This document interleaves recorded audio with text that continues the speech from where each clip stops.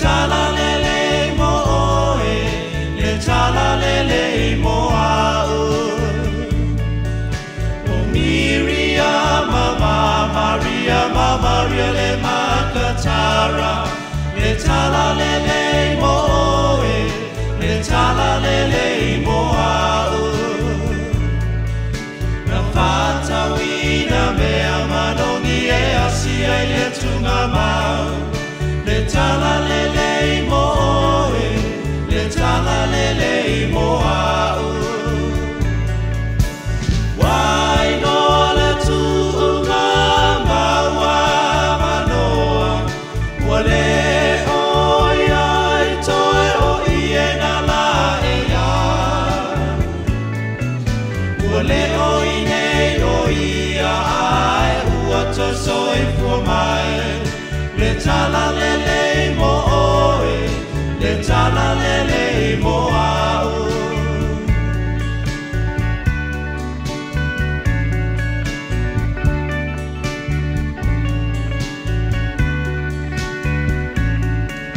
Ualongo mai le tala ua to e soi fua Yesu. Le tala o le file mu, na longo mai e angelu.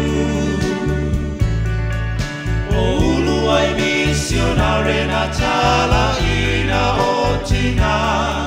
Le tala lele mo oe, le tala lele mo au.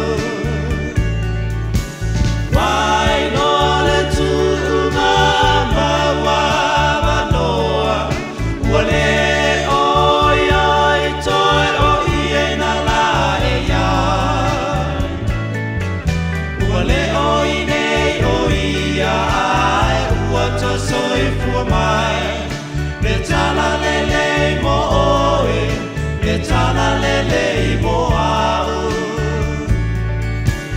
Wai no le tunga maua manoa, wale oia I toi o ie na la e iai. Wale oine o ia ai ua to soi fua mai. Le tala lele mo oe, le tala lele mo au. Le tala lele mo oe, le tala lele mo au. Le tala lele mo au. Le tala lele mo oe.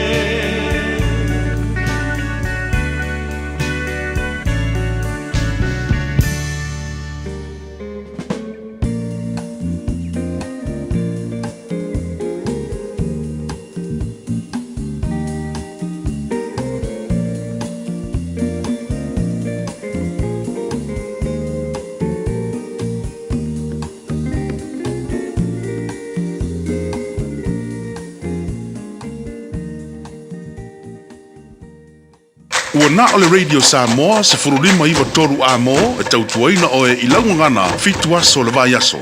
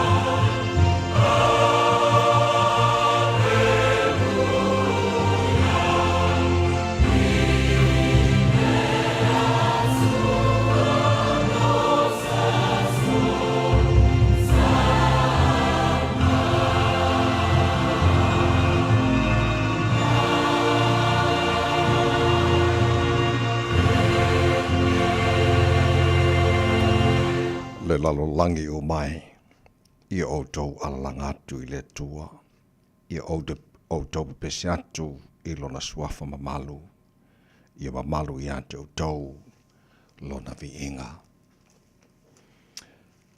Lo mātou ta mai o le langi, e pa ia lava oe.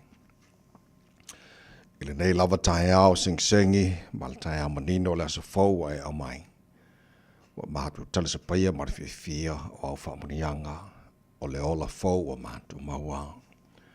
Mua nei Taeao o na mātou pese o vi inga lo mātou atua. Mātou whaanene ina oe ma whaamanuina lo suafa ma Malu ma lo suafa siri ese o suafa siri atu I suafa o malawang. Mātou whape atu e pa ia lava oe le atua ma manu. O le atua ma mana, o le atua siri ese, o le atua ma tautia, o le atua e pule ao I mea malawang. O le atua oe soifua ma le vavau e o lava I le wha vavau. O le atua oe la eile vi inga o le Malu, o le atua oe pulpuru le mātango fie. Mātou whaftai lau mea lofo le o le fau o mātou maua nei Taeao. Mātou whaftai o le foi ua tūte manu whai ngā marolonga. Ia sa tōwha whai o tangata o leo malei fua mai tapa au ma inga o le whai foi whangunga le lei o au auna. Ia o le nei foi o mātou whiala mai mātou ma le Fiafia. O le mātou pese whaftai lea I ate oe. E le nei Taeao. Whaftai, we whapopo nei asa faudo lātou se fua ma le mātou. Ni ola o mātou o rila nei asa whareile, o waru I asa na masina November, o le mātou whalau ngore ni tu sanga whaftai le, whalau ngore ni wa yaso, o mātou tini tau nuu, he asa munumuri a onga nei mātou whanau o ni wa yaso, ia o le asa munumuri fo I o ngā ruenga I lātou le ngā rului whai unga wa yaso te tasi. O le mātou malanga o ni yaso, o mātou tuinati o ao, tau tai mailo mātou atua, e le wholaunga a whai nei. Ia, awari tia whaiwa le a whangai ma le tino, e le nei sa fau e mai, a le whangia nei a mātou whanau, manuia ia nei whanau whangai ma suenga, o le nei fo I vai tau o te usanga o mātou iai, manuia fo ia onga nei a mātou whanau, whamuni e whaiwa, whangai ma lim tamata e whai a onga lo ngafa mana o ina nei a mātou whanau. Ta maa whamunia le tino pele I Samoa, whapena fo le nei a tino o New Zealand o mātou nofa ma wawai, ia whapena fo ia tino umore nei la langi. Maruia le, tu maru mun panga mara tampo inga nei mātou mātua tua asin sino le tunu I malo mātou malaura ni yaso, te tōru aina lātou le māwhana whano lo walofa, maua e pēra lātou se fua lau le leil tino se siri le nganga, o mea umala whara mātou whaia ni yaso fau e mai, mātou whaia lawa ina I fau I le vi inga I ante. Oe whamuria mai tamara, tau tua radio Samoa ni yaso a toa, mātou wole mātou wala au I nei mea malawa, e ala swa whamana malo Yesu Kiriso, lo mātou di mana mātou whaola. Amen.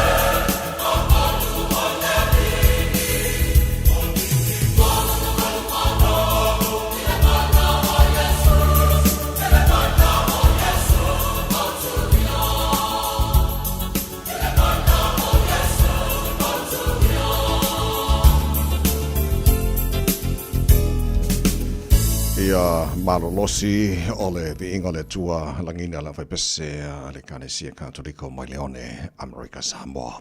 Toto mo already Samoa lima e batolu amo watanto no le July ono.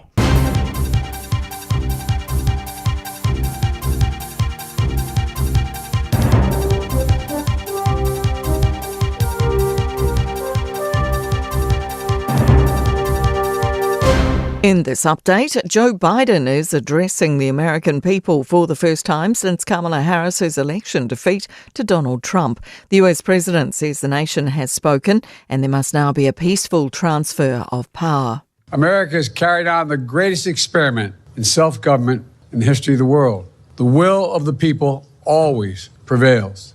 Attention is now turning to what will happen to the legal cases Trump is currently facing. Legal expert Randy Zellin says all criminal charges against the president-elect are likely to disappear. The practical end of things wins out, and that is you don't prosecute a sitting president, you don't prosecute an incoming president. There are claims the Treaty Principles Bill could delay equitable health treatment for Maori. The Council of Medical Colleges is calling on the government to withdraw the controversial bill, which was introduced to Parliament yesterday ahead of its first reading next week. Chair Dr. Samantha Merton says it's a distraction from developing a culturally competent workforce. She says Maori should have self-determination about how services are delivered. If we step backwards from doing that, it will completely change the outcome for Māori. 3 people are due in court today charged with the kidnapping and manslaughter of a woman whose body was found in a bag at Auckland's Gulf Harbour. The body of 70-year-old Chinese national Shu Lai Wang was recovered in March. David Latelli's South Auckland Food Bank has been given a wave of donations just days after announcing it may have to close. On Tuesday, Latelli revealed a freezer had been turned off, spoiling huge stocks of frozen food. Latelli said he feared the food bank wouldn't continue until Christmas. $105,000 has since been raised to keep the food bank operating. Latelli says he's humbled by the way everyone has rallied around them. That's news. In sport, All Blacks centre Rieko Ioane is keen to move on from a feud with retired Ireland first five Johnny Sexton. Sexton's recent book, appropriately titled Obsessed, details a colourful send-off Ioane delivered after the All Blacks eliminated Ireland in the quarter-finals of last year's World Cup. In an exclusive interview, Ioane says as far as he's concerned, that chapter is closed ahead of the side's fixture tomorrow in Dublin. There's stuff that happens on the field that is all part of the game, and I don't think too much of it. So yeah, that's where I'm at the moment. Melbourne United have overcome a power outage to extend their NBL basketball dominance over the Brisbane Bullets, winning 120-103.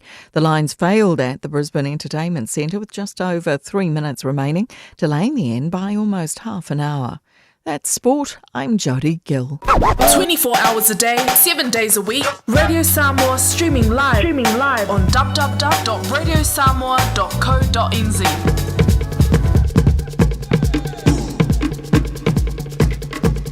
Ele swafa madumalo lo tanto ori faolo Yesu Kristo mo no fata lofa mo fata di mai foi le batele lava male fa lo sa mo lo watino pele pa ia malo lo fa fonga nei Taeao sing ma lo lava si fu amruia ia fa malo foi le tunu ia le folau fa tu lo nei Taeao fo fa se wa mo na falasa io pa ia sa tu fa Samoa o lava le mamala fa tu lo tupum te mali fa lau ngala fu lo mo tu lo to Samoa ia fa lolo foi lau fainga wenga le tua o au na tofi al tata matai de langi fa le malu so se vai au kilani mani sila mo so se tafora nei kelope wale tau tuaino le tua molon finangalo so se kanesia lo fa tu na pauli ai mo wi lava le alo atu mo saulinga or fa ungor ni foi ya so fa tala fa tu fa fonga mai fa tu matausi sa o mata mai malo se lu man fa na lo fa se mai le maru le Taeao with some nei Taeao fo ta lofa lava. Ja, tātou fi iele lofo, tātou matai le langi, wa mbori malutu si fo mara mātou malosi, tātou o liele ne yaso, o le aso fo, o le aso o whai le tua, tātou te ori ma tātou Fiafia iai, parapati ele anga le lei, o le tātou tupu si te siri le langi, ia oa tātou si le whai manua le o mala nei Taeao, tātou iei fo le whai unga o le yaso, o le ase muni o aonga na ia tātou whanau, o le nei fwoi vai aso le ase muni fwoi ngaruenga i lanto le ngāri lue e whai unga o vai aso le tasi ea, tautai mai lo tātou atua le tātou whalaunga, o le nei aso ma tātou whalau le lao na lofa o tātou ia le nei fwoi aso whareile, o varu ia aso November o tātou whalaunga le rua whenua se funu matawhau si mai na whafonga le porkalame maro le Taeao, o le reile Samoa se whalima Eva Toru Amoni o whalau tuli tufunga te toloto whapena fo engineer o tātou Facebook, ma le YouTube o le Samoa, se rata si pantema le whianga pesta Taeao, jelo sio mato ona nei tamai meni, tautu ina se pai le tula iwa, e le Taeao nei, malo le usumaro le soifua ni o whalang. Malo lava le usui lau sunga leawa o tawai, ta alofa, malo ni, and a glorious good morning this Friday morning. E whaata alofa atu ai le pa ia mawalunga Samoa, vi ia le alii, ia lewa tātou tu vai matu a au mai foi, i le whai unga o le nei foi vai aso a whainga luenga a le Malu o le Taeao, vi ia le alii, malo lava soifua. Ia, ua, moni wa tātou iai le aso moni neo ngā ruenga, e le ngata o le tātou pokalami foi, Malu o le Taeao, ia o tō telefo o le atunu o le ngāri lui asto na ima sosa. Ia, le ngata leo le aso moni foi o ngā nei whanau o le nei vai aso, Malu nei mātua le on sai, tapena ina o nei whanau, o le nei foi vai aso atua, ia on sai mai ia koe kasiar kapenga, koe kasiar kapenga koe o ngiri kaiao, ia ngā kako Malu noi foi le mo le whai unga o le vai aso. Mana ia. Ua saunoa le sui o le Democrats tau wama Donald Trump le aso nafi e vaenga ma nei ana o maua. O whanongalongo lana saunoa nga e vaenga ma nei e alana o ta ue ma nei o mea ele i mawhaia i si presidente ian o matu nei o na whai. E o te leo fo ele i mawhaia fo i si malo o na whaia o le malolo o le malolo whaatamari. O le winga le tala, o talia le whaia ina, o talia le mawhaia le Democrats o na marumalo mai le palo talenta atu nei, o le mea momura na, o le mea lona lua, o le tuinatu, o le power po o le malo i le whainga malo fau. E au noa ma se tite, o le smooth, transition lona winga o le usauni le Democrats e tu alo ia tu ia Donald Trump ma le Republicans ia le whainga malo le masino Januari o tau sang fo o le vaenga lana lona lua manaia ma le vaenga muli o le saunoanga Kamala Harris e fo e o le fiu e finau never say die, keep on fighting, never give up. So vaenga mani nai la o whanonga longo. O lau tala la fo le walanga o mea le mwhaia Uncle Trump o na whai. I le whainga malo te milen malo loai. Ia ngā vevesi mara ngā kaimi e musu e kuakut whainga malo i le Democrats i na ua malolo. Ia le lau maa ia la le ua e kusa lau malo la ia Kamala Harris i finangalo Amerika atoa. Ia walanga mana mi Amerika le tuku matu o le malo. Ia tau ave le Donald Trump ma le Republicans mo les fatau sanga le lumana. Sao le tawai mana ia tele pena e saunoa. O le tū lea whaia ina whaatamali. O le nā e toe manatu natu e le ua malolo i lea pe o le sunga ia Harris. Ia mana ia le saunoanga le aso ana nafi. O le anga ina le ala o le afotuai. Mo le isi foi pālota e mawhai ona wawai wha le iei mo le lumanai.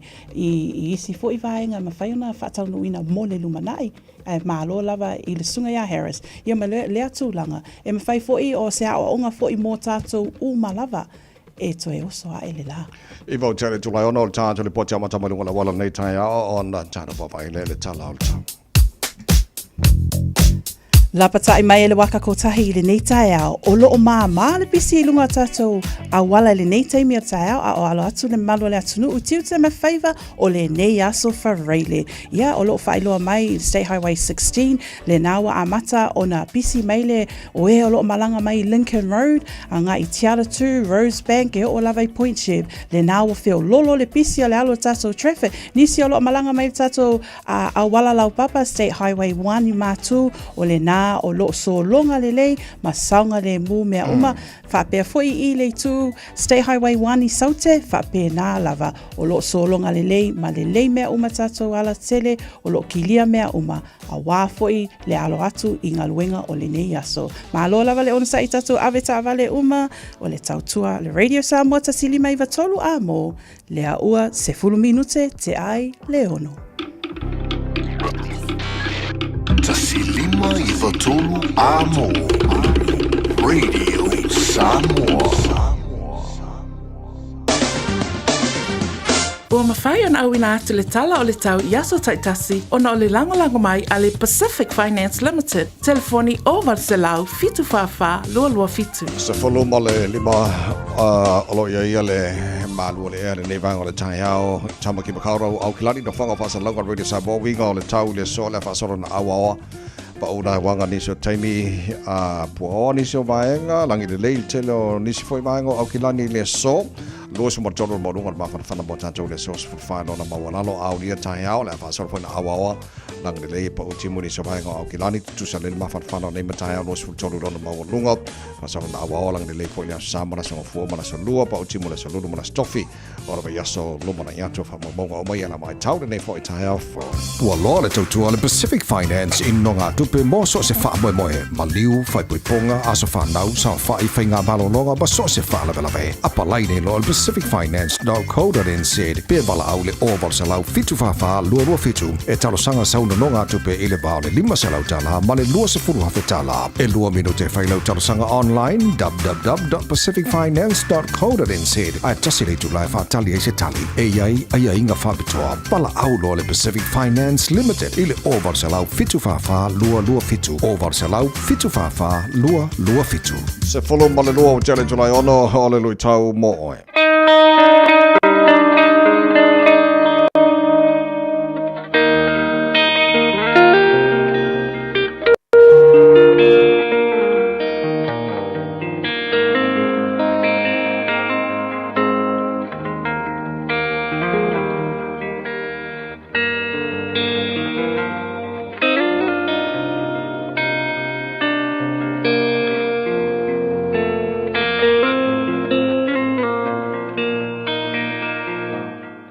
Sofa malo Yesu le Nasareta o ia lava o le li o le ola. Ia whapena whunta o wholofong whatalo whatuai. Ili whapoponga o tātou polkalame o le lutau mo oe. Fia whaitau ina ia te oe le tusia la apostolo o Paulo. Le ka le sia Roma. Ronum tau posfuru. Ar whai posfuru mat fitu. Whapea le tala le apostolo. O le nei e tupu le whatu o tua le tau longolongo atu. O le tau longolongo atu foi. O i lea fionga lea tua lea. O le nei, e tupu le whātua tua le tau longolongo atu. O le tau longolongo atu foi, o i lea fionga lea tua lea. O le rutau mo tātou. Ia e tau tala, i le ola, i o lātou anganga. Speak life to their spirits. Speak positive. Tau tala malosi, tau tala I le upo le ola I nganga o tangata o lo fia manga o mia le ola o le kala le ala paskolongo foi le kale sia I loma e tupu le fatu o tua I le kaulongolongo wako e manga o mia e kangaka ia e o au kafa makaka ia ko ke whainga lunga wakas se upo e ola I ola tu nganga wa o iska ngaka e le Fiafia e whai kau kuspaia, e le Fiafia re kakalo, e le Fiafia e alu I ngiloku, e le Fiafia alu I mafukanga.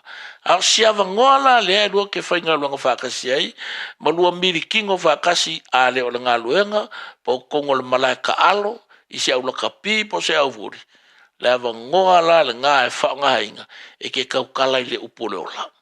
Rau whema Yesu, wa uni o le ala upu moni ma le ola kaukala la I le upu a ke riso ina ia mawhai o na ola le anganga a wai ke leiloa o lo makua mawhakia longa loko ai a velo whasoa I le upu a Yesu e mawhai ai o na matala ese no tanga o lo sai ki ai longa ola ia nga ke ia le wai vai aku le siaso dori whawhikai ka o fiskarans o le anu moku Mai sa ko le lau fa so wa ngo me ke wa ngafi ma kua kaunga anga wa levang o manga o le mere sui ya wa lo foi o ke e wa ma mo lo ya le se me ma le o le kaimia le e fa nga inga ka ko e mo mori e le upulga al melanga a wol fie fai kalmari e le mo se ola a me valea e fie tau tala i le upu le ola ia a ve malu i tau ia te o le ni aso fa nga lo fonga fa nga upu e mo mori e le upu le ola wa fe mai e tupu fa tu ai le tau longo atu o i le afionga le atu o foi lea ia the Lord bless your hearts.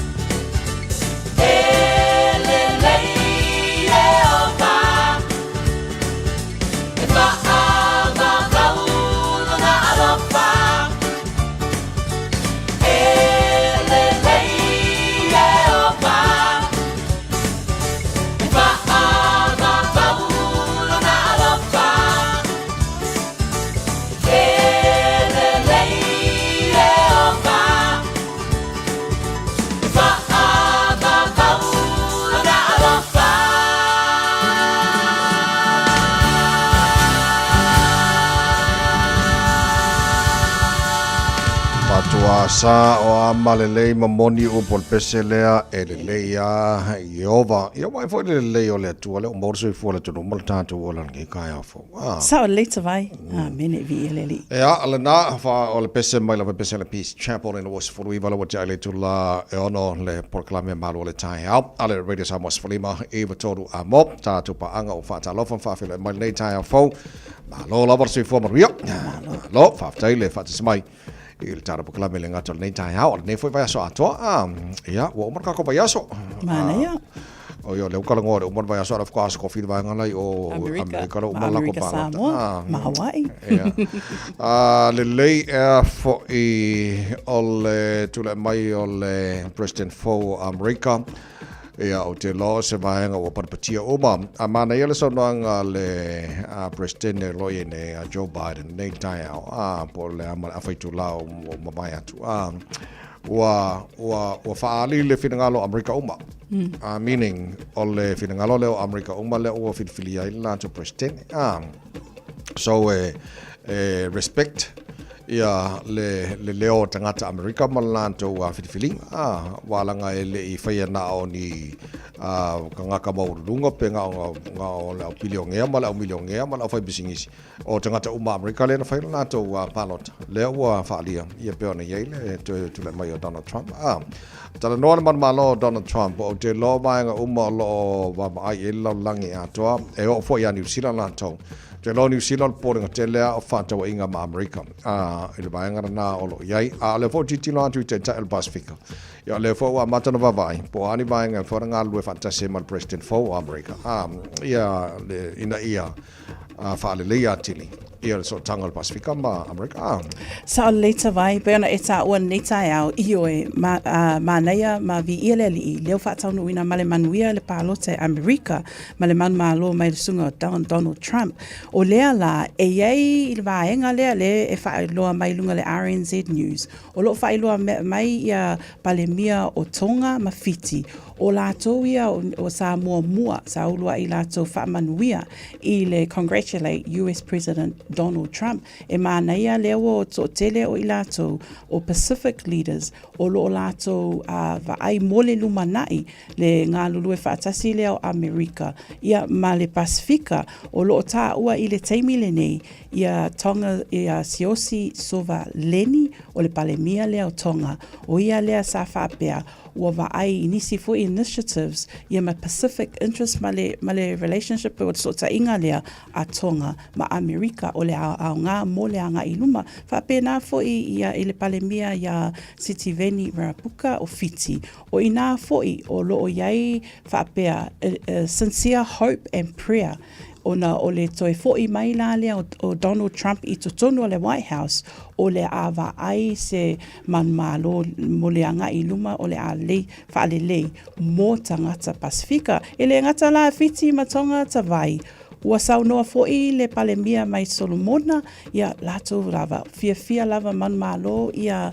Donald Trump ia mafuafuanga ia lo iai mata upu saunoa ai Donald Trump e fesoasoani le ngata Amerika ia masota inga lava lea a Amerika o fo'i Cook Islands Prime Minister whaapea na tala o lo iai policies e tutusa similar a Democrats ma Republic le ai mawhai o na anga I luma whaatasi ai Amerika ma Pasifika so o le tulanga na iai mo le silafia le tunu so o le masina antona nei November whapena fo I matesema o le awha wapea on President Joe Biden o January tausang fau lea o lo wha moi o le atu alo ia tuai le power ma le malo America o Donald Trump ia ma le Republicans ia whaafoel malo America mo le sifatu sango lumana o la taro titilo ia po ari vaenga o le whaifo na suia po ni suinga le leo le aiai ia le vao atinu umalo langi ma America ia po ni suinga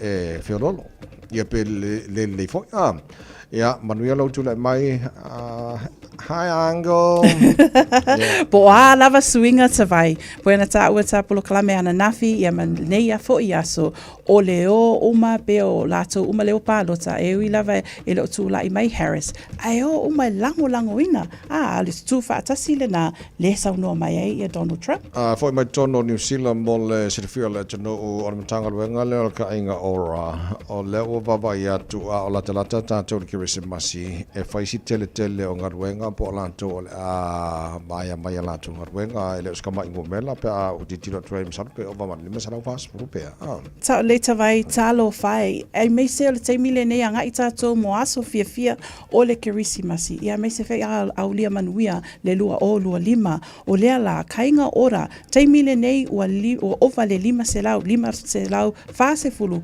ngaruenga ua fa mutaina I tonu lava o lea matanga luenga o le isi fuafuanga po le isi fo I polo kalame le na whailoa mai le aso ana nafi e le kainga ora o le aiai le further pe tolu se lau se fulu ngaluenga o le awa aiai foi o le a whaamutaina I le teimi le nei o lo whaangaioi ia polo kalame ia consultations ma le teimi e mawhai ona tuinai tutonu e le awhai ngaluenga ia feedback I le teimi le nei a wāfoi o le aiai anga luenga leo la whaamutaina ia o le aiai fo le fsoswani pulenga kainga ora mo e o le a whaamutaina la tonga luenga o le tūlanga la vālea tawai o le itu lea mo le anga I luma o le matanga luenga lea o le whaasawina o se leni a wāpolo kalame a kainga ora pe o le tūlanga le nā le vai mamau pulenga ia me se foi le malo a wā o se tasi foi ia matanga luenga le malo le vai ai mo le whaamutaina o ngā luenga. Sa tana nol po kalame nafi I le tūlanga ia le TV and se le New Zealand mal tūlanga tangata whainga luenga o ana po leo manina mai ei niso po kalame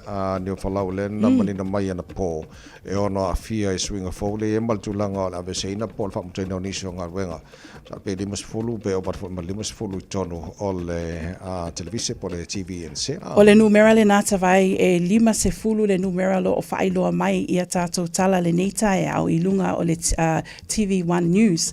A o lea la o tangata ripoti o e o lo po e ata, camera operators. Ia e me se fo I lato lo high profile hosts o I lato na o le a fia I lea lima se fulu. O nisi e polo kalame pe o le taua tawai le nei Taeao. O lo wa ai fo I le polo kalame lea le malua Taeao le TVNZ. O lo fa pea o le mai le tolu tangata o lo ngā lulue o le o lo I le na le lua o lo mo mia mo le ngā luenga nisi o I lato o lo iai o le sunga ia Jenny May, Anna Burns o Chris Chang. Ia o lo iai fo I le tamali po le lilia Samoa po le alo tato le atunu I le sunga le ia Daniel fai taua le iai tutonu foi o ia foi o lo iai lea polo kalame malua Taeao o I lato ia lo a fia lea tūlanga tawai ia ai me se foi ia o le tūlanga foi le nā o le a whaamutainga luenga TVNZ. Lo se fulu ono mala fala o te ale tula e ono le pokalame malo le Taeao le radio sama spari mai wa toru a mo. Ka koma vai le o mar sama po e o le ave vela tele mo tātou polan tūlanga iai mai le awa ai tau pia mai whaamfianga Have a Light Express. Good morning. Radio Samoa.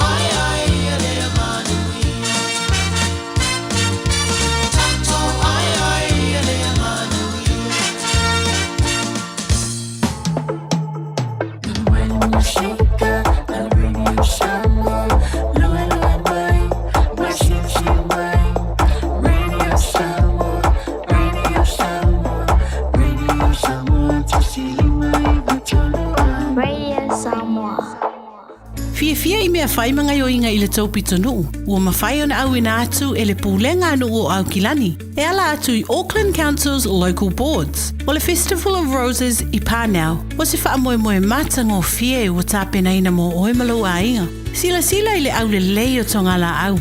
Mai moa I le tele o Fiafianga. Tau mawhai mea ai ese. Whaatau mea tau lima. Ma le tele o vainga e ao ngā mo le ainga atoa. Amatalia le aso se fulu o Novema. Mai le se fulu tasi I le Taeao. Anga I le whae le Fiafi. I le Dove Maya Robinson Park Pānau. Mo nisi whamtalanga. Tanga I ana I le ourauckland.nz. Ma o omi le upu events. Mga umia se maa mga kosyo ki ngā lai Samoa. Sisi, le Lifestone Headstone Life whai le lako whaapikoa mo maa e lalo mai le 5 awhire kau. E mawhai fo inga lafo I Samoa. Vili le ongu se lau kasi valo 5 po le website o le lifestone.co.nz.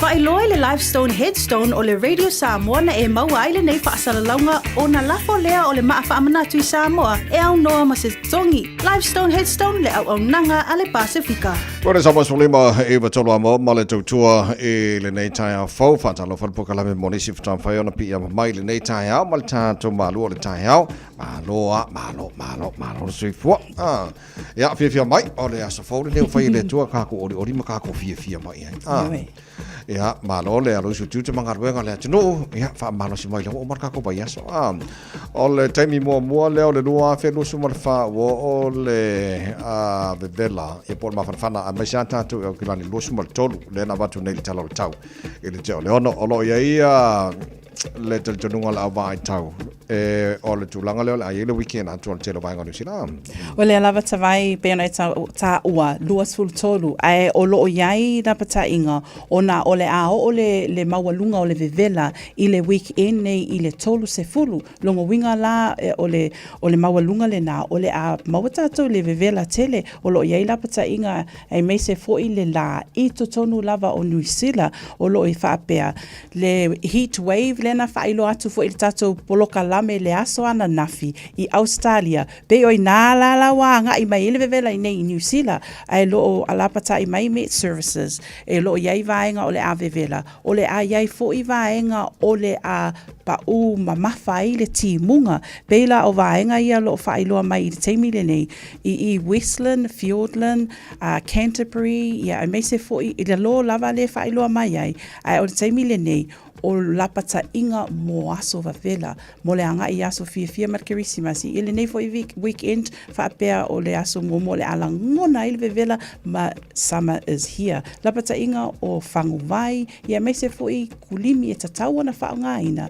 alu atu o lo iai I the sunscreen o lo whailo mai temi nei tawai te taun whaonga ia so o le tulangarana iai o ia walanga sa kako o male malulu o kako whai mai o kasi mkwa malulu kere foi ia le foi lala o male vevela ia le foi la kako whaapea mai oi kawhewhe o makwa vevela kere foi o le masingo a se merni o langalo kako ai whaapea ngā ngor sui whangaru tātu iai or kami o maadini or kami foi wa vevela ia tarusia ia walanga o ko inga vanga le lemana mi tātu o mafan o lava ia marulu o kere foi ia a venga lava kau avisi kau mafanga ki ngor marulu la to o tele lopo ferfale mai o kilani la te va tu ne sai le ora na film sa po le stangata na vai o I se la o malo si pe tavai ole tu le o to sisifo o lo whailo mai ai o Inai Waitakere Hospital whailo mai ai sa va aia se tasi ia tato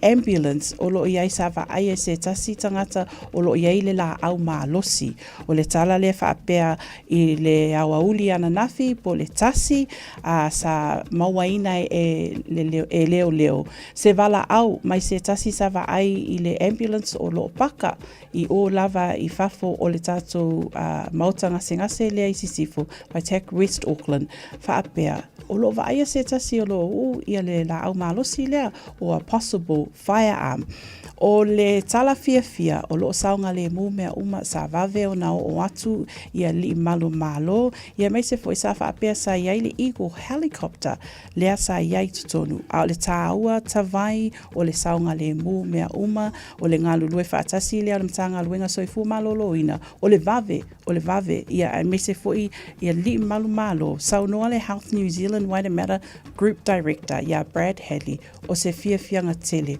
ona le vave le o atu li malu malo i mese foi tanga luenga ia emergency lea sa mawhai ona i lea whaafitauri na tupu mai anafi. O le asa nafi lea na amatai ona talanoina ia lea foi le pili lea o le Treaty Principles Bill David Seymour tona palemene o le mela lea penta talanoa nafi sa fofuatanga tai o so te ila lo.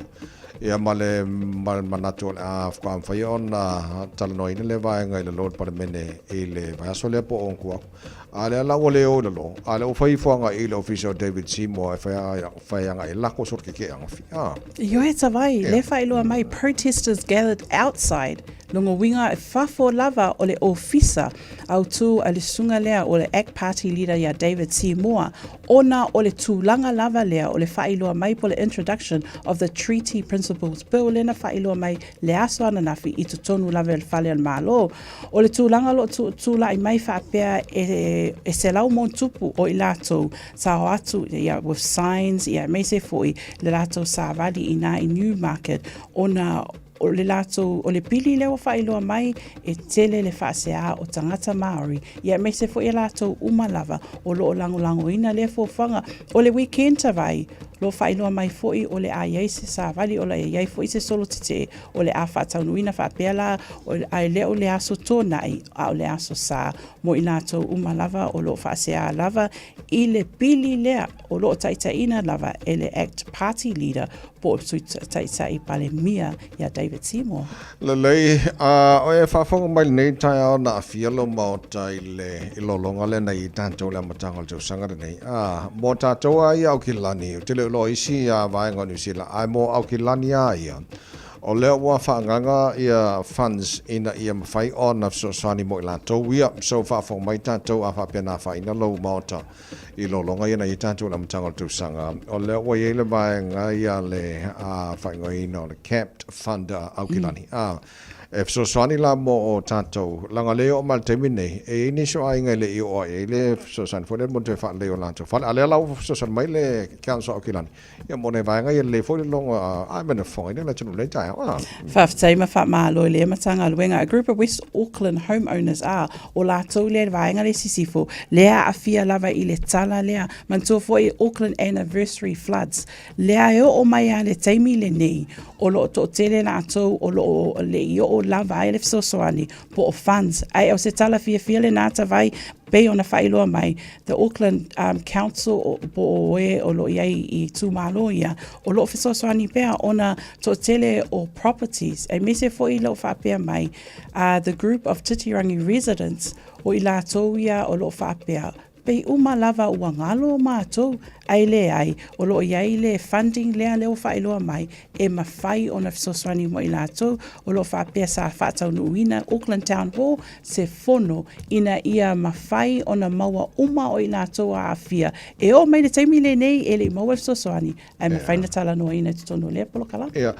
So te loa o le mamano le tunua siasi lunga o le website le Auckland Council te loa la maua ia nei vai whapena i mawhsoswani mo tātou ia o nei whsoswani nao leo whamtu mai mo nei taimi ia o ngā fwoi mo tātou ia na whananga ina ia o tau maota i le vai taimi o lolonga le amatanga nei tau sanga le leito e luas futasi minuto lo tā leo leito la pitu ia le lei o le isia tātou ni poti manunga na wala leo la so ai pia mai whanga mai le CD Discover Samoa ia ona sauni mai lola la so malta to manual ta fa nga a retro lola mai pasta la fa copa tau lunga ele ni vai aso so cafe fe o mod ka copa ia so malo la for le no ta tau sanga luel po lam fai foi nga ruenga ngai ta ia malo ia ele moi sesi pe moi ai ngor se lengi ia malo nga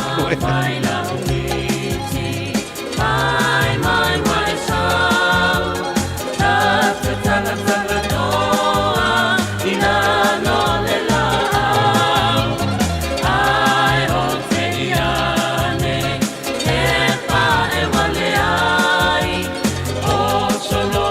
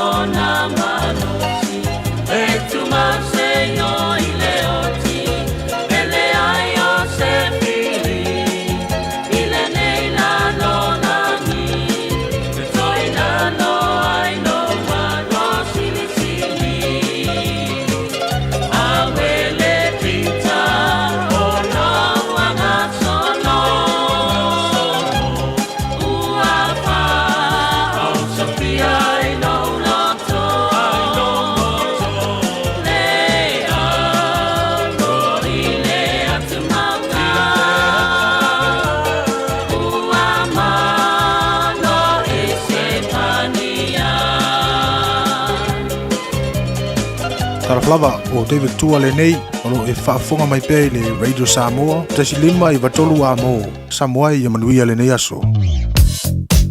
O le tala Fiafia le aise whaalave lave o lo li poti mai le nei taimi o lo kilia masaunga le mu vaenga uma o le awala le nei taimi o le Taeao vangana State Highway se fulu ono le vā lea Western Springs I Newton o lo mamafa le pisi le angai lea I le taulanga. Ia o tato li poti lata mai le nai lunga le awala tautua Radio Samoa tasili mai watolu a mo ino tula I mai le taimi le watoe se fulu ono minute o na tā lea o le fitu. Alofa. We're the Katinas, and you're listening to Radio Samoa on 1593 AM.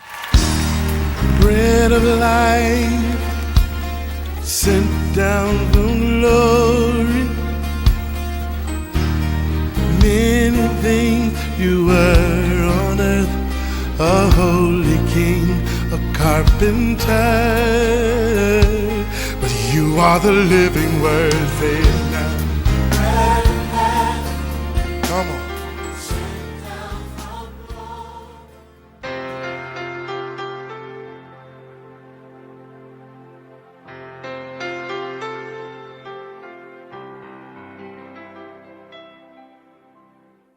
Talofa lava le tātou atunuu mai le tātou polkalame o le areta le ola I le amatanga o le nei aso o te whawhenua I atu I ati oe whaiwhai o na whisota I mai. O le e peri ono o le whai upasfuruiva e whapea ua ia te tātou le nā whamoemoe ngai peise taula o le anganga e le matosoa ina ma ua mausali. A le upu mo e le aso le nei wha autuina whapea ia ola pea lo whamoemoe. Keep your hope alive. You know, e tāua tele mele o le ola o le wha moe moe, a living hope. O le iai o le wha moe moe ola I te tonu I te oe. O le wha moe moe ola o ke riso Yesu I te tonu I te oe. Kelo ai ai le wha moe moe ola I te tonu I te oe. Te look forward ai po a me o mai e iei se wha moe moe mafuai o ngā wha a waupe o ele soifuanga le nei. Ai iei se wha moe moe ola wha pēna I te tonu I te oe.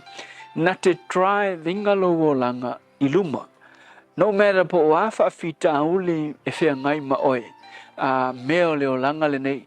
Whaafita uli e te manatu le a e oti ai ma ua fōringa mai wale ai se isi mea I tu atu. Whaabea o I eile wha moe moe ola le I te oe. Keloa, e le malu e lue lo o langa I mea whaingata e o mai. Ola pea le wha moe moe o ke riso I te tonu I te oe. E le malu e lue lo o langa. E wa aia lawe tangata le a ngai I luma o lo o langa. E le duspa ia. O lo tā ua e whai mai. Ua ia te tā tau le nāwha moe moenga. E whai mai e peise taula o le anganga.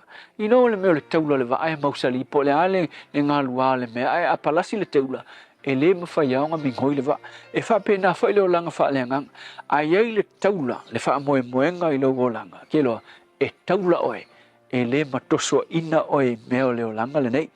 Na whai suenga sa whai tau tusina suenga na whai a LAC University tele lawa I Amerika e winga I le mele o le The Effects of Hope o le tā ua o le tangata I se wha moe moe te tonu ia te la tau whai mele la suenga na whai so se tangata I so na wha moe moenga wha moe moe ola e ma whai le tangata lea ona manu Malu I avenga ma mafa ma whaingata e whea ngai mai e le lalolangi le nei. Sa ia lama whate ta inga, le example sa au mai le tusi le whai mai, I le taimi o le taualo na lua le lalolangi, e luas fulu lima afe mo meo fita fita, sa whaafale pui pui le sia tenu, I le vai tau o le taualo na lua le lalolangi. O fita fita nei luas fulu lima afe, na whaapolonga I la tau e malo ia I ngā luenga ma mafa, ia koe whawhanga I mea ai leanga I le soifua maloloina. O le iunga e toa tele tangata ma fita na mali liu. Ai aina isi fita na ola pe ilatou ia mawhoringa mai pe le soifua maloloina. Ai ina ua whasa o loto la ilatou ma toi fo I o latou malo na whaile interview ma wha interview ilatou le mafua anga o le survive ma le ola o ilatou ai na whioti le telo I se fita I mea no o iai. Whai mai ilatou tala. O le mafua anga o le ola pe na maua I su enga le na whai. E mafua mai ona o pangota o le taua lea na ola. O pangota ia sa iei le wha moe moe o latu loto. Whai mai lo tala.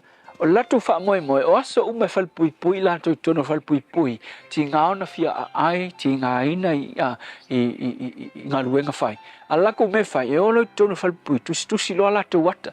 E tā ngofi ua tusi lalo lo latu wha moe moe. Ua tusi lalo I le wall ia atau tu e ngā tamaitai e fia whai poipu mai o atau tamaitai o le a whai poipu I latu le lumanai. Ia tu e tā ngofi tu e tusi ata o fale fia no nofo o fale afe mai o whai latu manatu. O fale nei a matu mā ngalo atu le teimile matu te whale pui pui ai. Ia o fale ia o te fia nofo ai. O tusi soloat ia o whai le isi o isi pangota o whai le plan. O plan o latu pisinisi e whai. O le o mea ia sa o se wha moe moe ola na nofo I te tonu ia te latou. Ai o le wha moe moe na mawhaia I latou o na survive mai teimi whaingata lea na tele fita na whioti ai. So o le lesona fo la lea moe. A whaina ola fita nei ona o le wha moe moe. A o le wha moe moe ngai meo leo langa le nei. Sa iai le latou wha moe moe ngai meo leo langa nei maluk fawiri. Whaafe whea la o ngā le sili atu le ola e te maua pe ai e te oe le wha moe moenga le ua fola atu spai.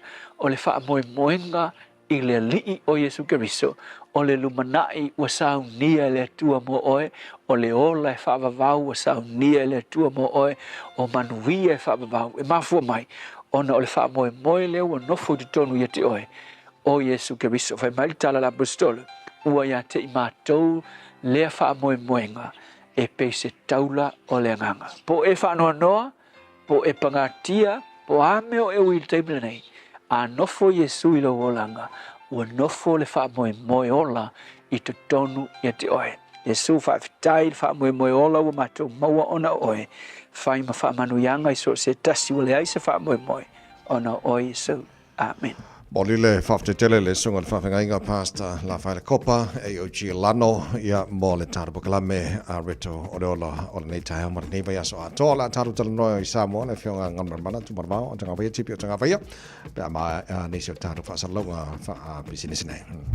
Auckland Airport's new transport hub gets you closer. Closer for warmer welcomes, longer goodbyes, and those special moments. Park closer with new P180 short stay parking, just steps away from the international terminal. O le A1A Tree Care Limited, rātou te whaia au onanga nei, teo, whamama, whangata, te ave seari la au mapongati mai lo whanua, e ma whai fo na rātou te wina lau tonga la au matoi te tau. Wasilia mar se furu tausanga o lana tautua. Wala au lua le A1A Tree Care Limited, le olua tasi olua o tolu ono o. Olua tasi olua o tolu ono o. So iwa, minu tolo talo le tula e fitu ni o whalau whantas mai le whianga lalo li ngan mana tu mana wao tanga vai tipi o tanga vai o le tātu tana noanga fo I o le whai ora ni vaso tātu I. I le nganga whaalo alo e whaatalo whātua I lawa whionga ngana mana vi I le ali I le o tātou whailoa I ma lo le tātua nei vai aso atoa ma lo lava le soifua manuia.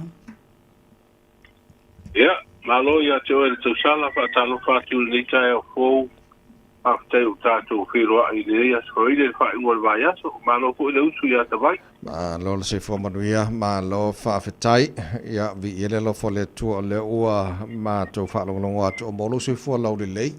Nei Taeao fōu ia wha mai ai fo I tātou ngaru ngasio le pe hao me lesa whalai le li pe ua pa ua kusia venga popolanga ua amo popo I la aso. Fa koe fo ile ma ga yo las farile la ko Fia popo ia sa ia mo ia so ia te vai. Masano le avenga mama fa la o ia la ngo o le kile le amo masano ke le ape ka se fulu le piko ia lo inga lo sufa wa le kile la wa mo ia so la ia Ia so ia wa amor popo ring se va ko sko. Ela no me ka ko. Ai sa le. Ala wi ngol tala fo le pe o matu atu se a o se ro le venga mai loka a ka wa. Io pe o maku wa ku se ma fasai. Ora ngo nga las fora. Ia ai me se ta vai mele le su Sa le. Fa pea ko ta ni Tātou nei e usu Taeao po. E le pai ngofi. A me sera manga I hore o la kamoe, hore o manga I ala waru ala koe kaka e mua o le ala le. Ona tau na usu ngā kua. Sa le. Ma lo whafte tele e lau whiong foi le tau tō mai le tātou ngaruenga I nai Samoa. O la tātou tala no le mau li potio lo malanga le whiong al minsta ngaruenga tele le malo. Sala poko sa irise si va mo fe mala ingal va polu ma sa va ia ngal mana.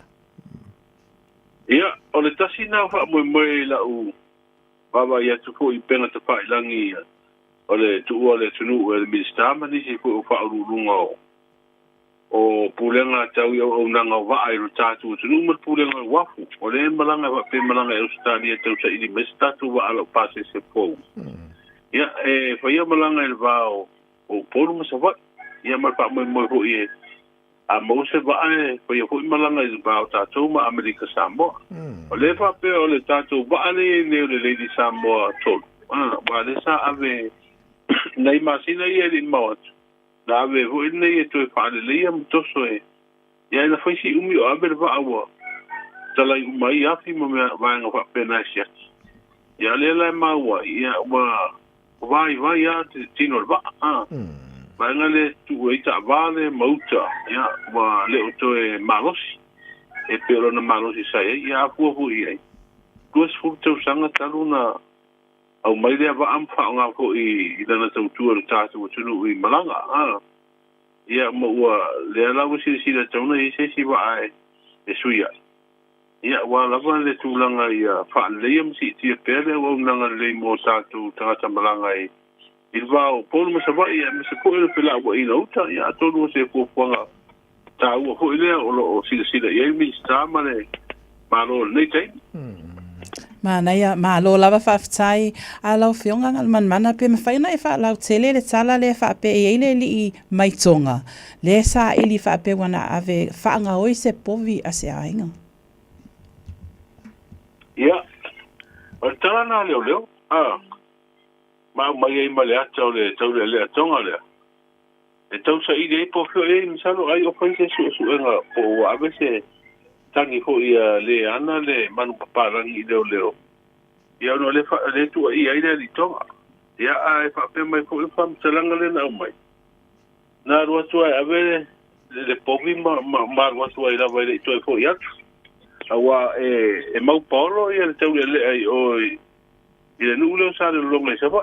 Le nu po le le ai ngana le metotino le wa ia ave fa i se tulanga po i so tula fondo. O le ala tau matmatenga ave la le povi e ave mo sesi fa mo ave sesi ainga po ave fasi ma pe su isa ma kupe o anka ma solo i le tula.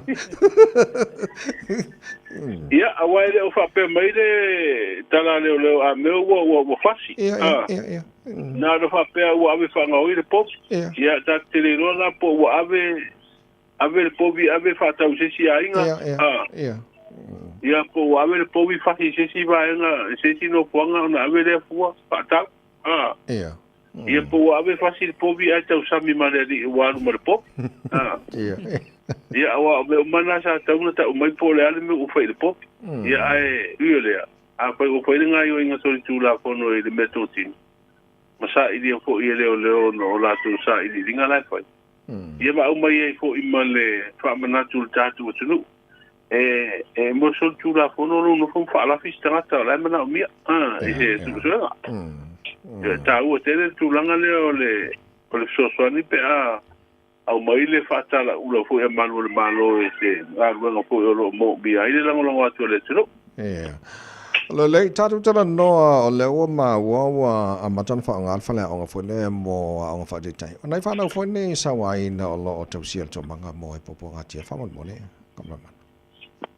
O te loa wa o nei ei lea onga wa sa o le sifo i lea tina e le no fuanga lea o to manga wha aptonga o to manga mo e popo ngā tia. Na fausi ai fale o ngai ia tamai tai hui o matua a le vanga la iti la le ho to ile vanga ho ile la iti tele e tauna ave le o nga mata po le preschool ia o le la wa na sauro ia le masio po ia le tupo sa lesa ia tasile o tute ho isa ia patino ma se sir no fuanga ma tala fale o nga tai de le la ba nga nei wa matano fa nga fa na mo o ya to no sta si de ola sanga ta wo ho i wa o ya ia le la mo so ni le ho i fa la to nga le yo lo o la to pui ma ba ya ho i fa na wo le tunu wa fa pe na fi sa wa ma lo fa time bol nei Taeao o to le tau le tunu ngi ka o fo Wale fa pe mele tau o le ia isa video tua loa o lo tia tatu o tunu ta vai me tau tala. Ai fa pe la o se vai nga o pe au ma o le ea fa ta si ai au masimu i matu. O lo anga i mari e mai nungo Samoa. Ma o lo iai fa tuanga o timu o ma o lo fa mano sia mo tatu o tunu atoa. E a wo inisi o temi ma timu pu fa solo i fa tupula ia. Ia ma fa nga i de Fiafia. O wila fo i mawhai te tiri wha pēsa vini e wha tau tau. Ia o winga nao te tau nei aso waleide. Ngā me manala wanoa tu se e wha ilo fo i lea tunu u i au tāpenanga i a wāne tau runga lau tu tua i a tātu tala mai Samoa pēn tāna wānu wha mone. O leo toi te pena ia le whenga pāno tā Amerika Samoa. Sa i rei se kovana ma se lutena kovana. Ona o le taunu unga o le whenga piringa lea na whai e lea sa lua. I Amerika Samoa le se lulu le ia tātou tawai. E le i au sia e sui tau wā mo to finga nei. E 5% o palo te tau e ona manu malo. 5 tolu ia tāru sanga po i ule asa i le aini wha amsino sta ono. Ia mo le tātou wha amsino ngā whanua maswapa. O le ua umusara ngā ruenga o le whalea ongo fōu o le ongo tūlanga lua le fio ango sāmatau. Ya ma o se ngā luenga na whaatupe le ngata o le whaai mai le malo i Apani. Ia a o tūlanga fo i sa wha penao sa iri tupe ai. Ia le fioanga. O leo sa ili se swala upulenga se ikunga o le sue fase lau 5 wape whaasanga ini leo sa maa ita ia tolu. Ia maa o le tangi le nei o lo o whapena fue ona mori ai ia le minister mtanga aluenga leo. Ia o leo wa sauri mai ia le malanga fue lau ne tipolo ta maa ita ia Australia ta vai me tau sala. Le wha mo tau mai lava ia soe. Me fonia la tu ta longa mo por kala me ta tu tulu. Ia sanga tina e de fo ta longa. Malu faftai ya ale mai al ta tu tala no le nei ta mo fa ngot nei pa ya so la sa ta fa fonga ni tala no le tino ina wa ko mang malo ma ya Donald Trump le palo ka me le pesking am. Ya o ko ingo fo wa sa tu mo fo I de wa le sai na fata usanga bo ho le sai ya ya pela wa I lo a tangata ia winga ho to ina mana skai di ho le na pulenga pela wa mana ia le fata usanga ho le na faisianga ko malaiti le la ko sa ngi ia pe ho le wa le ano te le tangata ho ne wa masani ai winga to ina ko ho ya na aba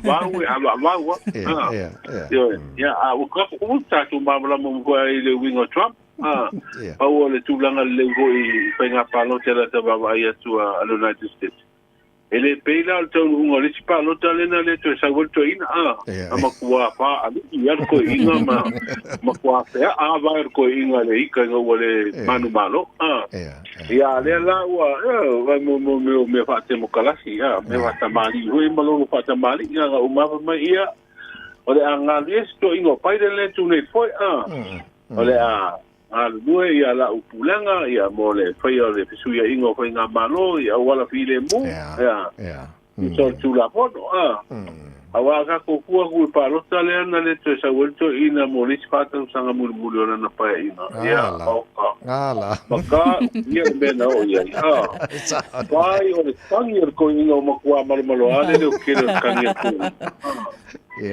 ko o mo kwa fea a var ko ingo suanga o parpala ia isu ia fa tai o le uto mo la no voi fa wa wa wa o fata usanga na pa na to paulo na pa ina wa wa ile sia na fa mo ia o malo na fa le ia fa rosa na malo lo fa pensione ai o mai e sa ili po ia tu le mai te ia le malo tele o statu pa ngo po Hello, ngon mana fa mana fa te tele ile tu mai le tatu ngon wenga le ta mal ne va so ato ma rio foi val ne aso ma rio foi le fa ngon va ia ma rio foi te vai mi tu sala ia ko kwanga fa ngon va ya so ia tal si ia le ko tatu te siri tatu ma ku te ko na va so pe au ia sai so fua ia le ole fionga ngon mana tu marvao tanga vai ti pio tanga vai ma tatu tara no ngon fa ngon ne va ya so na fo va tu tatu tala la fa lo tele ile taurunga lanto tu e tatu tala mai Samoa pe tala valu ile Taeao nei tu mo pe Samoa for lima e va tola mo smana fa fonga tatu tala folding ngana Portania.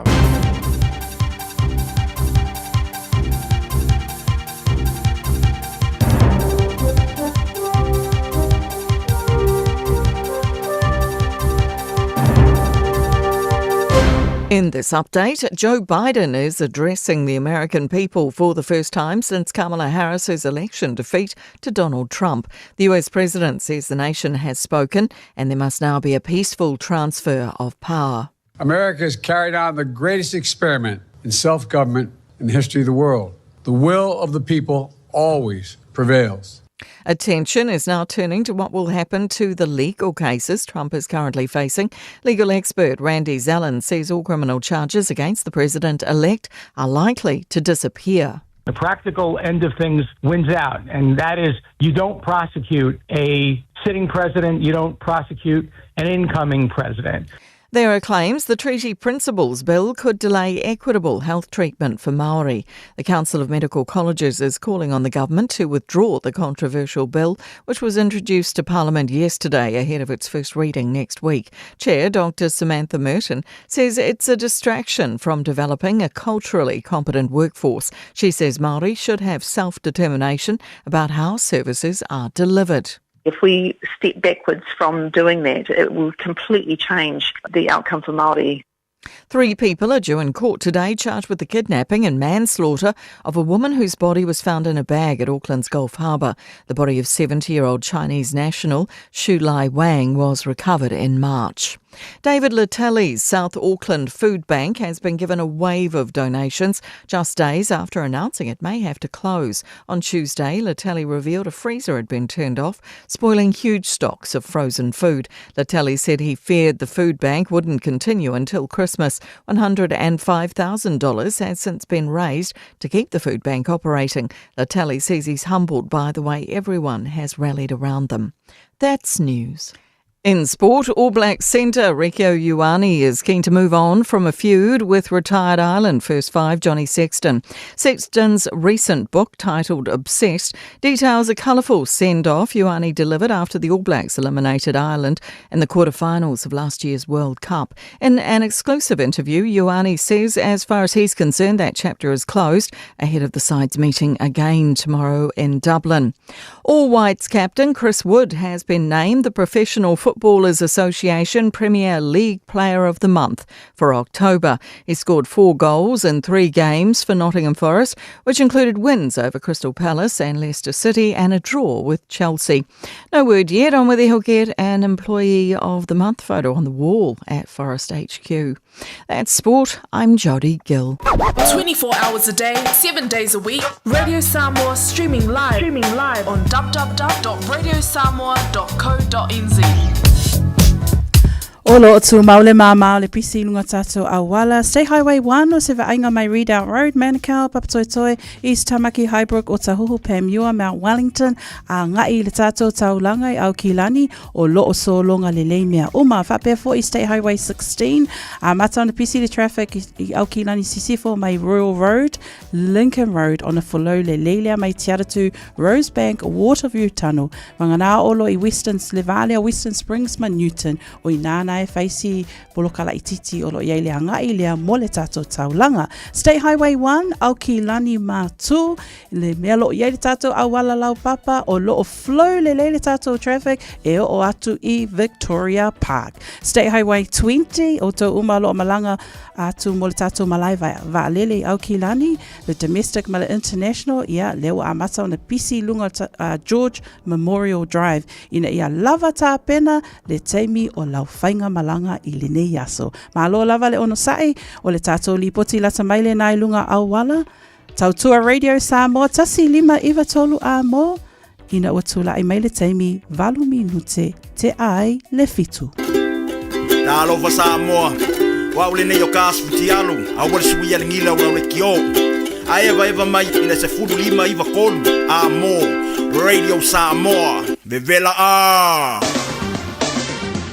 Ua mawhai ana au ina atu le tala o le tau Iaso Taitasi ona o le lango mai a le Pacific Finance Limited. Telefoni o Varselau fitu whawha lua fitu. O le vainga lata mai le tala le tau tātu amata mai I Samoa. Lua se fulu ma le tasi o le ile ma whanwhana le Samoa I le nei vainga o le Taeao. O le atu wawai atu lea e mana ia mai le langi leo le tau I Samoa. Le whasoro na awa o le tau I Samoa le nei aso atoa. E le taimi e moe wila ni sa vainga le tunu. E fwe ni sa vainga le tunu na pa ua timu. Lua se fulma leiva, degree Celsius, morunga le pepela le Samoa le so, lua suma whae lona maua lalo. Awane ngalo le tau runga o tāru tala mai Samoa nei vai aso pe ata, ia le valu I le tau nei se mai le tala le tau. Ia mo te tono New Zealand nei, whātalo pātu pa anga le tala pukalami, so svainga le motu saute, mahalola warsi fua maruia, Queenstown.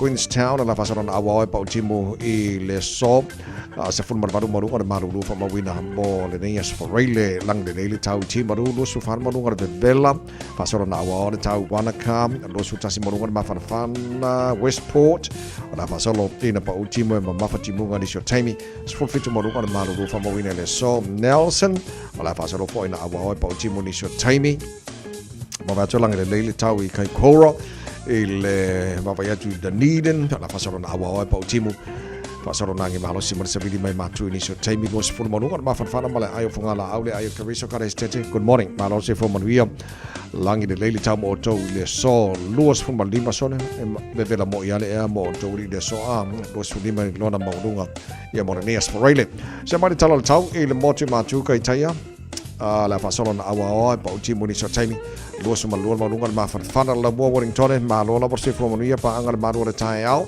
la fa solo na awa le tau pa una wanga ni so taimi la Fiafia na nei fa solo na ngi malo si marsabili mai matu ala Fiafia fo fitu mo ro ma ro fa ma wina mo ne yaso fa solo ina awa lang de leili tau I tauranga fa solo po ina awa pa lang de leili tau I tau po le so ro toro ma lo se fo mania awa pa una wanga fa solo lang de leili tau I le tau ne ma la woli lo su tasi mo ro ma fa mo ro toro I le ne fo yaso il va tu Palmerston North lang de leili tau mo to ne yaso New Plymouth la fa solo na awa lang de leili Fiafia na nei mana ia lang de leili tau nei pia le yaso Masterton le sunga ya Herman Courts ma la to uma la ina ma lo se fo maria lang de leili tau mo to le ne yaso ma ne fo ma fa lo su tolu I lona mo lunga kusa le ya o ko ma o kilangi ka ma ngai Hastings lang le leili tau mo to le so Gisborne lang de leili tau Hamilton kirikiri ro lang de leili tau mo to le so lo su tolu mo lunga o le vela fa mawina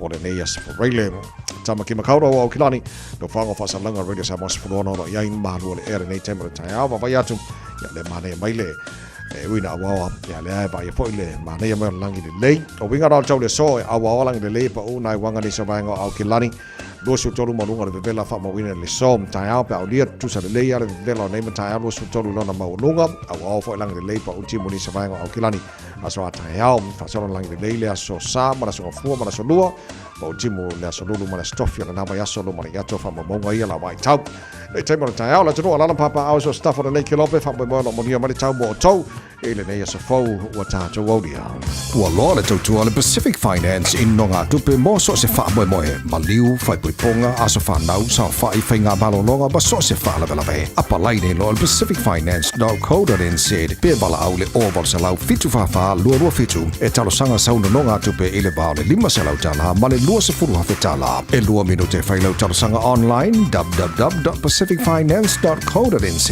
ai tasile tu lai fa tali se tali ai inga fa bitoa pala au lo le Pacific Finance Limited ile over se lau fitu fa lo fitu over se lau fitu fa lua fitu.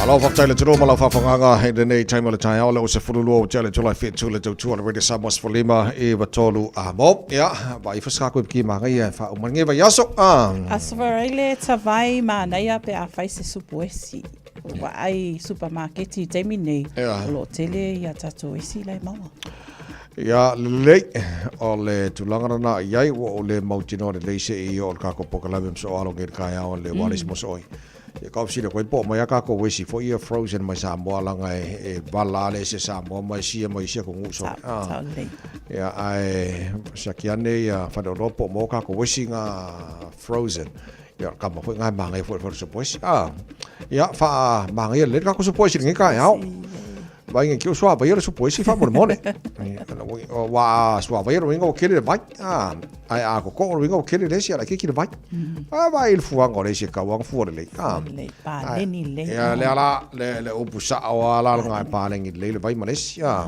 ngai ya ko mi singa pepe ba ngai ia a se koko sa mo ko ko na yo fo ya ko ka a se la mori ai ele ai wa malala green tea o ia langa o malas freile te le talonga fai ngor baso io e tavai o la ngai atu tato au ale All Blacks le lato talonga le Taeao le aso iva le o nove ma I le sfulu te ai le iva ta alo ma le au le ailani so e manuia le alo atu to tele ia alo ma whanau tato le atu nu o lo ta alo I le au le All Blacks manuia lava le alo atu tato talonga le te lo e foi mai talonga Australia e ka alo ma Engelani o te lena o talonga whanga solo o whai ungar vai aso, te loe il talonga Fiji, e po il talonga Italia, ma South Africa, o talonga umana, le la whanga solo. E kele la kalo? On kwa kele la kalo? Nana yo weekend o talonga. Ai sa wa? Iyo e. E sorry, ka fe. Kala ngoa ngafi malo yo sa mon sina.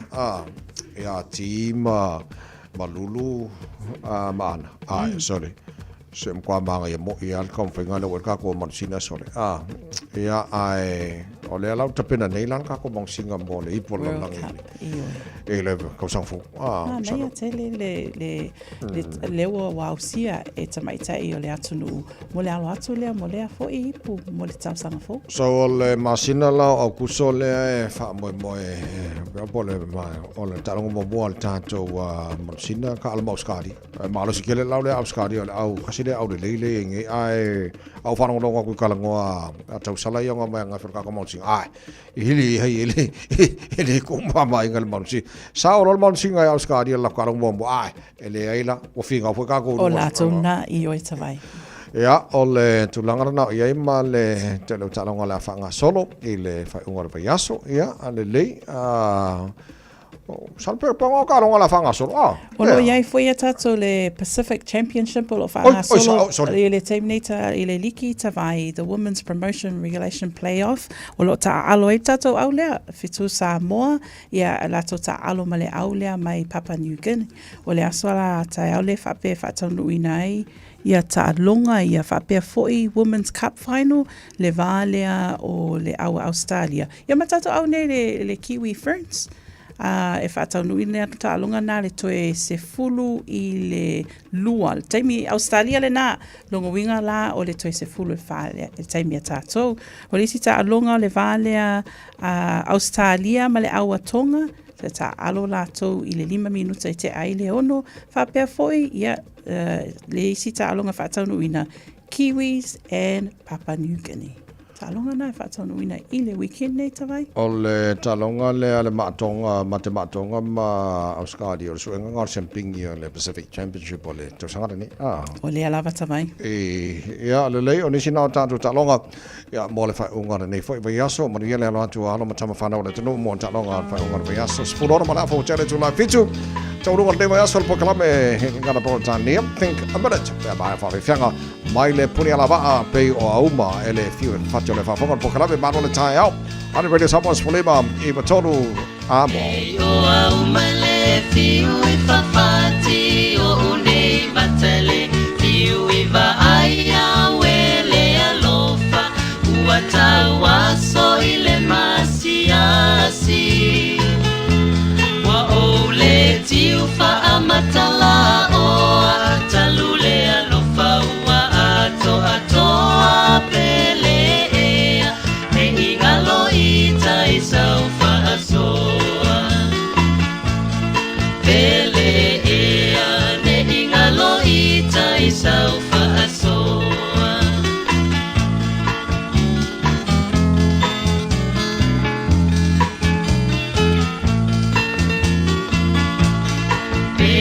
Se ie folasi ai malae le malosi olo umana o ua vili vili whaamanu ma ilunga o puao se ia tu o le fetua o matau sani mai manu o le vavea o ne ilia ina upe atama ina upupe ata mama.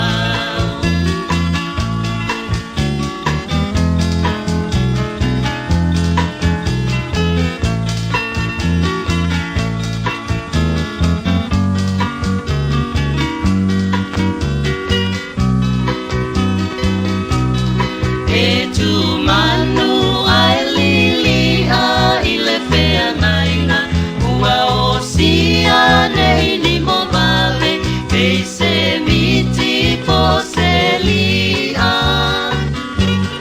lo alo fa sa fa li lo fa nau nau atu ya o ela ulupe uangatai lo ufa moe moe ba ulupe uangatai lo ufa moe moe ba ulupe uangatai lo ufa moe moe. Just think a minute. It could change everything.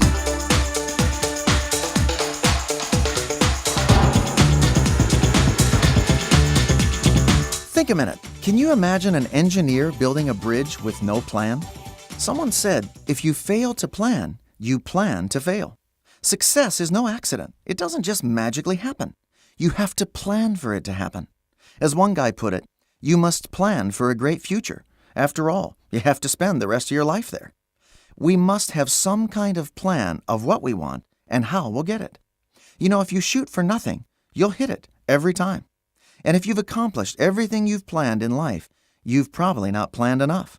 You're getting too old when all your dreams are reruns. The very successful head of the Chrysler Automobile Corporation, Lee Iacocca, used to ask his workers, what do you want to do? What do you want to be? What do you want to have? Where do you want to go? How do you plan to get there? Write it down. Now go do it. It doesn't get any simpler or better than that. So why not start living your life on purpose? First dream it, then do it. They say that 1 hour of planning will save you 3 hours of wasted time and work. Because with a plan, your work is working for you. Your plan will keep you in control of your life, moving ahead toward your goal of success and happiness. But after you plan your work, you have to work your plan. Discipline is what brings your dreams into real life. A dream with no discipline will just remain a dream. And a plan without work will be a plan that won't work. So today, why not ask the one who designed the plan for your success to take full charge of your life? He's also the one who has the power you need to make the plan start working. With his plan in hand every day, you'll go all the way to the life he wants you and your family to enjoy. Just think a minute. If you'd like a free CD of our top 40 programs, write to us on the internet at www.thinkaminute.com and get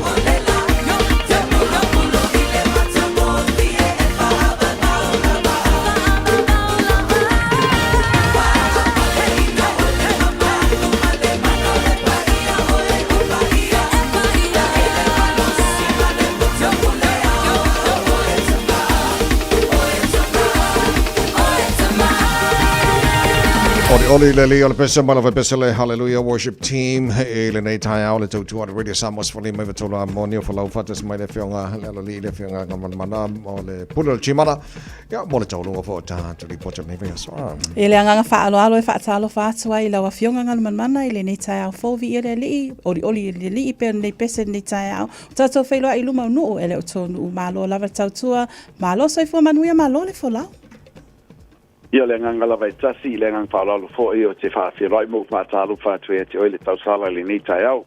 Le ngata le sunga po le o ia tawai. Moni le tau noanga. Tātou li oli ma vile li ia whapeo e whanau no ni Taeao. I mi mua de li ima e Fiafia ia trai so whanau no muli muli e la ia lea ai. Malo lu se ni Taeao malo tau tua malo po i le tau tai ai le ngata i lea. Po i pele vi inga i le li lo to soi fua tau tua. Tio wola vai ai le ngata leo so fu la leo le tunu leo tato pene ai lumo nu ai lo tu nu pio le tunu morning ma lo la le so fu manuia ya vi ele lo fole tu lo so fu manuia lo so fu la leo le tunu mo si ma to wala to lo wal tato vai soka ko ye Io pe lava tato mon lo ti ma tani lava mino lo au ya la le toi parta ya Yesu au a Sofia pia io siau fanga ta vai ciao le le ciao ai oli ama Fiafia te mi uma vai le weekend ya sa no ia mal tato il pote nei Taeao alu Faftai, moli le faftai la sunga ma le tato team le Malu le Taeao faftai po le nei vai aso le pangfu mai pe lava le matani ai o la lava le vai e taua e lava le fau to i titi abili mai tavai ai malo faftai pa molo atu pele o te Fiafia mo fatalo fatu le lava ma falo ai le ngata ilea au na tofia le tua so spata fai taulanga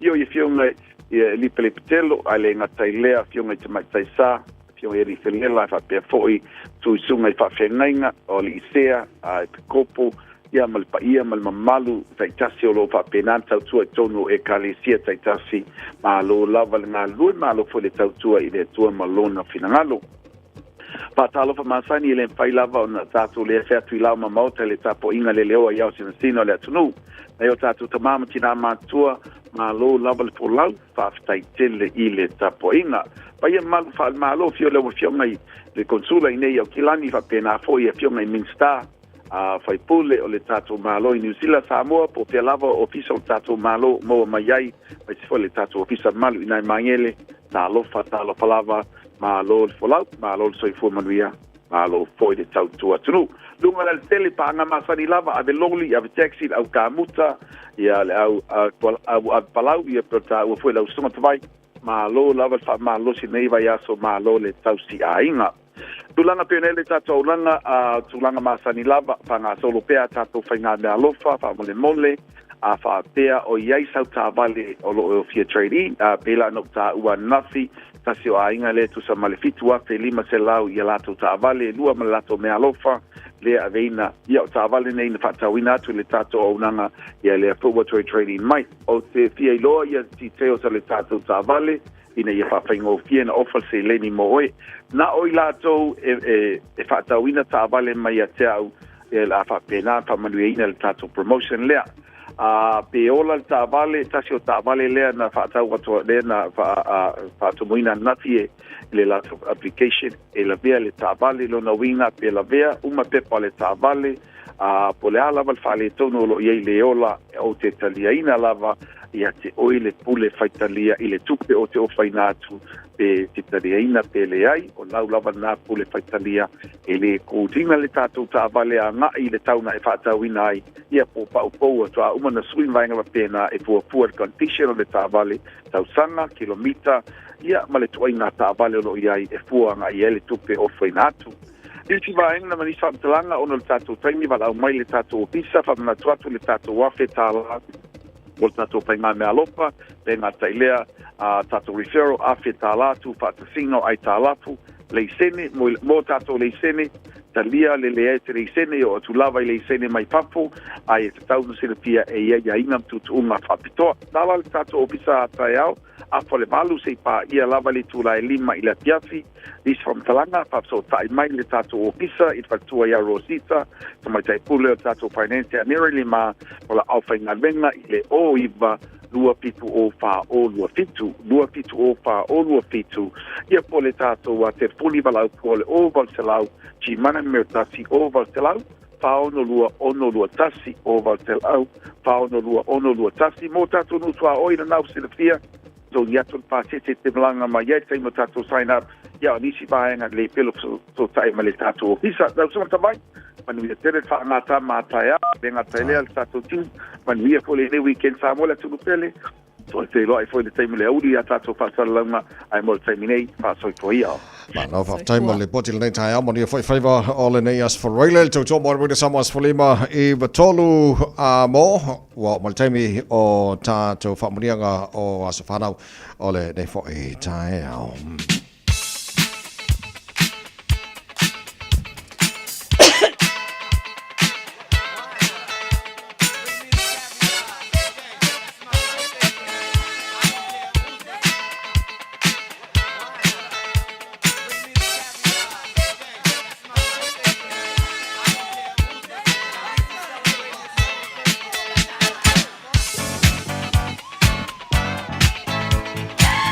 Pagdakas whana wala so whareile nei la so valo November ua matala le telefoni pia mawhaiana whangaina le telefoni e mamori e se whamurianga re nei Taeao tolu fitu tasi lima i watolu olo mo fwele manolunga le tātou i meli. Ile on air at radiosamoa.co.nz. Whapena fwoi lunga le tātou Facebook mari YouTube Radio Samoa. Samoa tā malolo si fua manuia.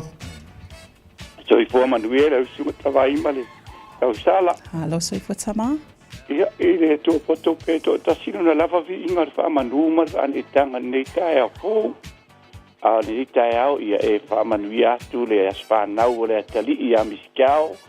Le go misipati nei Taeao le aso valu nei Novema. Ua atoa i eilo na lua sifuru maltasi tau sanga. Ia alofa le atua ma whaupopo peni se aso stele o lo so i fua te au ona matau tuai. Mo le atua malona pinangalo. Ia olo whaanga ia mai o anko mo mai se o anti. Ia e papea fo i rau tua fine to atasi o se lein. Ia e mai se o show tina o kena wan mispati.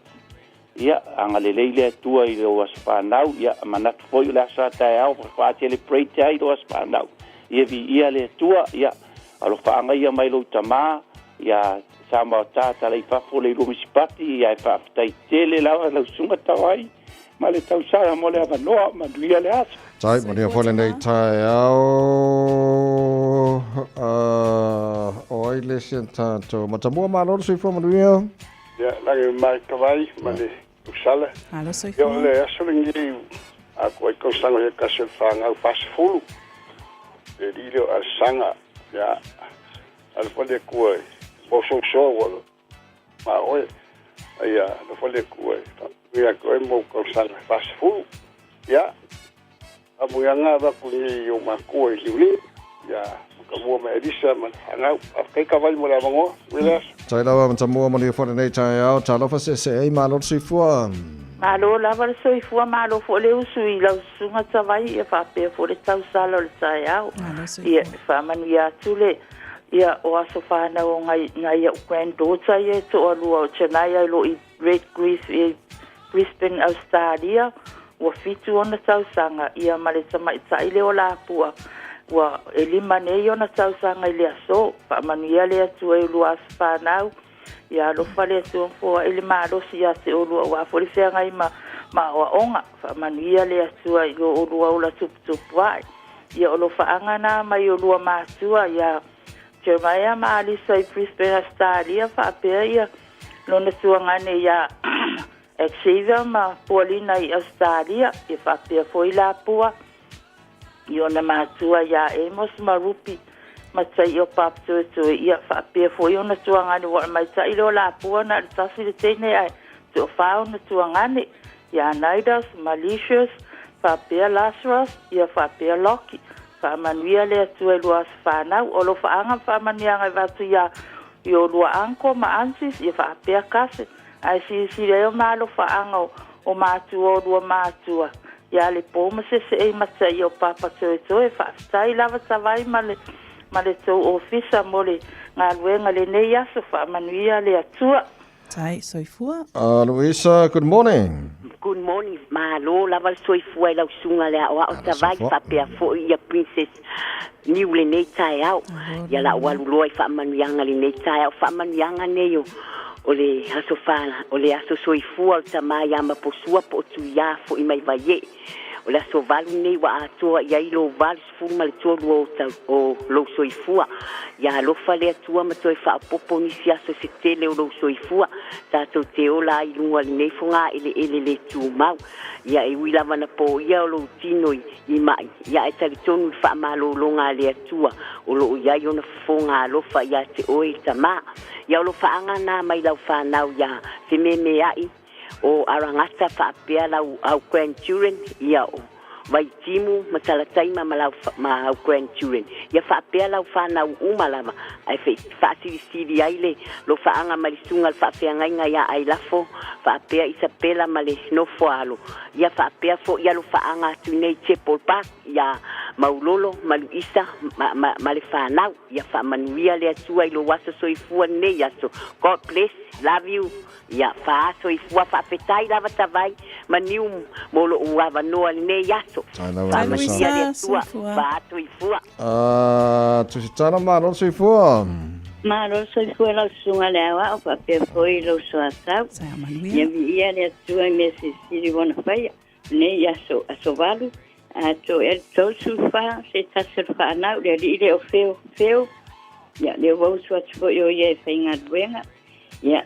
Paulava le o le viinga ia fo ila mai le tua feo pe na faia na lue ma le fama e lilo I vai tanga le lilo silkanga le tua na lue ma fama on e fo mai na nei tua tua te tusi la lava tatu me ai fai e vi ia le tua me umana spai ia maua o se tama lo tua rofa ustai do tinale ai mai se so lua ia avila ma se lua fana so fina ia Anne Marie na lue wha, ma Vanessa, ma se fo Isha, Palaimo, ma Dominic, ma Ofa. Le wha manuia tele le atua ia se oesan, vi ia le atua ilo na alofa ia se o, ia tau fo e usue. Ka le polo o dua masavai, ka lo tele mo oesan, ka tlen, ma taila masavai. Taila testala, ala fatu manuia fo ele nei Taeao. Lelei, ona I whamleanga la pito a ne. Io e tawai lunga tato apia fōlinga from Marianne Va'afasuanga, whamanuenga o le aso whānau to my darling Prince Dominic Ethan, Cowley Collins of Blockhouse Bay. Happy 12th birthday, sweetie. I hope your dad and mum spoil you on your special day. Love from your nana, Madeline, Auntie Agnes, Uncle Elijah and Darren, and all your cousins, especially from your mum Frida and your dad Joe, and hundreds of love from your Auntie Miriam. Happy birthday, darling Dominic. Lisi tato whamanuianga pe te pora muli talo I o elu. Whamanuia atu le aso whanau o le tamā o whaamanu I o apo lalo ngā whau I o elu. O le vi inga malwhawhtai e whaafoi le atua a wā e le lei lava le atua o na o lana tausinga alofa mo o e le tamā. O le atua whaivavenga. Whaafhtai vi inga I le atua o na ue au lia mai lau fitu se fulu fitu tausanga I le nei aso.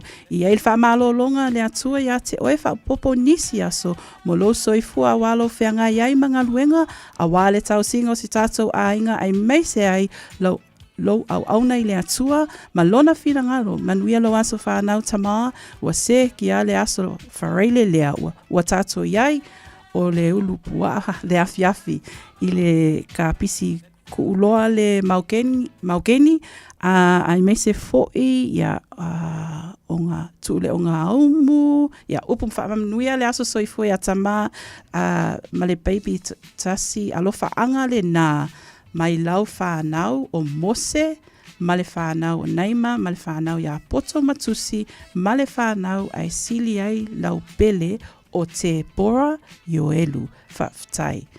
Ia, iai pēr tawai from Elsie Wong Tang Lino.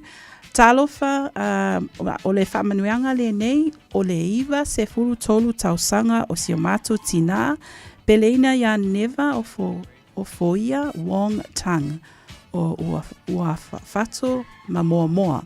Ia alofa le atua matulu inisi aso matausanga se tele mo oe mom. Alofa anga mai lau whanau I New Zealand, Australia ma Samoa. Mai a ruta sai pele whamanuia atu le aso whanau o sio u tausonga whaapoi lo pa auro o aukilani. Whaftai le atua o aulia mai e oe le whale tua le 5 o tausanga lo soifua. Vi ia le atua I nei tausanga e tele ua fuai e le atua mo oe. Whamanianga mai Yaruta ma sai pele male ainga o Hastings. Whamanianga umale nā lunga tato apia fōlinga, lunga o le tato I meli, o lo iai whamanianga le nei, ia whamanuia atu le atua, I le atoanga le nei o lo se fululua tausanga, grandson, Hans Thomas ai ono.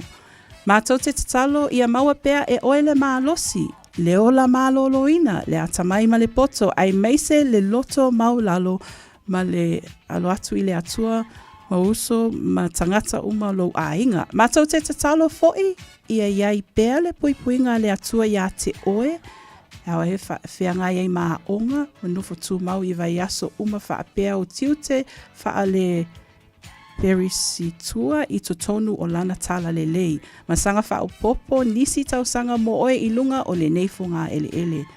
Alofa anga mai o ainga o malava mai so o se vaenga o le kelope. Whaapea lo great grandma o Aniva Tuile Tufunga Smith, Auntie Connie and Uncle Akema Pauli, and your cousins, nephews and nieces, your brothers Reese, Mark Ayono and Exo William Ayono, your mum Sanita Ayono and dad Hans Ayono. Lofa anga lo auntie o Eileen Carol Smith and especially Nana Tanu Smith and Papa Robert Thomas Smith. We will see you guys tonight after school. Ia whamaniwanga le nā o Hans Thomas Ayono. Se toi siaki atu ta vaipe ini sinunga tato YouTube. So kikilo ako ke sene vaa, happy birthday tangoa Isa ako lalo aba, po lalo aba, 65 years old today from Vaa family. Maria lava lea so whanau, Maya Mandela mata vai, from the aturas whanau, tuale moso loli, Maria lava se fua tuale moso le ne yaso,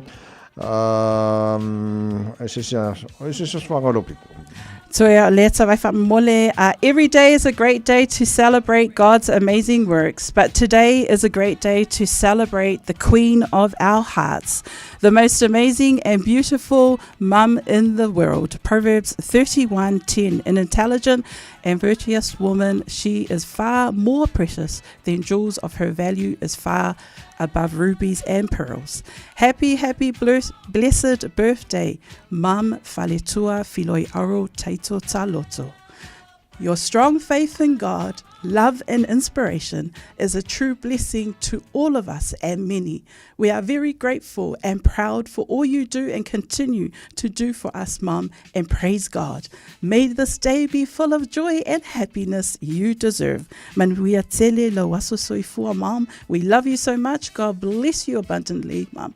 Always, Dad, Taito Taloto, from your children, Vai Vai and Levaa, Lefale Oli, Tapunu Lens, or your grandchildren, Princess Victoria, Princess Elizabeth, Princess Oma, Prince Noah, and Princess Cyprian, Whapea Fo'i lau Princess Ele Tautala, o Niwa for lau. Manuia lava lau aso soifua, Mum. Whaftai tawai. Whatuisi whamni angai ke le lungar ka ko on Facebook. Happy birthday, Princess Queen, to Langa Sila John. Hello whamo oe sister. Hello whatu te pora marielo waso whanau whamni atu la soifu o le uso i atu langa le moa. A maise le tamai a lalonga whau ioelu.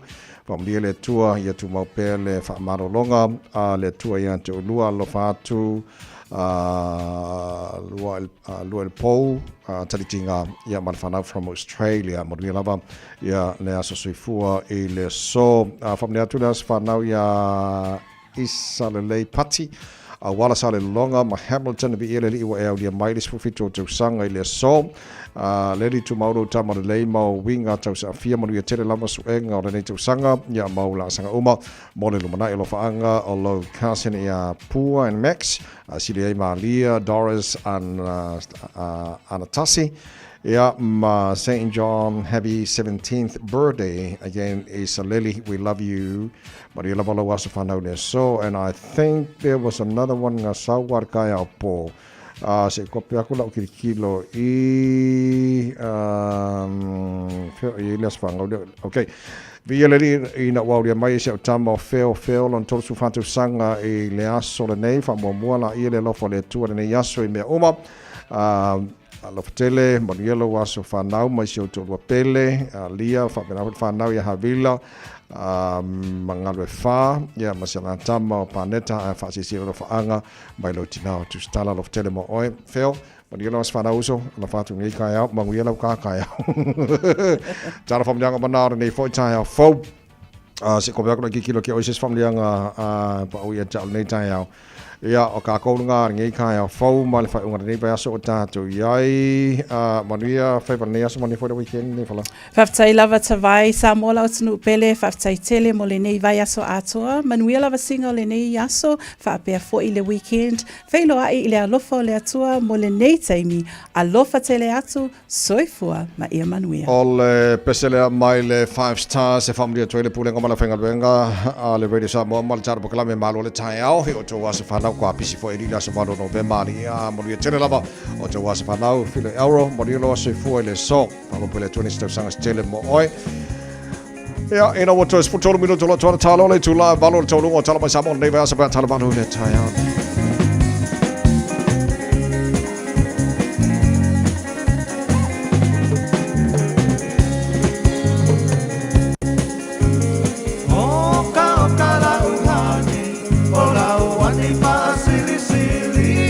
Patu saina Ise apahela pi Pose pisu pasili Pose masike ke mai piti Pasina sa pasui Onita mato balipi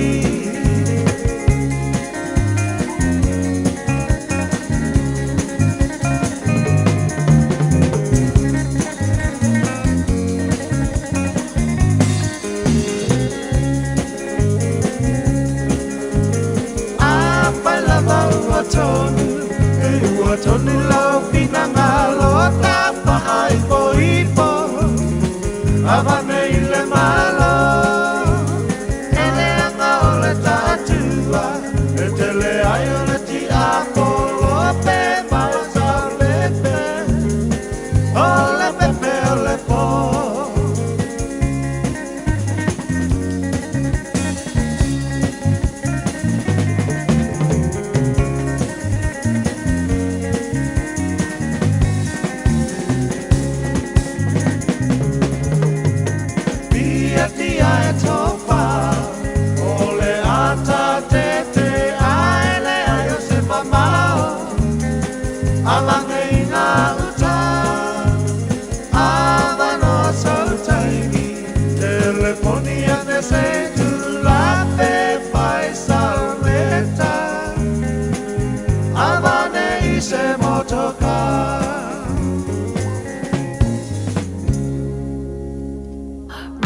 Radio Samoa. Taslima Ivaton Amo.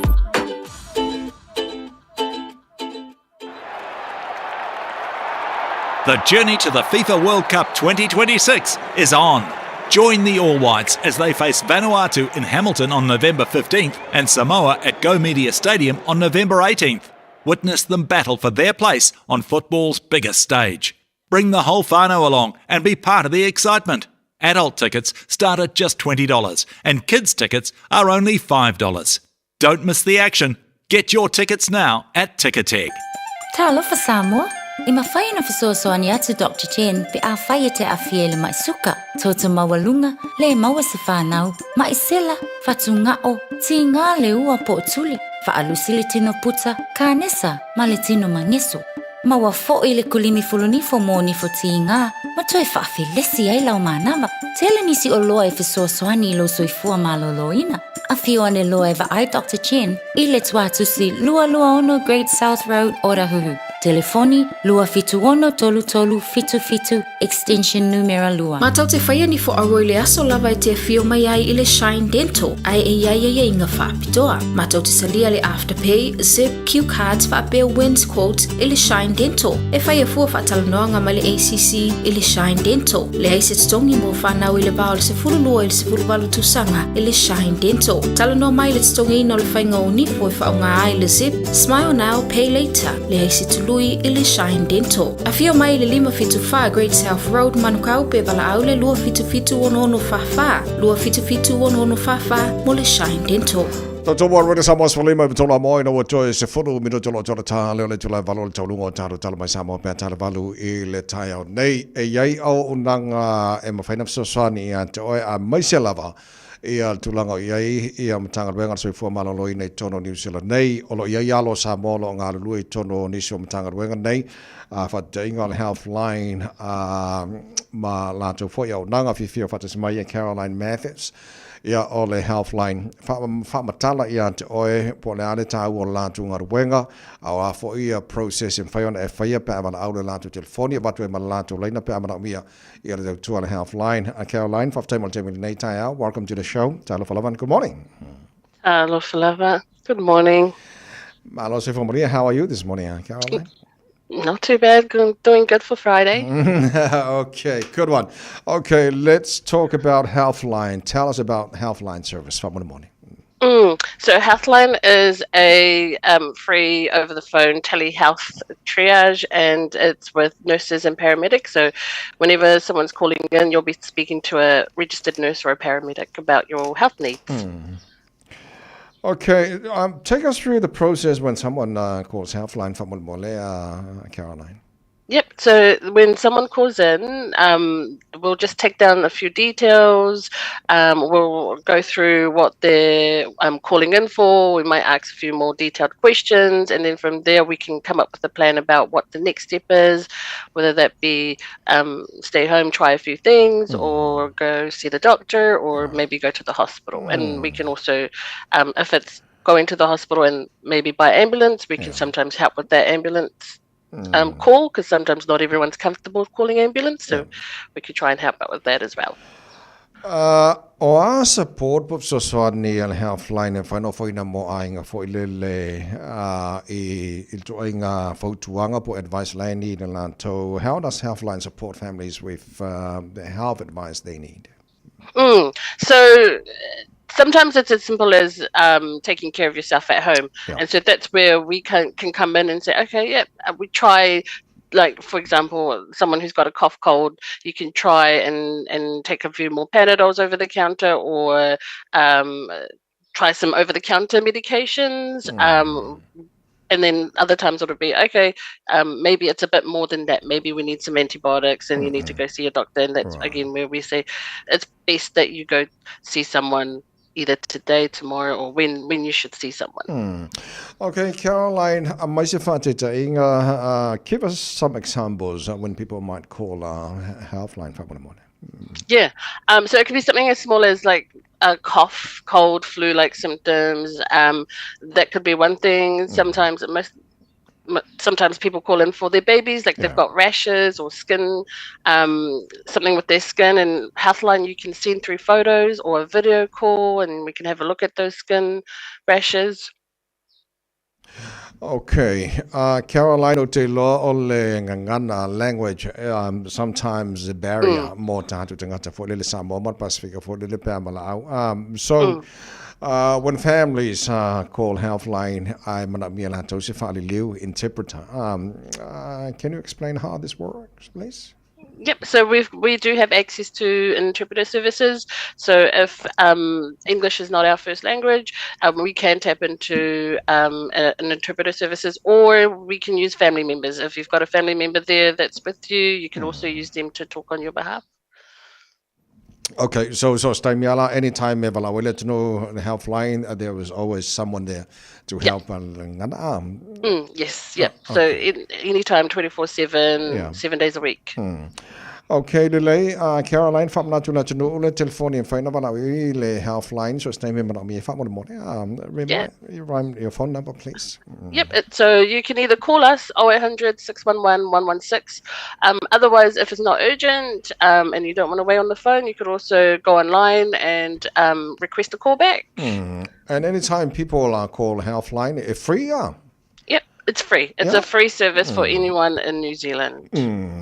Okay, is there anything else that if you so no I'm from to let you know? So it's we're just trying to let everyone out there know that we're here. If you need any health advice, give us a call anytime, 24/7 on that 0800 611 116 number. And or go online and make a request, and we can help you with your health needs. Okay, Caroline Fafte, thank you so much for your time. And have a great weekend.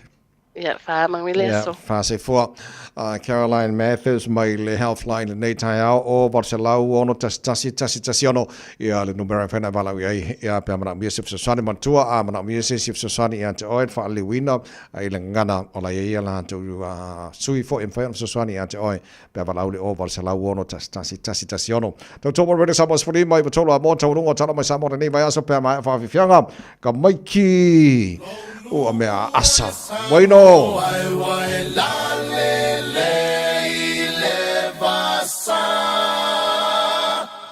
la lele oe inu ole vasa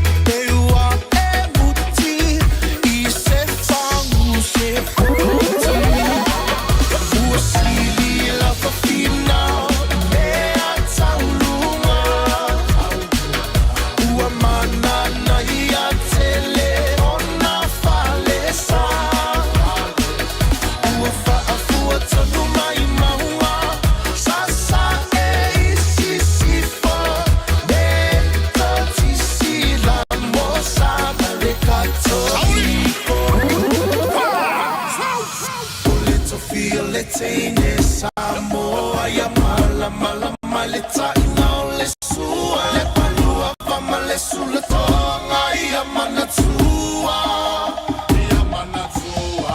o tukula ngata lavo ine ia so kasemana o faalia le malu e tia le faa Samoa wana o le nanu faa mole mole so te filo malu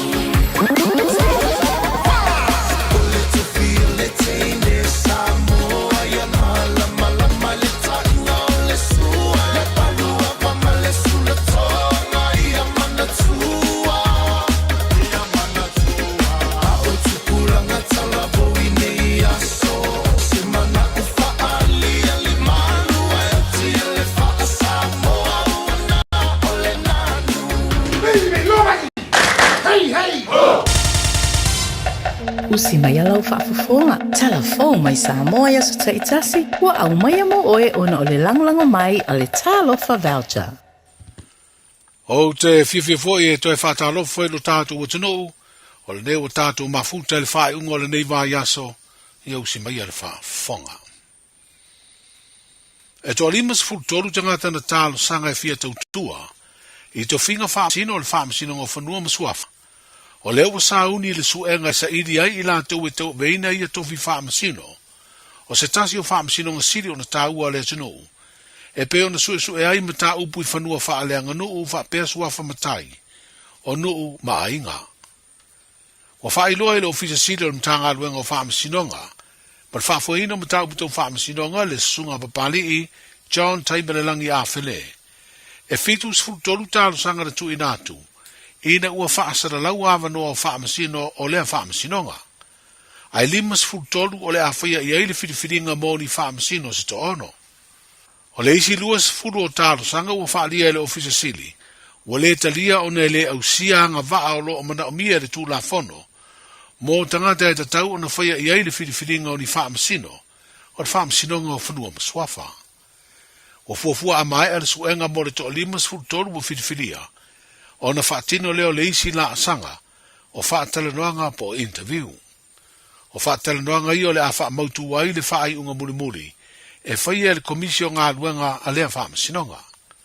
O le komisi fo i leo le a whaia le whaai unga le whaatumu umo a wanoa ono o whaamasino, pele ai. E peo na si le fia, e lei mamau te le atu na pasi ai le pālemene, le sitanga o whaamanianga tau tutongi o whaamasino, o le whaamasinonga o whanua maswafa. O se si tanga ua leina tutu sai tu tongio i la tau o ngā lulue, o whaamasino lea whaamasinonga ma whaamasino, o lo ngā lulue le whaamasinonga o soli ngā tū la fono. Na paure e se esenga o lo iai, wa na o whaamasino le whaamasinonga o soli ngā tū la fono, o lo o maua whaamurianga o ta vale, e wha o ngāia so uma. O le tuanai o riva masina na whaatino e ngā ruenga le fausia leo le se whalea o ngā fau, mo le aonga tūlanga lua le fio anga o Samatau. O le ua wha uru fale mau musale ngā ruenga, ma ua uru fale fo i ai whanau o le nuu mo le wha o ngaina, au tau a mata le kuata muri wha o onga o le neitau sanga. Se ngā ruenga na wha alia se sui o le komiti o le aonga tūlanga lua, na a mata i la fonga matai o le nuu ma whanau o le aonga tūlanga lua, le ana a mata lafo le tau sanga lua o lua tasi. O le wha moe ia la fonga e wha o ngai le whale aonga tuai. A waile i ai se fuafua ngai fausia se whale aonga fau. Peita ina alu lea fuafuanga o iei se whina ngalo. E whaatino lo le fausia se whale aonga. E peo na tari le porkalame fisoa sani ale malo i apani. I se foa i tupe tolu se lau iwa sfuru iwa afe ta la. Wha o popo iei malafonga ale nuu ma mata whale o le aonga tūlanga lua. Ma whaatino ai loa le ngā ruenga i le tau. E sidia i le valu se lau afe ta la. O amato la fonga na fai. E tai lima ta lai le masina ale matai sa wo'o.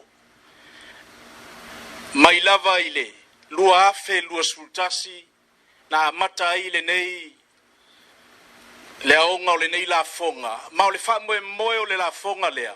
E fe so soani le whale aonga tuai a o tu le whale aonga tuai. E le aise wha moe o le la fonga lea. E whai aise whale aonga fau.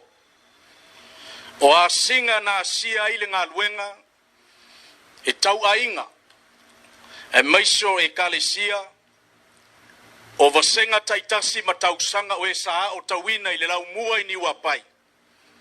Tama whanau o manuia lo lato soifua, ma au na iso se mea i tu e fia o le lalulangi. O leana o mai maasia ma tongi mai le maa. O na maua i leo le se lau fast furu fa afe, 5 se lau valuono. Fatasi ai ma le tausala online, sa faia i le neinu. Amata ma faia i ni wapai. E lua se lau afe, lua se fulu iwa afe. 5 se lau iwa fulu tala ma le valu susene. A tu fatasi o na maua leo lo na o whainga i pe ono whata oto atu ili amatanga. Valu se lau tolu fulu ma le lua afe. Fa se lau valu ono ma le 5 fulu lua sene. O lono winga a tau tu se tau whainga o le tupe mai a Japani e tolu se lau ono fulu afe. O le tupe mai le malo le poloketi iwa fulu valu afe. Tolu se lau ma le iwa fitu fulu lua sene. O le tupe a toa sa ili e pa ia i le au whainga luenga sunga i whawhengai ngā le nei nuu. E mai se foi o ana tama whanau o tamama tina o le nuu. O tama whanau i atunua mau.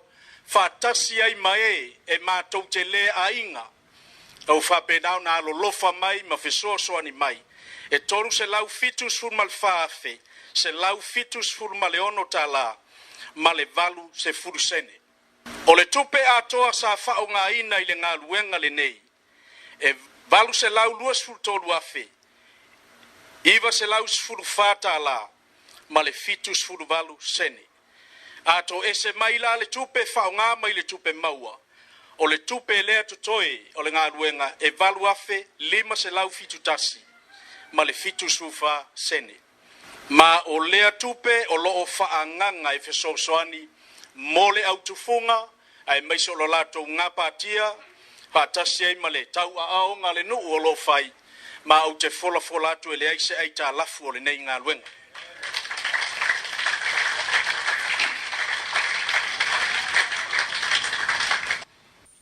O le sui o le malo ia pani e whamautu i tātu o tino, le li ampasa o senta Keisuke, na whai masui o lo na malo e tu ina atu na ngā ruenga i le pule, ma le komiti o le aonga tūlanga lua Sam Town.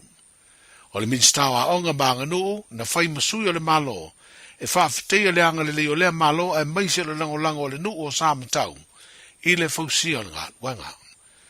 O le umsaino o le ngā ruenga na awai ma le fionga i le ao le malo, le fionga le tamba ainga, tui mele li whano wa le toa sua lau vire lua. Po iei nei se marienga o whamau tui lumo le whamsinonga mawalunga le tunu e whai aise sua lau pulenga. I le vale o le loi o lo tula i e whinau le tangi o se su, mo se taui e whase lau 5 furu afe whaasanga lea, ini te mai tai leo e to tonu. O ia malu le malolo o tua ia do lato loka se seo se tamai tai, o no le teletonunga o ia lea o la pi.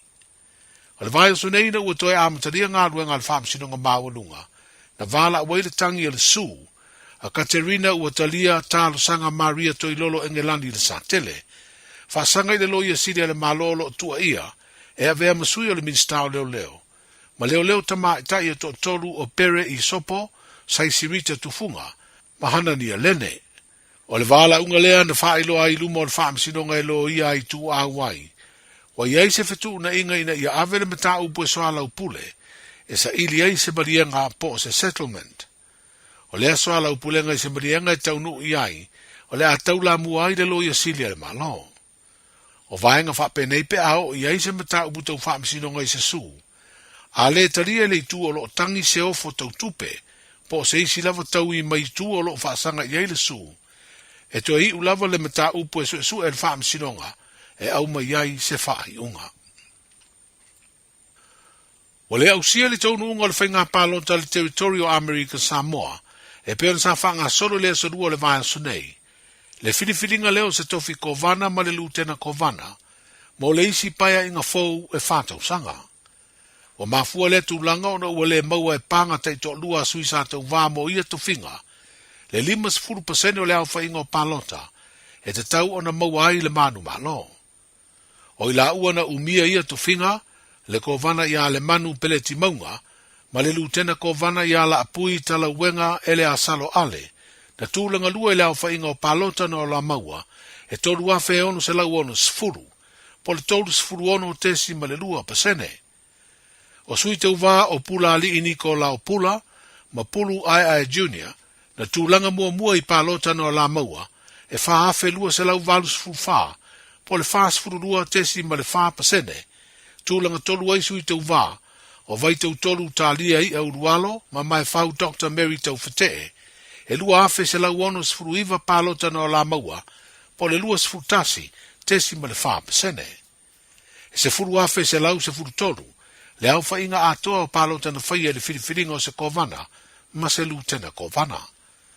O le au sia lao pasene e mana o mia, e alo i aini sui e manu malo e tau veina ia tu finga mawa runga, e taita ia le whainga malo tu tuila ma manua, wa to whaile aso se furu iwa le masina le neo November, e to e whaia ai le palota, leo le ana o sui te uvana tūlanga mua ma tūlanga lua palota no lato maua, e whaia i ai lea whiriwhiringa. O sui ia le kovana i ale manu peleti maunga, ma le kovana lutena, o la apui tala uwenga ele asalo ale, ma le panga na tūlanga mua palota no la maua, o pula ali ini ko la o pula ma pulu ai junior. O le whainga whiriwhiringa fo i Amerika Samoa le neiva yaso, na to e whiriwhiri ai le fionga i le whatatua ia au mua amata, e le tofi whaipule o Amerika Samoa, i le Conkeresi i Washingtone. O le palota fo i le asadua na to e sa i di ai, ni tofi whaipule o le maoto sui, po le fono whaitu la fono, a tutuila ma manua. Mo whailo whala wa i tele ai nei a whea lo tātu utunu e se au neji polo o tamai tai Australia. I le whamoe moe whaia nia lātu tālonga i lo tātu utunu ma le au neji polo a Samoa.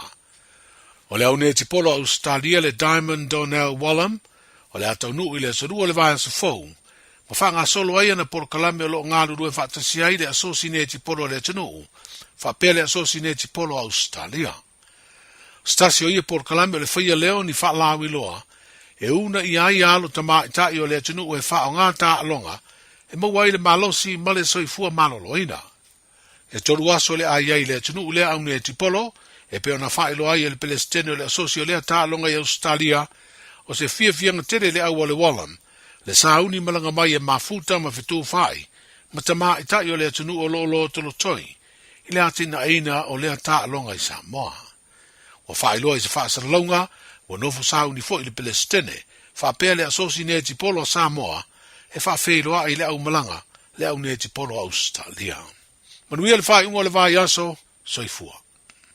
E silia ma le se laufale o loa i Samoa e mawhai ona whaanga i le talofa voucher mo whaatanga alu a inga. E le atua lava se 5 milu te lafu antuai mai New Zealand, Australia, Amerika, mai si antunu. Ai tau nuu i telefoni maolo e whaanga le talofa voucher e whai e le whaatau. E mawhai fui ona tungi e tuai le cash power whapea le pili o le vai iso o se taimi. Angai loa i le www.pacific40.com e lafu ai se talofa voucher mo lo a inga i Samoa. Mo nisi whaamtalanga walau mai le olua tasi o valu tolu, lua tolu, po info at pacific40.com. Talofa, we're the Katinas. Talofa, this is Pat Lam. Talofa lava o aola pi marina, mau pelo li tio. I le radio Samoa, tasi lima iwa tolu amo.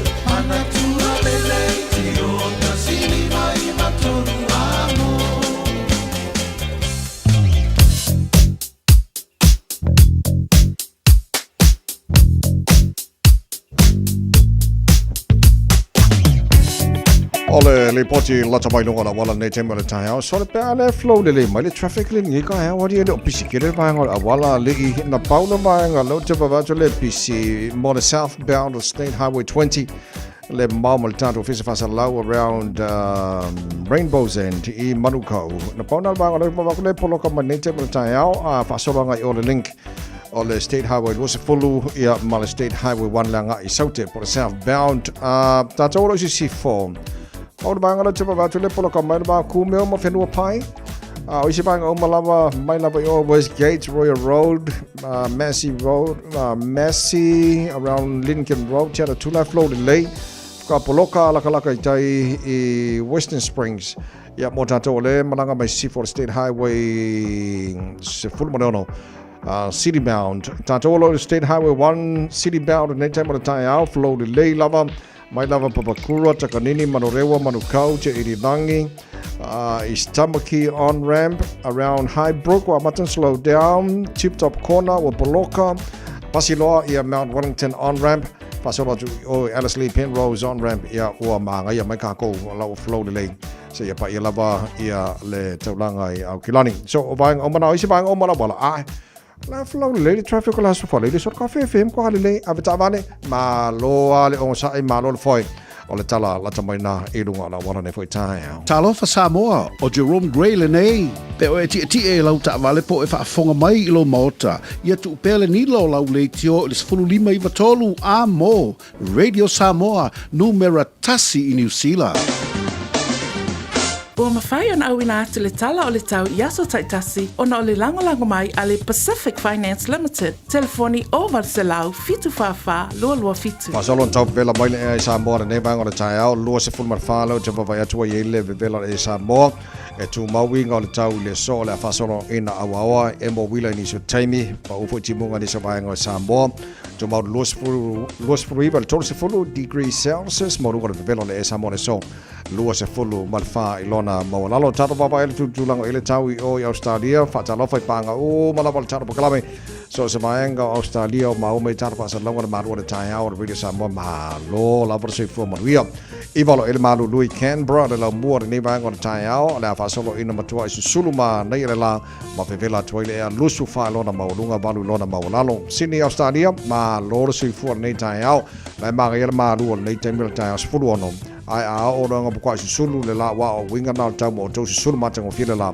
o nga makwa I vevela I fo ile ma le tolu sfulu lona maulunga sfulu fitu I lona maulalo pe ala wa Samoa ia wa maulunga nga ma le vevela Samoa che al corso furu le wo I sini Australia wa mai fenga sini per pone ma lo si fu manuia nei Taeao la mangel ma lu ma sfulu nei temel Taeao ola fa solo ina awaoa lang de lefo inisio taimi los fulu morunga ma fana la ma lu ma le ko kiki akusa ko ma ko ngi o kilangi los fulu morunga ma fana le so o isi va nga fa si maru lu home part le so su fitu morunga ma lu fa ma wina le so la mana ma lu e Adelaide los su tasi morunga ma fana le yaso fa solo na awaoa po timu inisio taimi te lolo mai Perth Australia los su tolu morunga o le vela kusa le leia la Perth ma o kilangi short coffee fe kai ma ngai ia isi vai nga faisi vevela tele Brisbane oka ka Fiafia o Coulson lusu falo I le vevela nei tema le Taeao ola fasolo na awa o pa una wanga fai fusi maro se savili ni so taimi vevela yo le ea mo tolu lona maulunga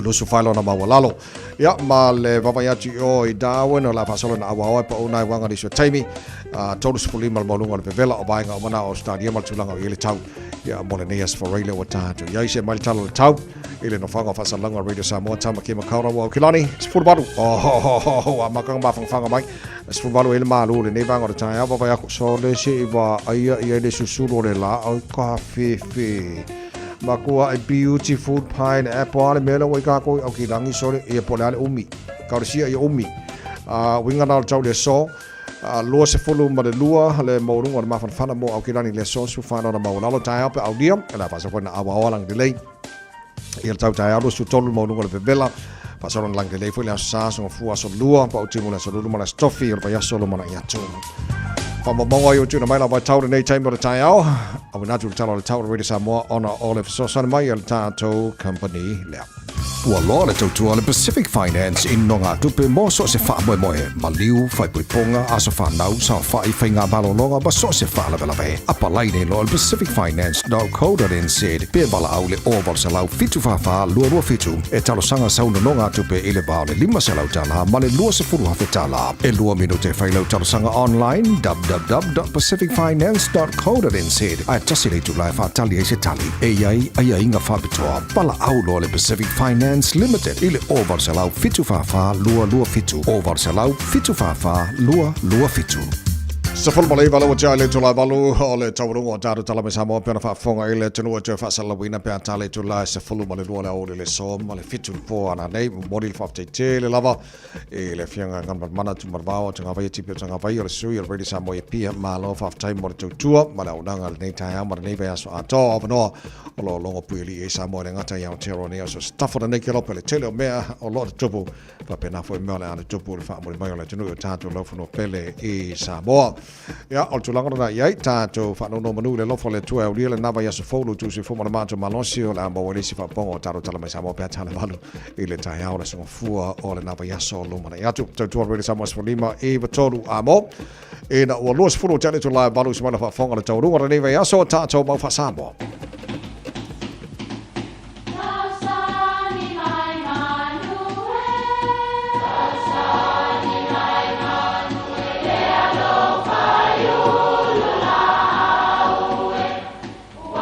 E o whanga manu i ululu o la au, awa e whawhanga i funga o la au. A o le tangata, e whawhanga i upu matala.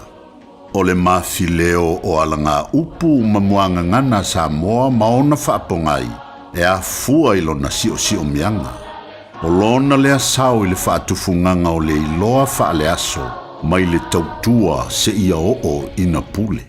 O alanga upu mamuanga ngana, ua lantou mamanuina le tō whamanino a Samoa, mana tua fo'i, e tāo fitau muli le atunu. O le sola le whaleata. E ei le mau e whaapea ina uantu malo le tupu o whamuina. O na whiaina i leo lana whanau o fonti wa afsuanga malo lantou fine o samana uru. Tā whaingatā o na mautonu tu muampo ai tonu e tupu. Ona ua fia tupu umalawa lantou, whai mai o le mafuanga lea o le whaalanginga, o le tupu fia le whamuina. O fonti la santango au i a whaleanta o le tua masanga. Na tau le taua, ai pā mai le tala ua tuumuri ese whaleanta e leo awa i le taua. O i na whaase sei na i fili o fonti. O le mea na tupu whaapea na o na mei tasi e se lava o whaleata. Ae na whaate ia ina ua toe whaafua sei o na liliu mai whaleata. Ma whaato i lalo uma fili o fonti. Ma manu malo ai fonti le taua ma wapsu anga masa malau. O le tonga fiti le a whaleata e mawai le muangana le nei. O le sola al whaleata. E na o na moua tu lava. Ae toe liliu wave mai. Opu e whaamatala ai, se whaamoe e whaanatinati lo ne taunu unga, ai olo o awhiwhi ai fo i malewinga mataala, ma ia mataalia. Whauntu antu il tantu au talavou, lea ua tātou malo il tālonga mōmua, ai awane ingalo e iai le mea e tā ua o le sola le whaleata. Tātou i whawalunga ai tei ua toe li liu mai le au talavou le la whaato i lalo tātou, i le sua ngā siampini, pe whaapea foi, pe a whai o fuafua se malanga. Mai tawantu wau tau mawhatia o no lea o le a malanga le tamao le a inga i fafo. Ai ia loto telefo i o le tina e le umi fo. Se o le sola lava le whaleata na una mō watu lava toi taliu wave mai. O le sola whaleata. Manuia lau whasonga Samoa.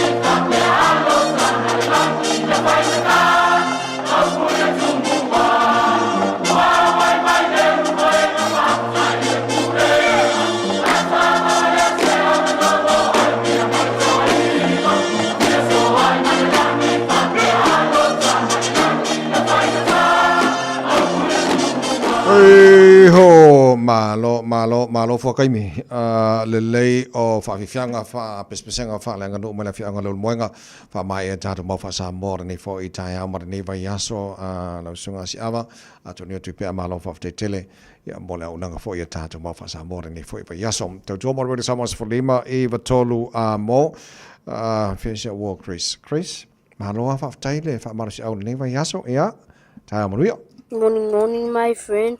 Wa mai o tu ni futa a vi ele ro fo nga lere tu ni futa matango fieta o lere ro fo re tu a le ro fe meren maude mo ta tu ni futa wa fa mai a ana o le fa tu o te lo le nga le o le li I le nu o ta ngata ola o fa vai lava ina fa tadi atu ia I le ali ina lo tu te le ia e fa amalosia fo I ia lo lutu ina fa tadi lava ia I le di ia di fina amen di fina ne le fe mera le le fa malosi le mutatu ni fitao a fa mai fa mai ana o le fa tu o te rei lo le anga le o le di ia no winga a fa mai a no winga me ne ta wo ia ti ta ton ta to wa fa tu o di fina ta to fa tu a ta te do I le anga le o le di fa mai a me ana o le lo a o ana o le fa tu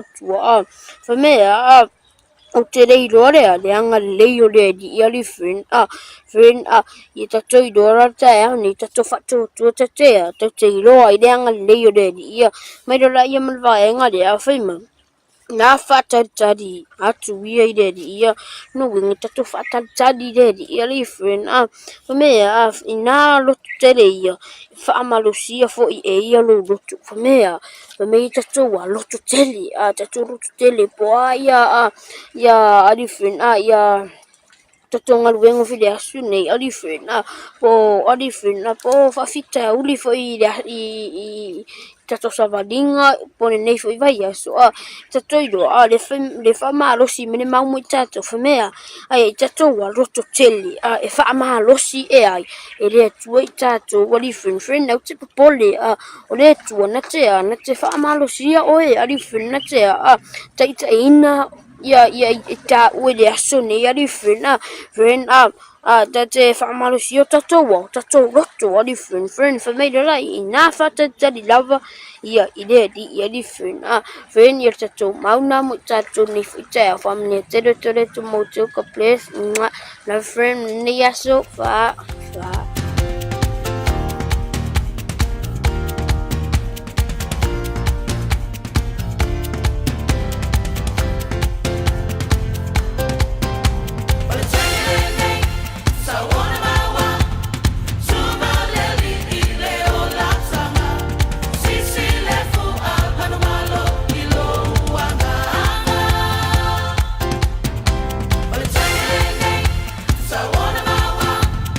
Super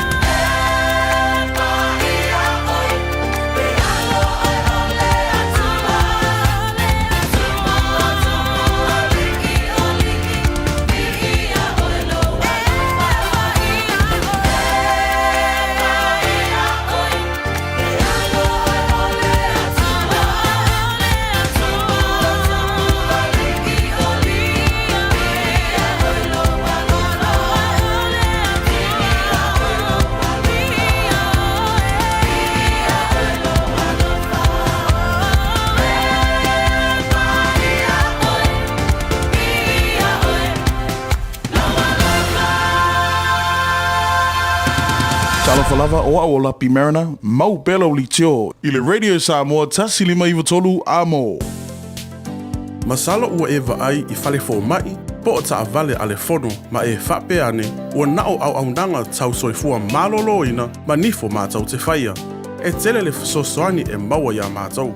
Fesosoani mo le ola manuia o le mawhauwhau. Polo kalame e tau fia ai le tau mawhatapaa. Fesosoani mo tina ma pepe. Fesosoani mo whaia o siaki i le whale mai. Fesosoani mo sauwanga i a inga. Fesosoani mo whanau ua hi umale a onga. Mo nisi whamatalanga tang.tafono.org. Pe vala au le o valu selau fono for you. O valu selau tolu ono whaavalu. Talofa o salmasinga fale lua tim toidolo o le loia Samoa. Whapitoa la o unanga i mta uputau immigration pepa malanga tangata overstayers so stoinga visa. Kapena foi le taxation por tu la fono tau la fonga. M5 foi on o tau avena mta upu fal tu la fono i Samoa. Whamal mole vidi mail numera o iwa lua ono o tasi lua. O iwa lua ono o tasi lua. Whaftai. O le A1A Tree Care Limited, lātou te whaia au onanga nei. Teu, whamama, whangata, pe ave sea ni la au mapongati mai lo whanua. E ma whai fo na lātou te wina lau tonga la au matoi tatou. Wasilia mar se fulu tau sanga o lana tautua. Wala au lua le A1A Tree Care Limited, le olua tasi olua o tolu ono o.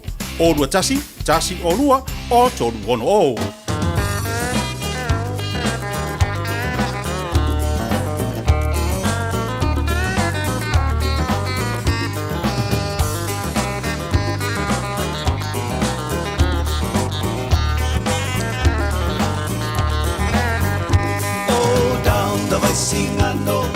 Down the river flows, down the Vicingano, oh where my darling goes. Oh down the Vicingano, down the river flows, down the Vicingano, oh kiss but never tell. So we are oil pele, pe solo to famaoni, idei maolo taso o se io o ileoti. Ai fefe si o loto ne io mao oli oli. Iane wale taulau, fola vale follow oli. Oh, down the Vicingano, down the river flows, down the Vicingano, oh where my darling goes. Oh, down the Vicingano, down the river flows, down the Vicingano, oh kiss but never tell. E tinga lava, se ala naoa, po se lave mai. O se lotoa, ai ua le mawhai e le manuel sopa, e tau o so lava i le mea pōkisa. Oh, down the Vicingano, down the river flows, down the Vicingano, oh where my darling goes. Oh, down the Vicingano, down the river flows, down the Vicingano, oh kiss but never tell.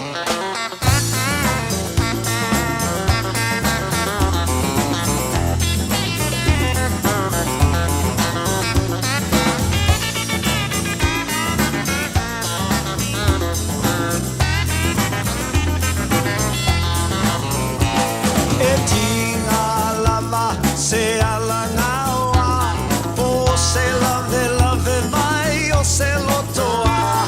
Ai ua le mawhai e le manue o sopa, e tau o so lava i le mea pōngisa. Oh, down the Vicingano, down the river flows, down the Vicingano, oh where my darling goes. Oh, down the Vicingano, down the river flows, down the Vicingano, oh kiss but never tell. Oh, down the Vicingano, down the river flows, down the Vicingano, oh where my darling goes. Oh, down the Vicingano, down the river flows, down the Vicingano, oh kiss but never tell. Down the Vicingano, down the river flows, down the Vicingano, oh where my darling goes. Oh, down the Vicingano, down the river flows.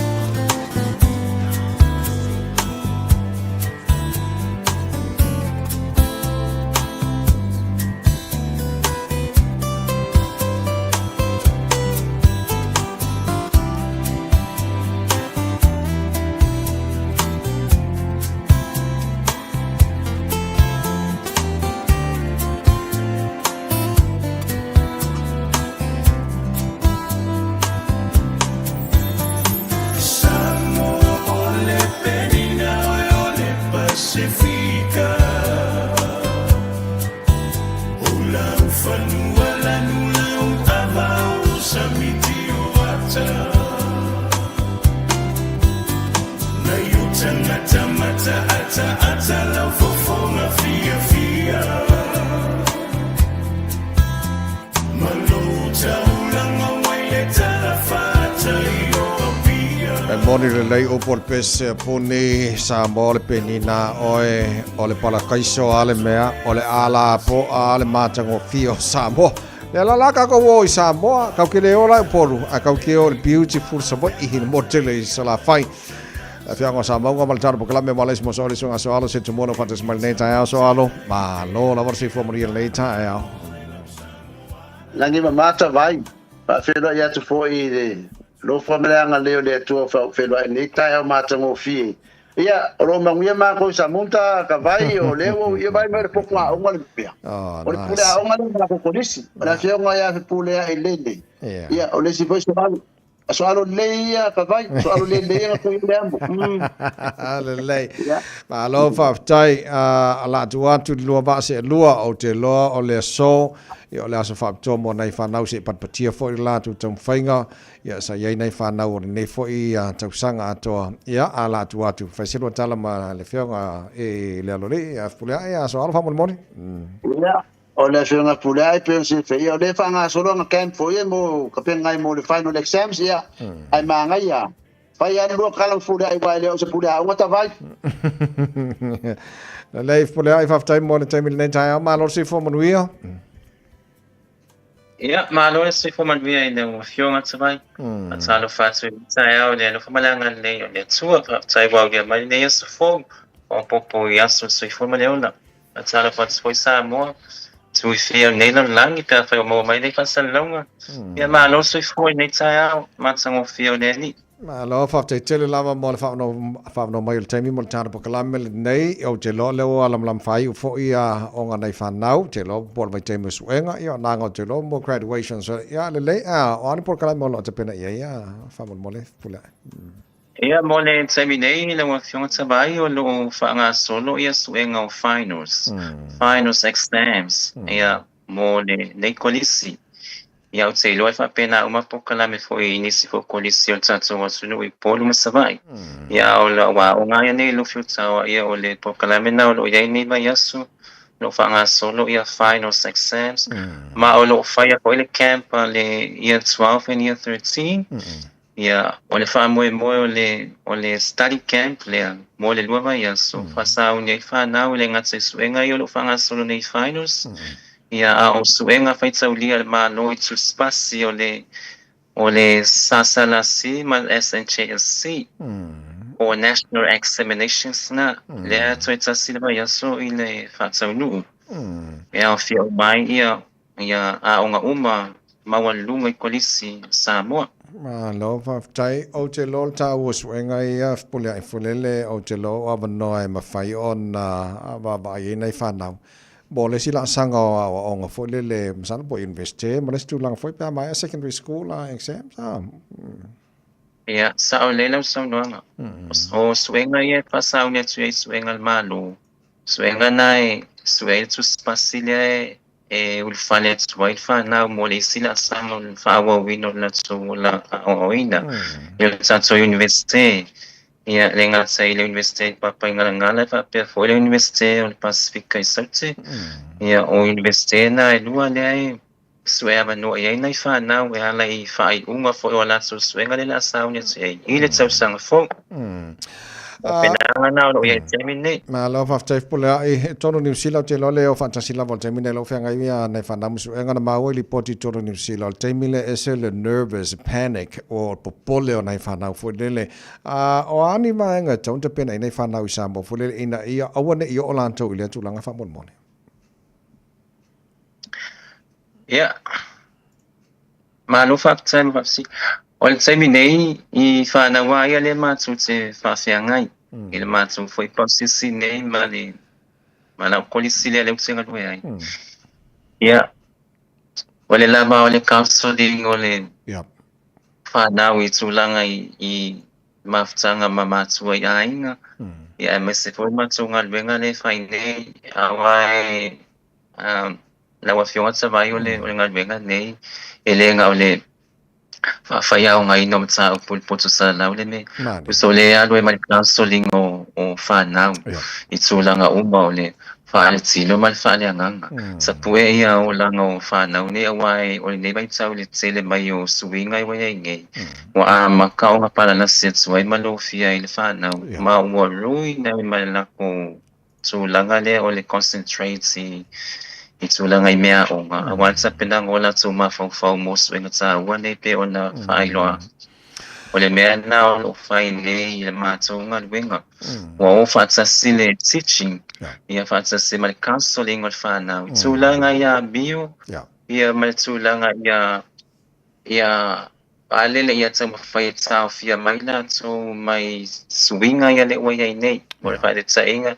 Pe ua iai le tūlanga fu ile ua maa kele fongi whaatasi konolosi.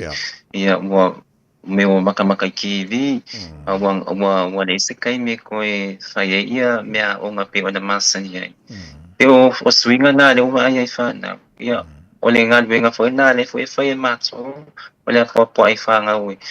E awang I wabe ngā apo ia mai tūlanga ia ai tang whai ia kasi ale mea ila ma whau ia o le whai o le mea o ngā. Ina ia au sia stunin wha moe ngā pe o ngā ia tūlanga I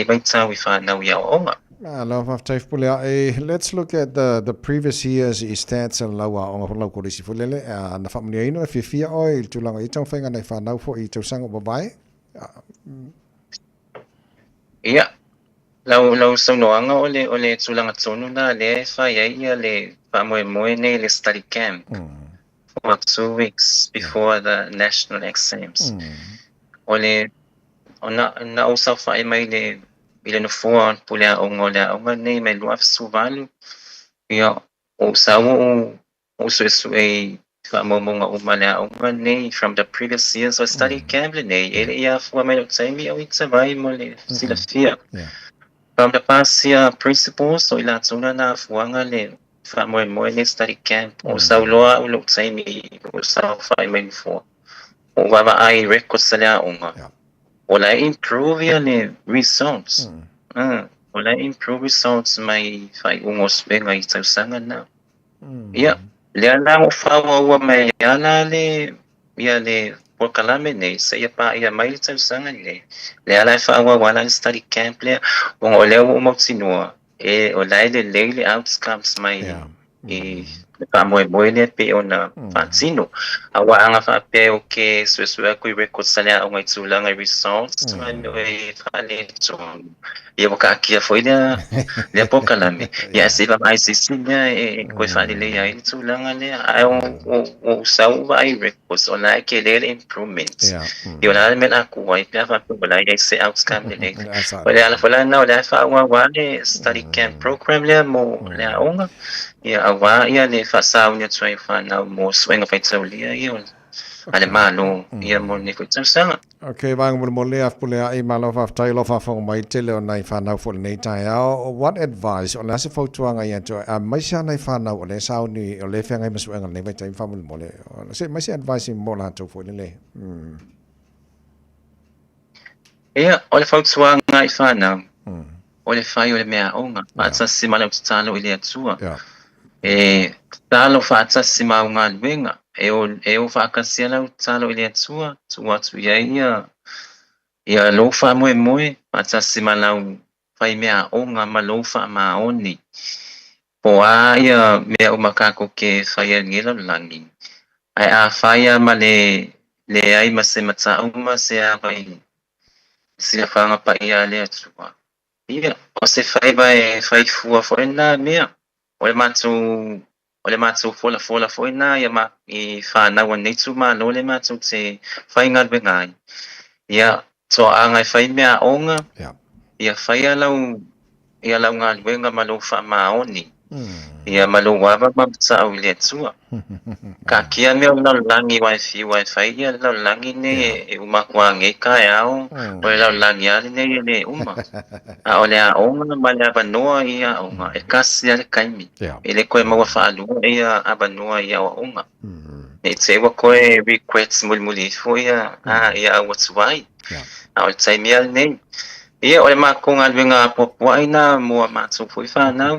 Le mako ki whai ngā luenga Ia ia lava le sai mi fai mea onga fai a malfa maoni ia fața se male talo fața wa nau le ali ia oi mai potso male atsa mai pe el tatsu talo fai so oi le asu male asu ia tatsu tua ia fa mo ngo nai fa nau e fai a foi ana pongi al matsuwa onga masolulu umana fai le ana pongi na mai le ongo le Taeao le ono le Fiafia e ana pongi mai ia fa nau nei ole ano tsumos wenga nei al Malu na le solu na ngai fa sino e mako ia le sauninga na le anpo tsalo siai swenga nei fa nau Pula e whafte tele lava mo le tātu poklama nei Taeao all the best ia mo te penato nei whanau foi ia mo swenga whai o nei te usanga whafte tele lava tai lava na wafionga mo le manoa tai lava ia so pero ai foi Manuel nei aso ia le lei so foi ia le lei so alo whaftai ono le tātu taimi nei Taeao o manguia mai lau kuka ka ko maketi Pave kai ele mai se manga vo se sikaro mo foi a como vai de ngara ko ingi moro ma lo si de kuka me si lo me ka ve fa mai spule ai ke fiu ai la langi de uma de la o ko fa da o ai la langi wa fiu ai de uma ko mo ka ko ya nya malo uso malo fa te tele montar boklam ma tango fiele tala nang foi male fa spule ai so alo nei Taeao ia manguia ia fa vol nei aso Ia, whaafikai ka vai. Whaafikai mo so ka inge yaso. Pa uia fori anga ia ko le weekend. Alo whakere ako. Tai lava, so alo se tumua, lenga te leo le whionga whapulea e so alo fo ima tarananga. Nei Taeao, wale si moso oi, e na ua se furu minuto lo toro talo le tula Eva, mai alpokalame maamaru le Taeao, pia tala Eva le Taeao. Nei, a whenga tapa aplo telefoni an DJ Sound, au ke mapole, le la umalo whatkako se i ngai Taeao.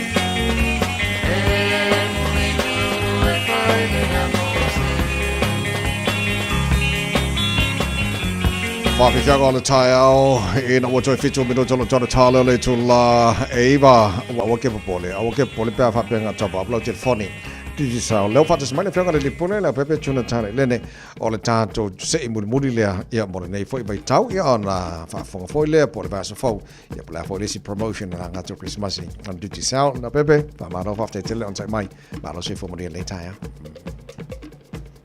ia le lo fale tua o tatou au lia mai ia ngā luenga whai o le nei vai aso. Vai e foi lau sunga ta vai le. Wao ia ma le long puia li foi o le malu le tunu le nei aso. Ia o te loa e whai me fia foi wa a langi le lei ia wa e fia koe tu me te whainga renga. No winga e tau tā longa e uma foi whai i e le nei aso. Se whawhekai o kau mawhanga whanga mai.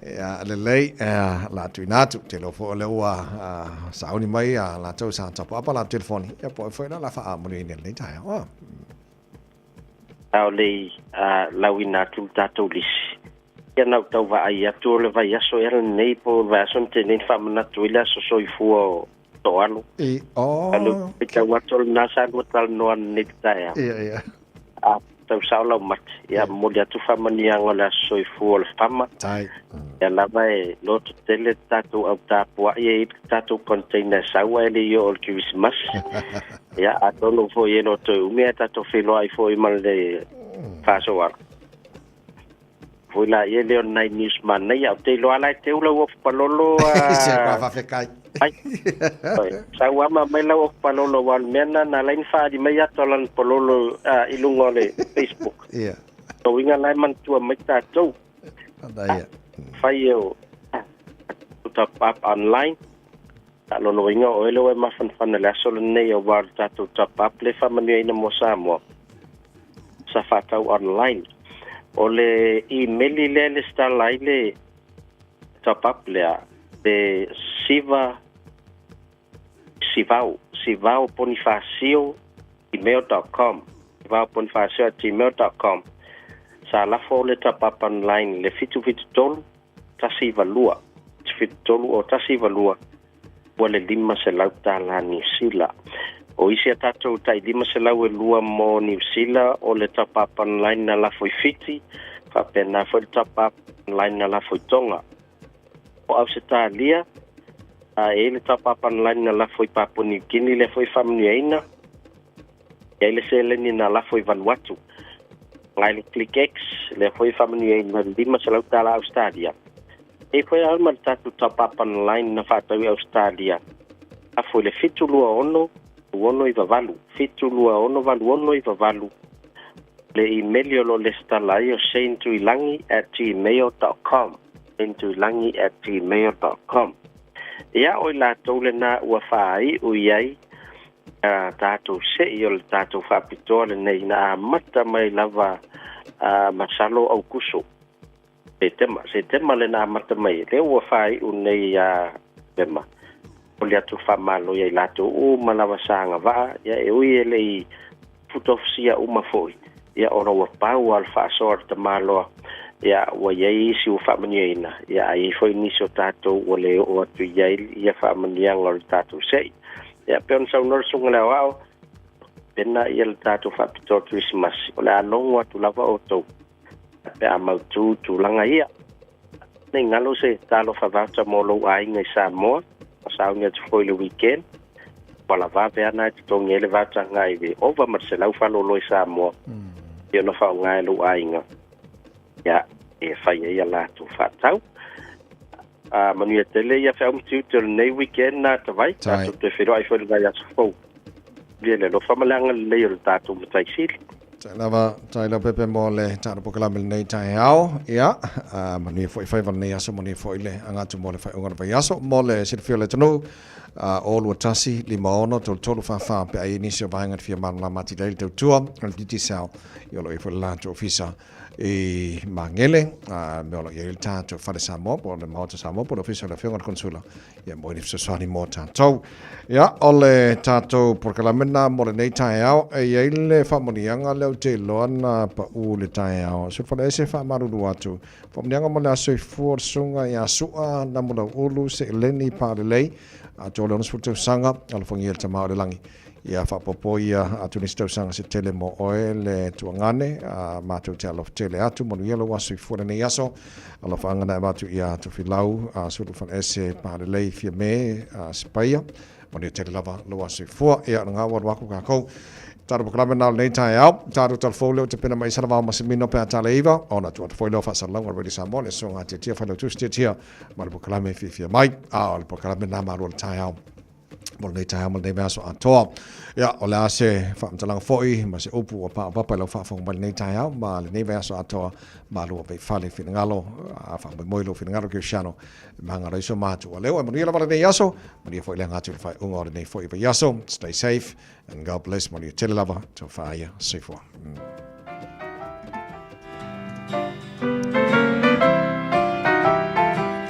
Samoa ea Tautino mai La upele moni Po feo iai Ola umaatai mane Le fatu olo wanganga O ola upele sili Le lupe o Samoana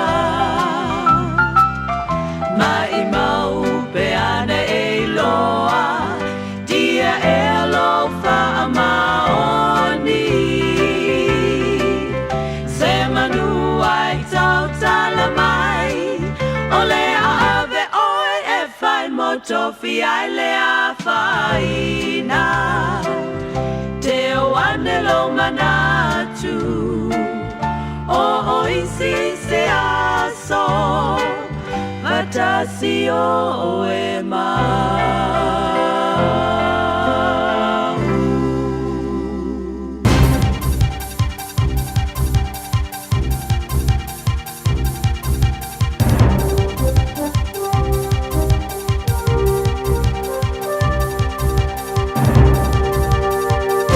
O te whaafelo I atu I lau whaafonga angai le nei fo I Taeao ma lo le soifua manuia. O se mea whaafonga o Tālala Radio Samoa. E mua atu I Tālala le nei Taeao. E silia ma le se fulu tasi miliona a se tamau o mai e leo mai kengi au kilani. I to tonu le na o le se fulu ngā sina. O whaamaunga nei o lo ta uai e se fulu tasi tesi ono iwa miliona e le ngata o tupe pepa o penina ta avali ai whaapea fale. Ma o le vau Januari o le tausanga le neima o ke topa le ana whaamawinai. A whaatusa I le periota lava le nei o le tausanga ta aluai. O le uasilia ma le whaafā le tele o a seta wa maawe le nei tausanga. Lea sana o le lua tesi valu lua miliona. O a seta nei e Fiafia I lalo vaavai ngā leo ai ele I tu inatu I le matanga luenga o pisilisi mo le toe whaatau ese. Ma o tupe fo I e maua mai ai e wha o ngā lea inisi o polo kalame. O le telo a seta na avesea wha malosi mai e leo I taimi na o sofa I aiso yo kengi o lea na maua mai fale sano no fuai. Ua toe maua le avanoa e wha awa wai peo na tatala whai toto o le food banker David ni tele. O le food bank le nei au kilani saute le Barabi Motivation Food Bank na wha ai loa le tele le amatanga le vaiaso. Na tape le tangata le aisa ma wha alea ngai nai a ano manufasi e tusale ma le valu tone. Ma wha alea ngai se tasi o lifi le forklift. Wha alia ie le tele lo na wha anoa noa ma I lo na ia tali tonunga o le alava na whaia ma le mautinoa. O whainga le alofa nei na whai mai ei loa ma le tele le amatanga o le vaiaso wa lava lea. Mai lea taimi wa mai tawina le tele na ua o tangata ua ofo mai alata o fesoa swani ma o lea usilia ma le selau wafe tala. Fesoa swani tupe tau o la mai lunga le give a little. O le nei fesoa swani tupe wa mawhai ei neona toe wha wa watu le food bank le tele se ia o I taimi o le kerisimasi. O le food bank le nei o la ofanga I nai le selau I le lua selau a inga I vaiaso te itasi. O lo o wha popo a inga fe o mia I fale I totonu o le atunu. Whaamawina le tusinga I moe silia ma le selau wafe a inga ni usila. O leo lo ono nofo fe o mia I totonu o fale. Po o fale na silia ma le toa lua tangata I totonu o le poto e tasi. Le fai tau li ai unu ngā li. Mai le ofisa o whaamaunga. O le tele lava o mafuanga e mafua le tau ngata tele o le soifuanga. Whaape ai mafale wa mawhaio na maua. o ni whaamaunga fo i o loo sawai, e tu sa mali se fulu pasene o ainga o loo nonofo wha omi o mia. O lea au mau inu e yai mangele ma o tahu. O Gesben, le e mau alunga i lava le whaatu langana, le e silia mali se fulu tesi lima pasene, whaatu aso soo atu wai au kilani le lona lua, e ilalo mai o le iwa pasene. Tolo se lau se fulu isi ava no whainga aluenga le kai inga ora, lea ua whaelo mai ua mana o e vaea. O le tolu se lau se fulu na ta ua mai ana nafi, o le e lalo mai o le tolu se lau luas formalitasi na mua e whaelo mai. I le masino se tema, ma o loo au fiele fast fulu ono ava no whainga aluenga. E le o ngā lue a ina e nisi le taimi nei. O le whainu mera wa ta ua mai, wa au sia nei le lima se lau fa se fulu ngā aluenga vaea. Ale ka inga ora i le nei tausanga. O le vaea wa toe fuafua, o le unga leo le toe whaatu langana o le housing delivery system, leo wa tu whaatasi e nisi o vaenga ma e amata aloa ia mai le amatanga o Februari le 2.5, le whainga fo ua iai nei. O se fuafuanga o whaima iai ma le Public Service Association le pisa a, ua atili le mauti noa i nei le luma na i o whale o le malo maleanga i luma. Matala muli muli, o loo tu maule te o le toa tele o tangata Rotorua. Ia awana i toe wha au popo le isi tausanga i whaiei pone karate ma le malo. Lea e wha o ngā iona whaletali malo e fitu mo emergency housing. O le watolu a sosa o wha ilko mesina tuku toa tasi a David Hill le wha alongolongo i fina ngalo wha aalia o tangata Rotorua. O le toa tele o tangata Rotorua e alo na leai, ona o le tele o le a fiango i lātou mai tangata nei e avatu eno nofo i whaletali malo nei e wha o ngāi. Mai le salau fitu sifun maleono na whaali fina ngalo e na o le toa tasi o lo o ia langolango ina le wha wau pe o le nei kona karate i Rotorua. Ona o lona manatu wa lofa i tangata o lo o moomia le fesoa swani. O tangata na ia maa ua le fesoa swani ta walatu emergency housing. O le toa tele o le wano nofo i paka, maisi nofo anga ona ua le ai ni fale. Wata atia nei le whaai unga le komisina wha moe moe e maa ua maisa Natalia le itale kirisimasi. Whaai watu ai tā lalo Radio Samoa, manuia le nei tāia.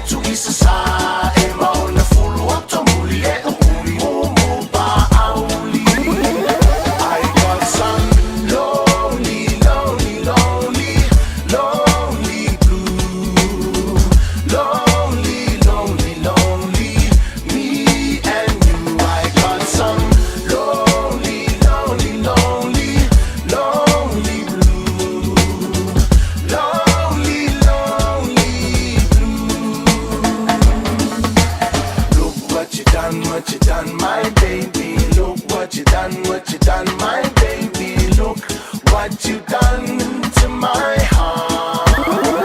I got some lonely, lonely, lonely, lonely blue. Lonely, lonely, lonely, me and you. I got some lonely, lonely, lonely, lonely blue.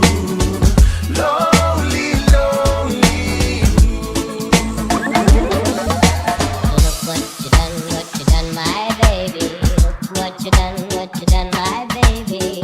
Look what you've done to my heart. We made a date, you said maybe, then you walked away with another baby. Now look what you've done to my heart. I got some lonely, lonely, lonely, lonely blues. Lonely, lonely, lonely, lonely blues. I got some lonely, lonely, lonely, lonely blues.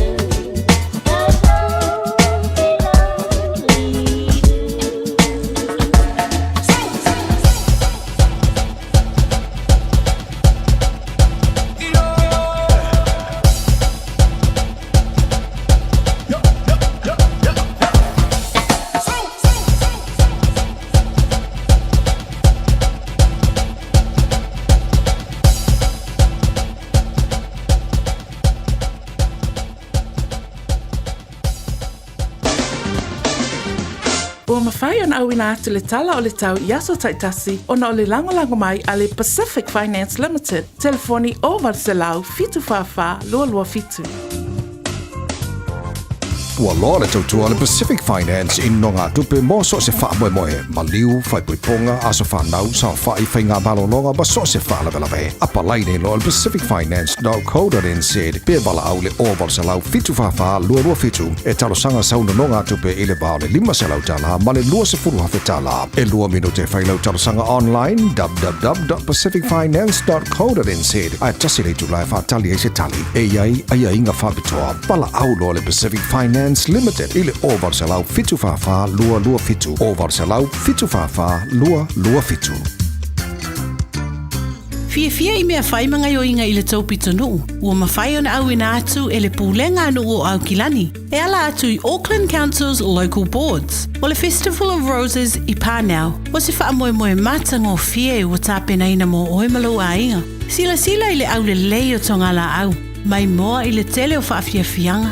Tau mawhai mea ai ese. Whaatau mea tau lima, ma le tele o vainga e ao ngā mo le ainga atoa. Amatalia le aso se fulu o Novema, mai le se fulu tasi il Taeao, anga I le whaile a Fiafia, I le Dove Maya Robinson Park Pānau. Mo nisi whaamtalanga, tanga I ana I le ourauckland.nz, ma o omi le upu events. O le A1A Tree Care Limited, lātou te whaia au onanga nei, teu, whaamama, whaangata, Te ave sea ni la au mapongati mai lo fanua. E ma fai fo na latu te wina lau tonga la au matoi te tau. Wasilia mar se fulu tau sanga o lana tau tua. Wala au loa le A1A Tree Care Limited. Le olua tasi o lua o tolu ono o.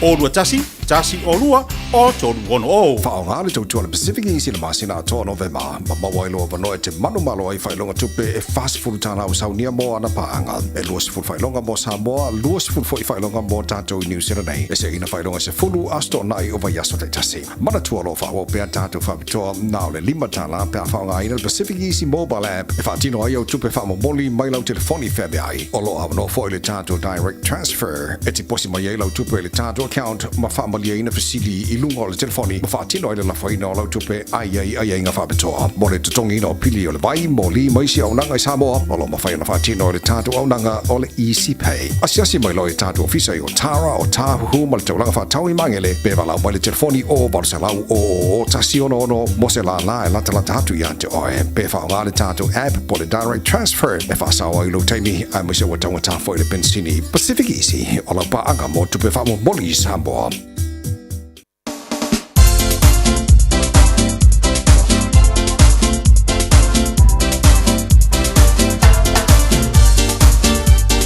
oe lo se vali vali te malo wati le nei Taeao le was from family do te nei le tu lai vai lungal po klamel Fiafia mai le nei Taeao ia po le nei fo ia sfalai le utatu o le lo fo malanga le o tatu mtai si langi o le tawalunga le tautu la unanga Fiafia mai le utatu ye le so le nei fo ia so mulumulu nei vai yaso yon tuti mo na fai valo flima pe ona ye le tatu batu ia maliso le ato la fa mai no la tu nga luenga le nei fo ia sfalai le nganga Fiafia le nei Taeao o le vinga mo fa tai le tu o lo te mo tatu maftanga ma nei lau mātongo fio tatu te mafuta ma tatu te whelo iai I lunga le poklame a le Fiafia mai.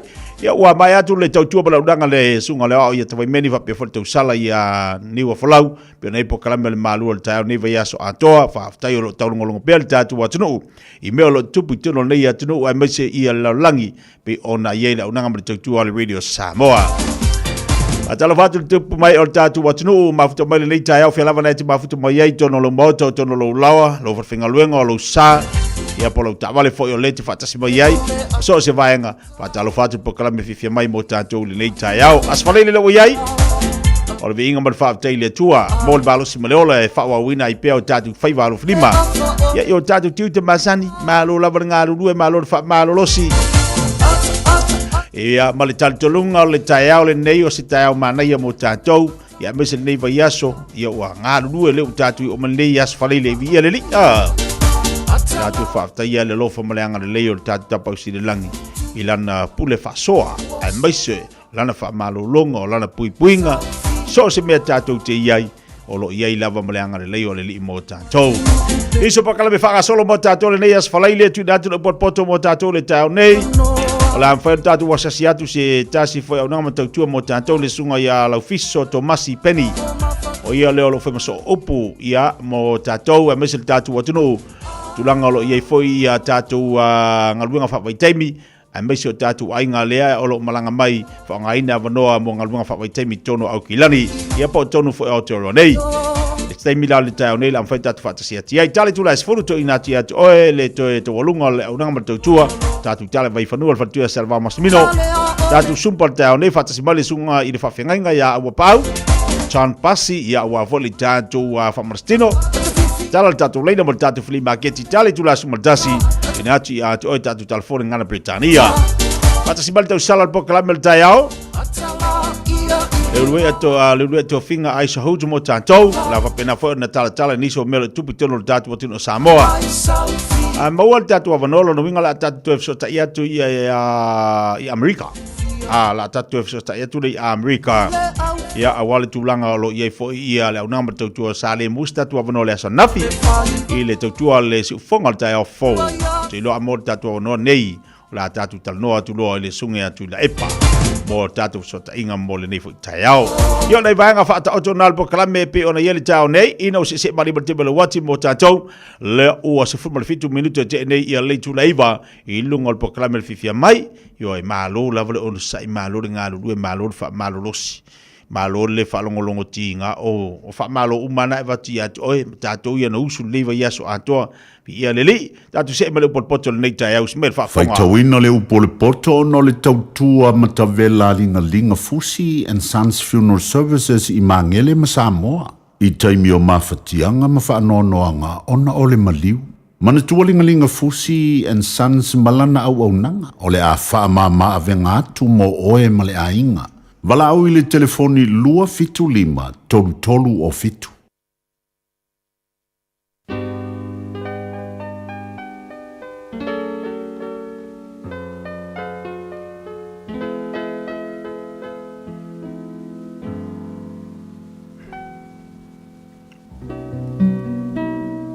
O le whaitawina o le upo le poto le nei Taeao Te walonga o le upo le tua le niva yaso mo mai le tu se le fata oto lo mtau pe valu. Whamanuia le tua le whaitawina o lana fionga pa ia le nei Taeao. E le ua wala uia le poto ma leo tele mai le whautauta. O lo tu oia le tumutumu o mea maa walolunga I tafane o le ala I le whetaula I ngala. Walanga oia le tua le pui pui I le ala o le aai I le mea ui atua I le whaitatoa. O te wala au ia te o tau tangata. O leo te le atu le whanau a tangata. O tau e whaingo fie, I o tau loa le whau tauta. Ma o tau e vale lea. I a loto matala o tau. I o tau whalangolongo mai. A wā o te tautala tala i mea sili. E tautala o lau ngutu i mea tonu. A wā e tautala o ngutu ma le wha maoni. A le ameo leanga e ino sia lea e o lau ngutu. O upu umalo o ngutu ua tonu ia. Leo iai se upu wha ole ole ma le wha pio pio. E sa o umalava ia i le walangona. E tonu fo i e ua maua le poto. Yo tautalia la ua o atu. Ai aua i le a rio. Ma ia talia le poto e sili le auro e au pito le lei. Awa e sili ona le lei o le poto i penina. Ma mea Fiafia umalava e le tusa ma ia. Oa ua le poto mate mau ma le whautauta. O te maua fo i le poto i mawhauwhau. O le matau ia i ova. O le ino lea i le leanga. O le wha maulunga. Ma le loto fete. Ma le amio leanga. Ma le ngutu wha pio pio. O te ino iai. O ia te au le mawhauwhau ma le poto. O au nei le anta mai. O ia te au le malosi. O au e tupu ai tupu. E pule tonu ai fo ia lii. O au e lii. O au e lii ai ali sili ma lii. O wha masino oma o le lalolangi. O te alofa atu ia ilantou e alofa mai ia te au. O e sa ili mai fo ia te au latou te maua au. O lo ia te au le oloa ma le mamalu. O le oloa ananga tā ma le amio tonu. O lau fua e sili ona le leilea i le auro. O le auro le lei lava.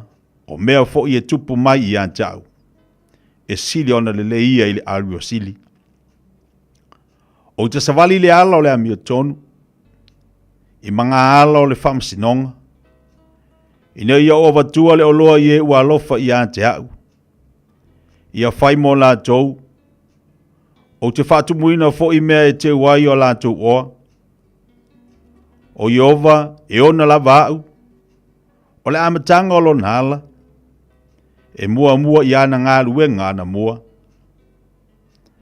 Na whauina mai le vavau. Mai le amatanga. A o le aise la lolangi. Na whanau au. A o le aini mea lolo. A o le aini mea loloto.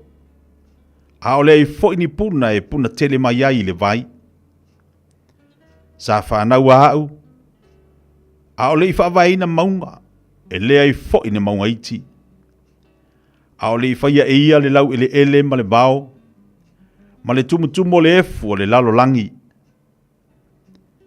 A o whatu mawina e ia le langi na o iai.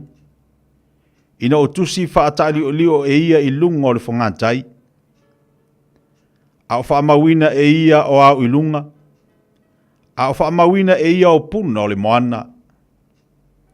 A o tōwhia e ia le tua o le sami. Ia le sopo ia e lona sua sami lona matawhanga. A o tūsia ia whaavai o le lalolangi. Na o iai ma ia. O a ua le tufunga. Na whaifo ia u mona Fiafia i le aso ma le aso. Sa au oli ona luma i aso malava. Sa au oli mea e maua i tangata i lona lalolangi. O lo Fiafia foi, sai le whanau o tangata lea. O le nei le whanau e. Whalongo mai i a te hau. Amu ia lava i lantou e tausi i o wala. I o tau whalongolongo i mea e ao o atu. I o tau popoto ai. Au a foi le te ena. Amu ia le tangata ua whalongolongo mai i a te hau. O lo ma tala i o pui le aso ma le aso. O lo leo i pou o ufaitoa. A wā o le e maua au. Ua maua e ia le ola.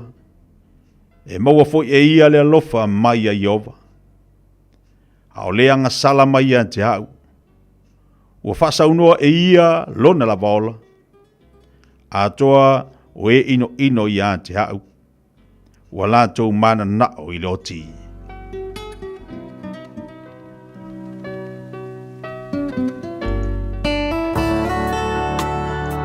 Ua awina atu le upu o le poto i le nei aso o no le langolango mai a linga Fusi and Sons Funeral Services. Ua mawhai o na tu whātasia o au nanga tāla whea ngai i ni tautau ngō fia tele. E fso soni atu ai, a o whea ngai oe ma le popole ma le whememea.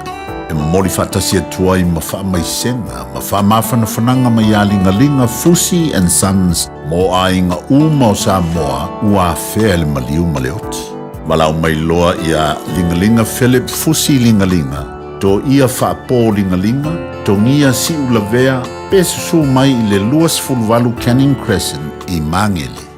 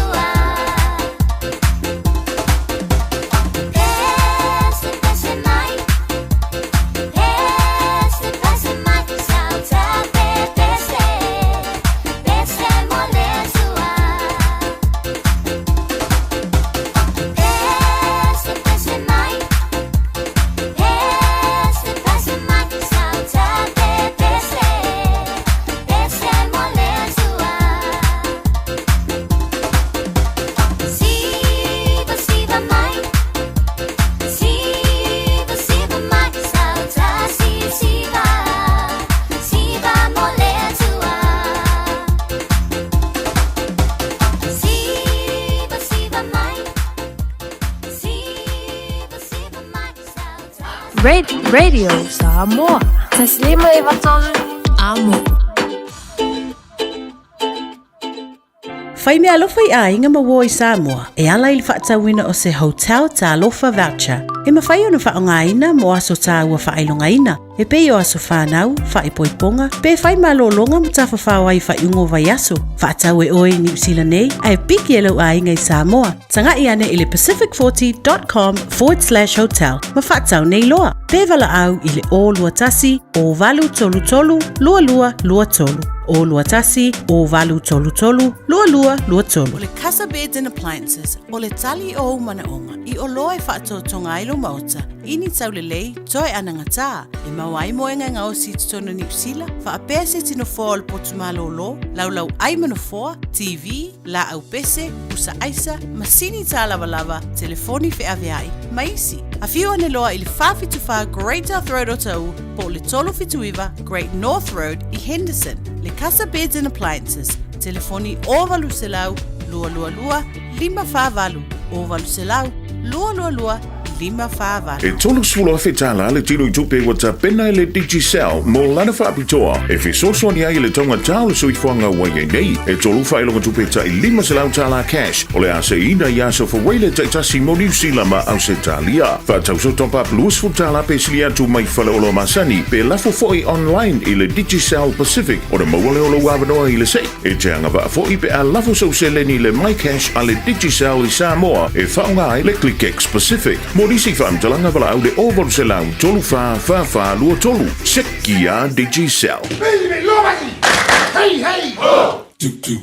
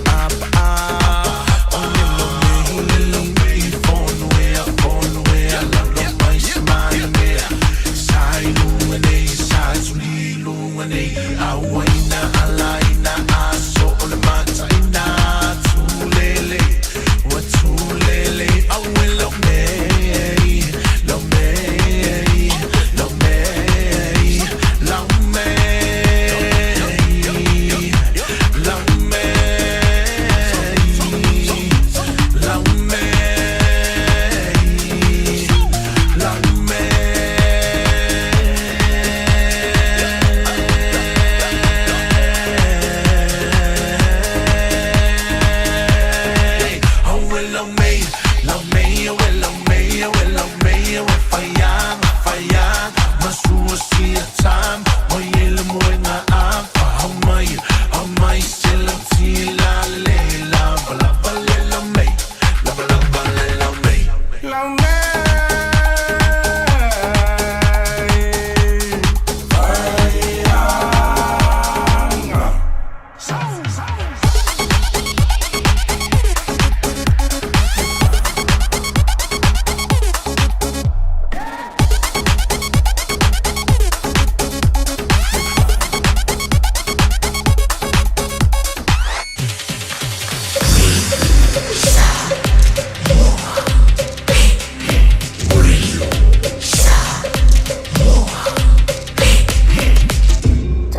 i watolu amo.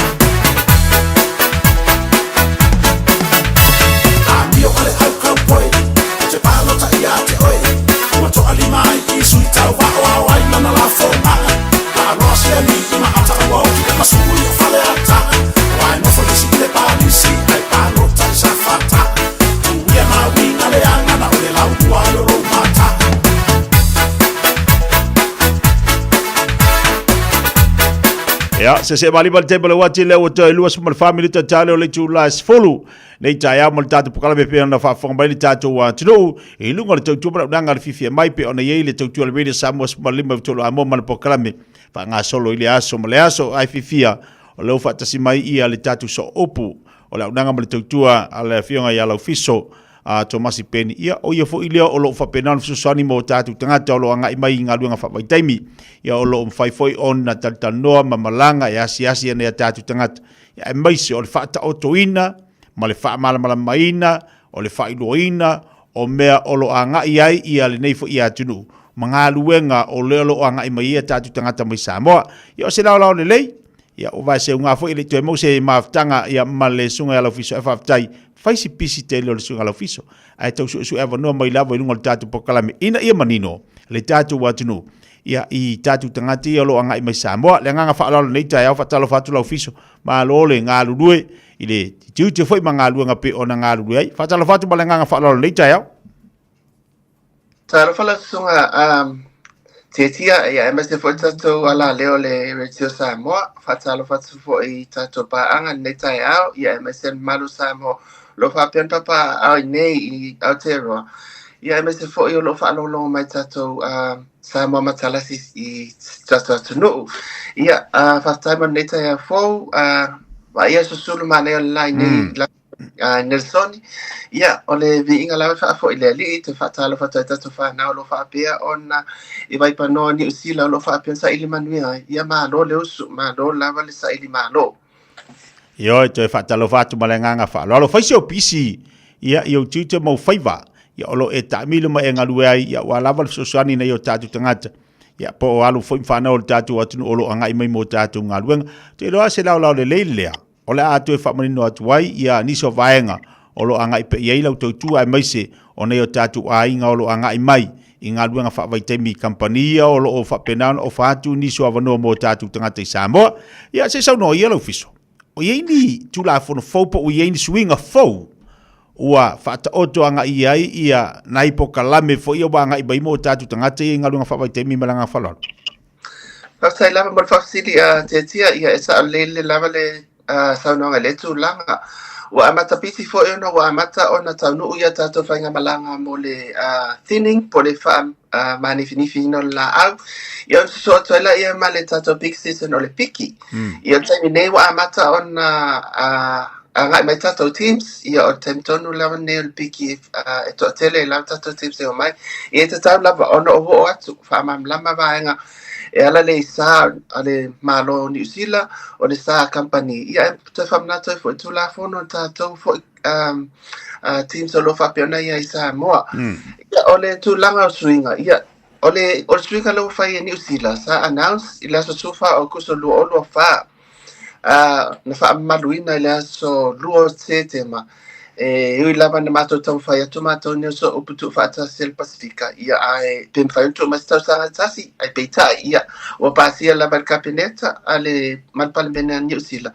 ia fa malosia lo ila so lo se tema ile masina lo masin talwai o ba ngala ia sa fa peona mai le fa silanga ia malsuinga na to policy o le care play e taimi nei wasi itia ne malu o no fa lo o le lima wasi itia ne le luas fulwa fe fitsela lima sfulu numero fa tanga mo RSE New Zealand ele ngata lai sa mo o le atunu o isi atunu le Pacifica ona so mai le tu langa lea o le visa le o mai nata to fa now RSE ia wa multi visa multi entry ele fa pela multi entry mo tau sanga po ni e fitu lava masina ia mai tato fa now e multi entry la fitu masina e fu la ia fa now o lo fa pe onto fi malanga isa mo ona fa la lave pe o le fa tata inga pe maliu tu maliu le lona to lua ia posesi fo lan fa na wa ba ia tangata fa tanga on to fo ia tangata isa mo ia attempt ia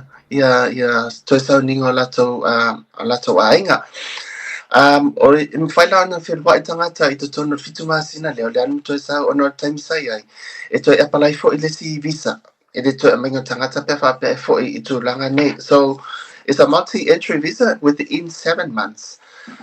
O le se suinga lo iai o tu langa lea o le mwhailea o e tangata whainga lunga ausi o na wainia o onga a wale atina ina to mai tu sa pele talwhia ngai mela mga luenga pesa o piki e mwhailama o na inisia o onga fo inali e mwhaion whaalau te lei nai masuswani e tau si ti el malam lama tatu tangata o no whapia o no whaatino inai ngā luenga lalo tatu po kalame. O le sisuing alona fa le na mai lava lato lisi announcement here o le HIV AIDS we le to yese screening ia pe o le to yese fa ata ele to na mia ia le pepalea swing alon lima pe ona yai o le grace period le mo tanga tafanya benga en fa on fe wai o le fa mam la manga le tu langa fa was full fa le los futas ya so no fa le ona fe wai ai lana tu lai mai le manga le ona tu langa o le taimi e o mai le season ai wa umanga luenga i on tau fai lona i o company ma mato nei e mato la tau sanga ina e fa wa pe a to le fitu masino lo fa piona mai tatu fa na e tata la company ma le MP ona su ese company e fa wa i a to le fitu masina ai awone cut shortinga i le konkala ke pena mai ai so es for fa lo su tasia son fai lon fe wa e whai nau mai whatetanga e whai nau mai thon hi o mai hasting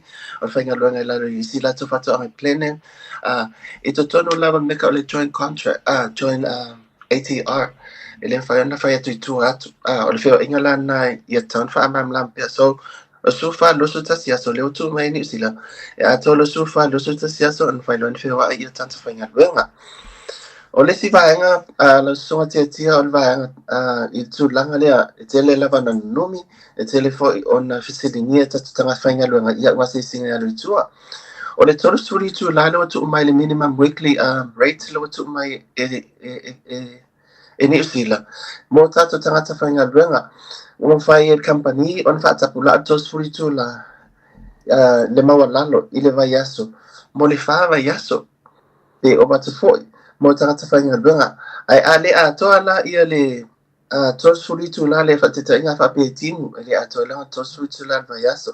E te tau la tangata el company ona top up tauna wha a toa tos furitu la ia. E o foi la le wha vaiaso. Nai tauna mo se la los fulu. A on wha vaiaso ele a toa se la los fulu onon tu lango timu po. O tu langa fo le malo fio o le whain wha atino ngā lunga anai whanau i whatoa. E te tau lawa company an wha atua lato se lau los fulu e ka o le top up. So, e no whai atu o minimum measures po o fua mo la lano ia. But im whai lawa ona o i runga i le tolu se fulu lima sefulu itu la ia ai fua lava i lunga o le konkarate le sa whapeona sai ni Samoa. O le siwaenga o le tūlanga tāua lava i taimi nei. O le suinga le ani usila e pe suia e whaatatau lato company. Mo le benefit o lato company ai o lo tanu mia ia tātou fo ia whanau ia mai i ngaro fo i taimi. O tau whainga nā sa tau whai ai. Pēn whai o tatu watu i le tau sangfo. E effective ai lato suinga le e peita i ani. Ia o sau lava o maa losi ia le le fo ia whai unga ale palimene ni usila. Ia ma effective ai lato lua se tema. O le tūlanga sa iai. Sa losu lima whaaso fitu sene ia le minimum wage sa pe e tato OSI. O le taimi nei, wato fo i tua. O le winga lo talo to fo itu afa pe lo season mo season no lua se longa la to lo season no tolu ona to tongi lo la ia oi ile minimum wage ni sila le los full total asul lima fa po por full percent nga e ma wa los full lima fa su fitu sene le sa ya so afa pe la to sanga mo oi o lo season mo ma lo season no lua e to tongi la ile minimum wage ni sila los full total asul lima sene terminate a tolo le tolo seasons o esa ona fa popo lo le erse full pasene na mo ele los full lima faso fitu sene le sa yai la visa wata fa ula veo esa no mana ia tele vaenga ia wa fa manino fa mamla me tatu tangat ina no fo tai fo ilana ia tatu tangat ai ta tele mama olen eta ua ia le tulanga le o le toyo mai to mo le vano ia o ngai fa be nei la o le to ia o ngana ia tatu tangata ia le to ia ngai mai o le ale umi e te tau ona o lai to e aonga. Ai afa pēr nei la e umai a latu wa aonga, e to ieisina wha poponga i lunga o latu tutongi ia? Whaftaima whafsili a te tia, o le fitu masina leo mai ai, o le fitu whainao, o le taimi atoa nai whainao o ngai, o le a onga e whai le taimi pēr maa nama.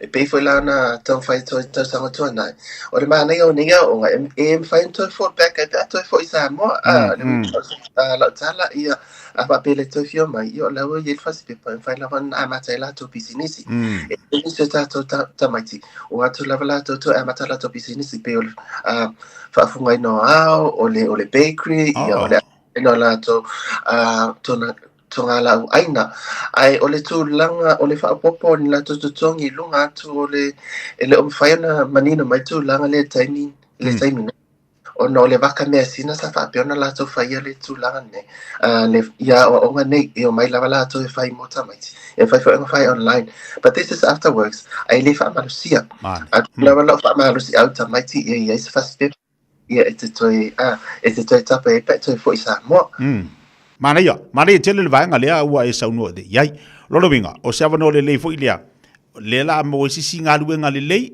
mo sisi avanoa ese mai ai ngā luenga whawaitai o le no mai tau le apu a le ne tā ua o avanoa la ia e te ua lua tui Samoa mo se pisinisi fo i lea mo le faspepa e kera kuro seo i o e whailau pisinisi o kingo ulu i o le whainga la o ea pisinisi po le asisi vaenga o le angai whaftai ia manino le vaenga le peo na tau whapsiringi ai lau sunga lau fiso i whaau pera saunoanga niso vaenga ia o vaenga la na tauna o le vaenga taua lava pe no tano atu ai o le minimum wage la lea a po o manino atu langa nea se longa tolo o season se te sawai ele toto sanga tolo season tolo lo season se sawai ia ona whaapopolo le food pasene ele minimum wage le tutongi o ele tau sanga lo season o ma season no lua le ala mo toi fo ia los food lima faso fitu sene terminei so le tulanga lona fitu o lo whapeona iai ia o le tulanga foi le peona fai atu ona le policy pe e mamafa lava le benefiti mo company nei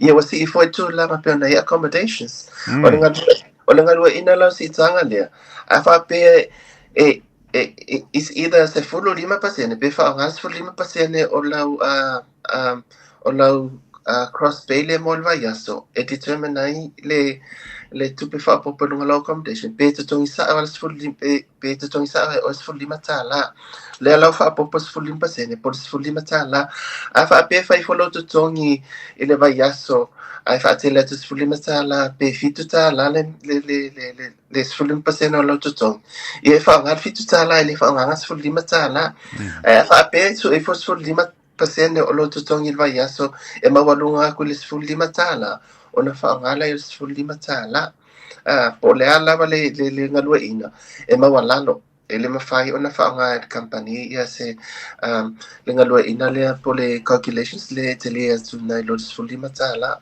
te le atu. So o le tūlanga na whapeona ia malwanga muli o le tūlanga le ia o le whapeona whaapopo mai ia tātu tangata mai isi mo. Ia o le popolenga na ia o na la whapeona i competitions ia tātu nei Pasifika. Ua iai lava ia Asia i le taimi nei mai ai mai se lava ia tātu au ngā lulue mai Asia i Thailand. O lo whapeona ia i taimi nei.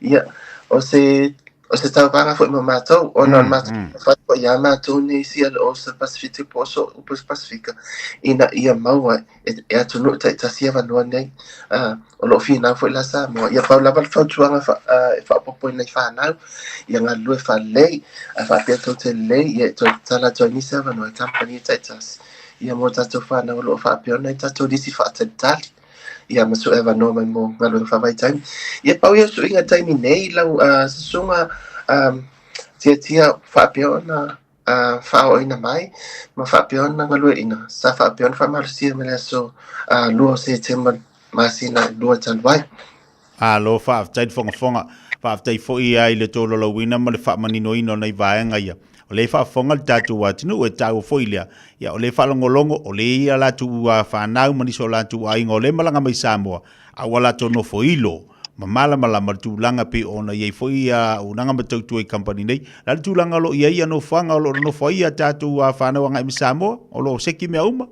ia lo le lava o le tu langa fo na ia se lava ia se lava no ele tata i officer ai o melo fa pena no foi tato fa now o lo le leva nga lava ona ia lava tu langa ile fai ona mai se au malanga company pe media tu langa occupation safety and health New Zealand so o le lava la bitanga time nei ia lava se tu langa ti o tu foi pe fa pe e fai singa tu mo tato tamai ti se poteta ia lava tu langa fa tu company ina ia to fa popo se si potu pe to fa popo se si fa to fa now ona tu langa o se fu malolo ina ia ai mai se ia fa mai pepesi i to tono o potu nei pe fa pe ai tum ta walunga tata no nga leita Taeao o te va ia tu ni so lunga tata wa pokalam e nei fa modianga fo ia lo fiso lo fa tu na tu company pe ni tu si pasi e tu ina tu mo tatu tama whanau. In whaere tau whamatala lai titi, o awinga ia tu spasi. Tai lau whasili, lau songa tia. O tu langa tu spasi mo tangata whaingarunga lelei. Ona, iei tatu whasisi langa pe ona watu pe tu ina whatu tatu Facebook page. O le paulawa nan me ese lo mimitai o wa o Samoa o so upo Samoa. Mana ia. Ede nei tu si pasi e maua me Samoa. Foi la i lako data e share mai. E tu langa lava wa mwhaiana ona in mai tau te alatu o te tano foi la i mwhaani mai foi.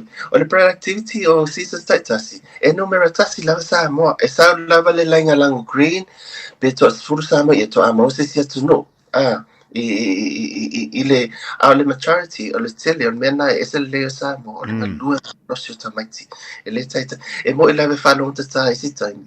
Tu langa i whati nonga ngalwenga. Se laupa se nei Samoa nei LRSI. Tu langa pe o tu si pasi. E se either appreciations o la tu si pasi. E whai loa tu ai. Lei ma le mawalunga tu langa sa whapi on whati noi nei lato i taimi o le season ato. Ma lo fa tai lo fiso e le selu watu i lo tiutia mo faiva e mai se aniso tatu watinu mita le loto le Samoa yo no faiva lo filima ya me se foi ngalu du fa maoni e le ia se sikus pasi sidona tau al fa maoni piona e sauno wala na tu watu ia nei futu spasi company e tali masine ia ngalu ngale lei ngalu nga fatino ia male fitautua fa maoni company ia fa malo fa tai foi yo tiutia mo faiva lo ia ai ia ua e malanga fasol ato ina na foi pitonu ia no lo no ta inga lava ina i mafai ona maua se o nanga le lei le ngate tatu tangata le wa tonu mai ia ai foi ni tatu a ingo le foi 40 mai ia to lungal tapo kala men leita la sisi vai ngati fi sauno ia to lungal tapo kala men balanga falal pasai tetia Pautu langa fa mo le pe ona watu fo fa mana tu nafi whaamole mole tātou whanau, ai mese tātou taitai. A whaapea lava o iai to tono company intu langa fo nei sai tia ai ia oe, pe whaamatau oe e company. O nei e tu langa e tele lava tātou complaints mai tātou tamaiti. Tu langa whamatau ai oe pe tu langa tu load Taeao malo o ngutu le lau vale leo sesi e mese po supervisor, po se manager o le whatoanga I sesi o tātou whanau. Matu lang fo nei whamata wai oe pe whaamole mole longo mai. O le ngaluenga na so o pue whai. Ina ia whai o na ule vanga lea. Ina ia mawhai fo o no o ti ani usila. Tūlanga lea wai o le tūlanga fo ina tan whaali ani usila. I tūlanga ye o le treatment o tātou tamaiti tua I whatoanga. E le tataia I se company. E le tataia fo I se sesi o pule o whatoanga nei. O na iai tūlanga lea o le pe threat, pe abuse, verbal abuse, ia tātou tamaiti. O na e le talia, we don't tolerate that I lalo tātou mali e ngasa whamini usila I la RSD scheme. E te tau lawan whai loa mai, a whapea fo e te pala ai, I le tūlanga lea nei, te ole toi moso wana tawai, whaamone mole, ia musu mai, ina ia te tau wana o loa, o le puipuinga o tō, mai I le taimi a toa le to te iai, o la unga luenga na mo la wha mua na, o le puipuinga tō soifua maloloina, o le puipuinga tō loto, e mese lava ia tō emotional feelings, and e o whai tō tangata, o la unga luenga e te tau wana whai, so wha mole wha soa mai, pe a wha pe intu lang wha apia, o lo ia intu lang no wha apia ona la matia ai, ia pe ia langona, pe wha apia fo ona, ia I tūlanga whamatau, o lo whaapena whai te tono company, I te tono whalewhainga luenga, whaasua mai, tau mai, ia, ai, se tau whai atu iai. O na iei lawa tūlanga tia tau mātu lava, iei cases mo, I o lava lo tangata, o iei lawa tūlanga non, o whamatau mai fo, ia, e ona whai atu, I tato whasisiranga, o te le vai iai. Malu, whaatai. O la wa uia wala uina le ali, ia o sa, ia o wa ai whaale, ia ma tilo whaale tātou tamaiti. O la unga luenga fo ina, lo whaapeana whai ma report I tātou officer consular, le a whionga le, ia a whemata. Ia, o tūlanga ia tātou whanau, ia whaamua tātou whanau, lo sa I malo, o lo tō ese mai I la tō ainga. O no le sailinga manumia, e te taula ia tātou, e tau fo ia tea. O no o, mea nai te wa ai mai ai te nale level po, o lo drive lava pe te ale atu ai tua maunga. Ia e pese atu lava le pese lotu e tau lava se ilonga wa atu mo ma se mo lio lea whale ia. O le o ile o lo ia pitanga tatu whanau. E whainga tala tonga luenga no whaapeni whai. Ai e whaalonga tu lava le tapu ai mai Samoa. Ia mai se ia tatu atu no ile sailinga malo tatu whanau. Whaftai lava titia. Malo whaafitai tere lau viso, whaafitai mo ngā luenga, ia mai se fwe o le tātou watinu. O le talo lava le pokalame, mai se le whaafonga mai o le tātou watinu I mauta malawa, mai se o tātou ainga I tā Fiafia, tu I atu pele muli panga mtaptapua, I atu o tō whaivalo filima, mau atu fo I tūlanga pe ona iai, ia I le taula matia fo le soifua lātou, ia awane o tātou pole, la anofo talo pele tātou watinu, o tō whaiva mo tō tiute, ia me se le fo I lau sunga pe ona e whalua iai, wale manui o tātou tamawhanau mo tātou tangata olo anga I mai ngaluanga whawaitaimi. Mo lo malosi, mo le ola mai leli, mo le pui ngā le tua ia te oi mero e ngalue ai meisol tātou watunu olo anga I mai ngaluanga whawaitaimi ma langona, la toe mo sisi lao le lei tātou toe whatasi ai, ma toe mo foi sisi a whailoa. Ia mo nei o tātou tangata olo whapenau na tapu ai maiso tātou watunu I Samoa, ai whawatei lau fiso, manu I whai ungal vai aso la toi tiutu mga aluang? Whaftai te tia, whaftai te le lava mo le ava noa. Poi le tol malo si la sunga ia wal fonga tātou watunu lo whapeona ia nei a te roa, whamania le tuali. Tai. Wala leo. Tele lava. Tai ia soifoia. Soifoia. Ia lelei, mafutope le tātou atunu nei Taeao whaafonga I le tātou so upu le sunga lau fiso. Pei ona mai ia niso vaenga I tono le tātou pokalami whaamalo whaafitai. Ia taloane mo le tātou taloane le tātou atunu tulanga lo ia ngā ruenga I le whaingo fie fo I le whalua ia lea tamali I po le fo ialo le tātou atunu. Ilana ngā ruenga so tau au. Ia male tamo whai lava ina ia malu pui o tātou tangata. Lewa e whaafonga manino. Ia oka he mo le ngalu e fa maoni o le ami o pulea o le taua la leo o le ngaluenga o lo failo pea ma failo mo tatu wa tunu te bale wati le ua to e sfulu se kona na tala le tula sfulu lunga po kala me fifi mai nei vai ngale Taeao le mafutu le tatu wa tunu ta pena mai le tatu wa talafou le to e winatu tatu talafou le to ngai le tatu bla ngale fatu e salva masimino ai to fa talo fatu tatu wa tunu le Taeao malo se fu maria balo fo lang matafi mai al tatu wa talafou ia tatu se atu dola ia lea tu ne atu ia to o el tatu fa mastino nei Taeao malo se fu maria usibel fa fonga mo tatu telefone nei Taeao fo o te whaafelo i atu i lau whaafonga angai le nei fo i Taeao ma lo le soifua manuia usimel whaafonga o tala la Radio Samoa e mua atu i tala o le nei Taeao e silia ma le sefulu tasi miliona a se tamaua mai e leo mai kengi au kilani i totonu o le na o le sefulu masina o whaamaunga nei o lo uta uai e sefulu tasi tesi ono iwa miliona e le ngata o tupe pepa o penina ta avali ai whaapea fale. Ma o le vau Januari o le tausanga le neima o ke topa le ana whaamawinai. A whaatusa i le periota lava le nei o le tausanga ta aluai. O le uasilia ma le whaafā le tele o a seta wa maawe le nei tausanga. Le asana o le lua tesi valu lua miliona. O a seta nei e Fiafia i lalo vaavai ngā leo ai ele i tu inatu i le matanga luenga o pisilisi mo le toe whaatau ese. Ma o tupe fo i e maua mai ai e whaau ngā lea inisi o polo kalame. O le telo a seta na avesea whaamalosi mai e leo i taimi na oso whai aiso i o kengi o le ana maua mai fale sano no fuai. Ua toe maua le avanoa e whaau wai peo na tatala whaitoto o le food banker David Netele. O le food bank le nei au kilani sante le Butterbean Motivation Food Bank na whaai loa le tele le amatango le vaiaso. Na tape le tangata le aisama whaalea ngai nai a ano manufasi e tusale ma le valu tone. Ma whaalea ngai se tasi o lifi le forklift. Whaalia ie le tele lo na whaanoa noa ma i lo na ia tali tonunga o le alava na whaia ma le mautinoa. O whainga le alofana ina whai mai ei loa ma le tele le amatango le vaiaso wa lava lea. Mai lea taimi wa mai tawina le tele na ua o tangata ua ofo mai alato fesoa swani ma o le usilia ma le selau wa fetala. Fesoa swani tupe tau la mai lungo le gevaleto. O le nei fesoa swani tupe wa mawhai ei neona toe wha wa watu le food bank le tele se ia o i taimi o le kirisimasi. O le food bank le nei o lo ofanga i nai le selau i le lua selau a inga i vaiaso te itasi. O lo wha popo a inga e fe o mia i fale i totonu o le atunu. Whaamawina le tusinga i ngoe silia ma le selau wa fe a inga ni usila. O leo lo ono nofo fe o mia i totonu o fale. Po o fale ne silia ma le to alua tangata i totonu o le poto e tasi. Le whaitau li ai o lungali. Mai le ofisa o whaamaunga. O le tele lava o mafuanga e mafua le taunga tā tele o le soifuanga. Whaape ai mafale wa mawhaio na maua. O ni whaamaunga fo i o lo o sawai. E tu samali se fulu pasene o a ingo lo ono nofo wha omi o mia. O le ai au mau inu e iai mangele ma o tahu. O Gesben le e mau alunga i lava le whaatu langana le e silia ma le se fulu tesi lima pasene whaatu aso so o atu wai au kilani le lona lua e ilalo mai o le iwa pasene. Tolo se lau se fulu isi ava no whainga aluenga le kai ngora le ua whaelo mai wa mana o e vaea.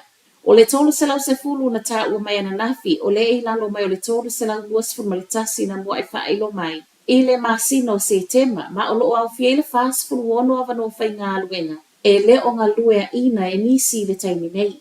O le whainu mera wa tā ua mai wa au sia nei le lima se lau wha se fulu ngā aluenga vaea. Ale kai ngora i le nei tausanga. O le vaea wa toe fuafua, o le unga leo le toe whaatu langano le housing delivery system, leo wa tu whaatasi e nisi o vaenga ma e amata aloa ia mai le amatanga o Februari le 2.5 le whainga fo o iai nei. O se fuafuanga o whai mai ma le Public Service Association le pisa a ua atili le mauti noa i nei le luma na i o whale o le malo maleanga i luma.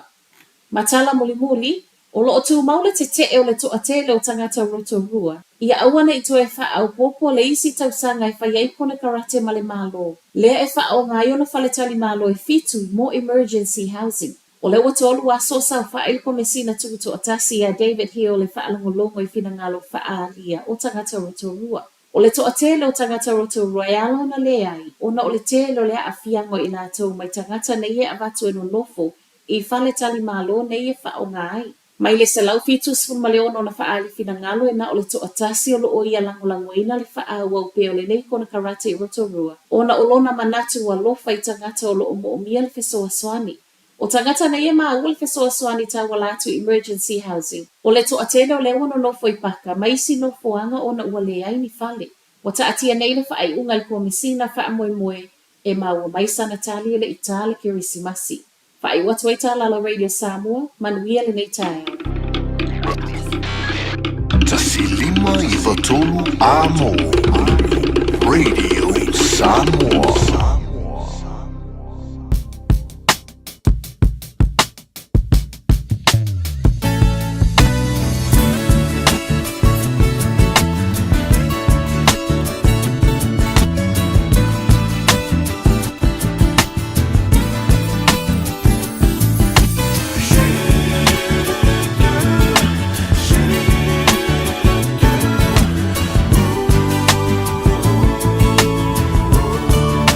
Lima minuta leo tena ile July sfulu na wa mai atu disi na o tato pokalamel Fiafia mai pe ona iai le taulunga o le tautua foi bala udanga le nalfaltu ya salva masimino i tatu tale vai fanu malniva yaso ya balo le na wa longo pu ya iai tatu malniva yaso me sa tupu mai lava la songa fose pa ia mai le tayo las falaile o le tatu sumpa mal tatu famastino le tatu sese ba iai le foi fatasi mai le sunga le fafenga ya wa pau le Taeao awasi tatu whamarstino mos tatu wa sumpa manaia tatu te o ai whai ungal vayasu vai la mia kaku e aka ai sumpa aka ai sumpa vai la le nganga le la kam ki olai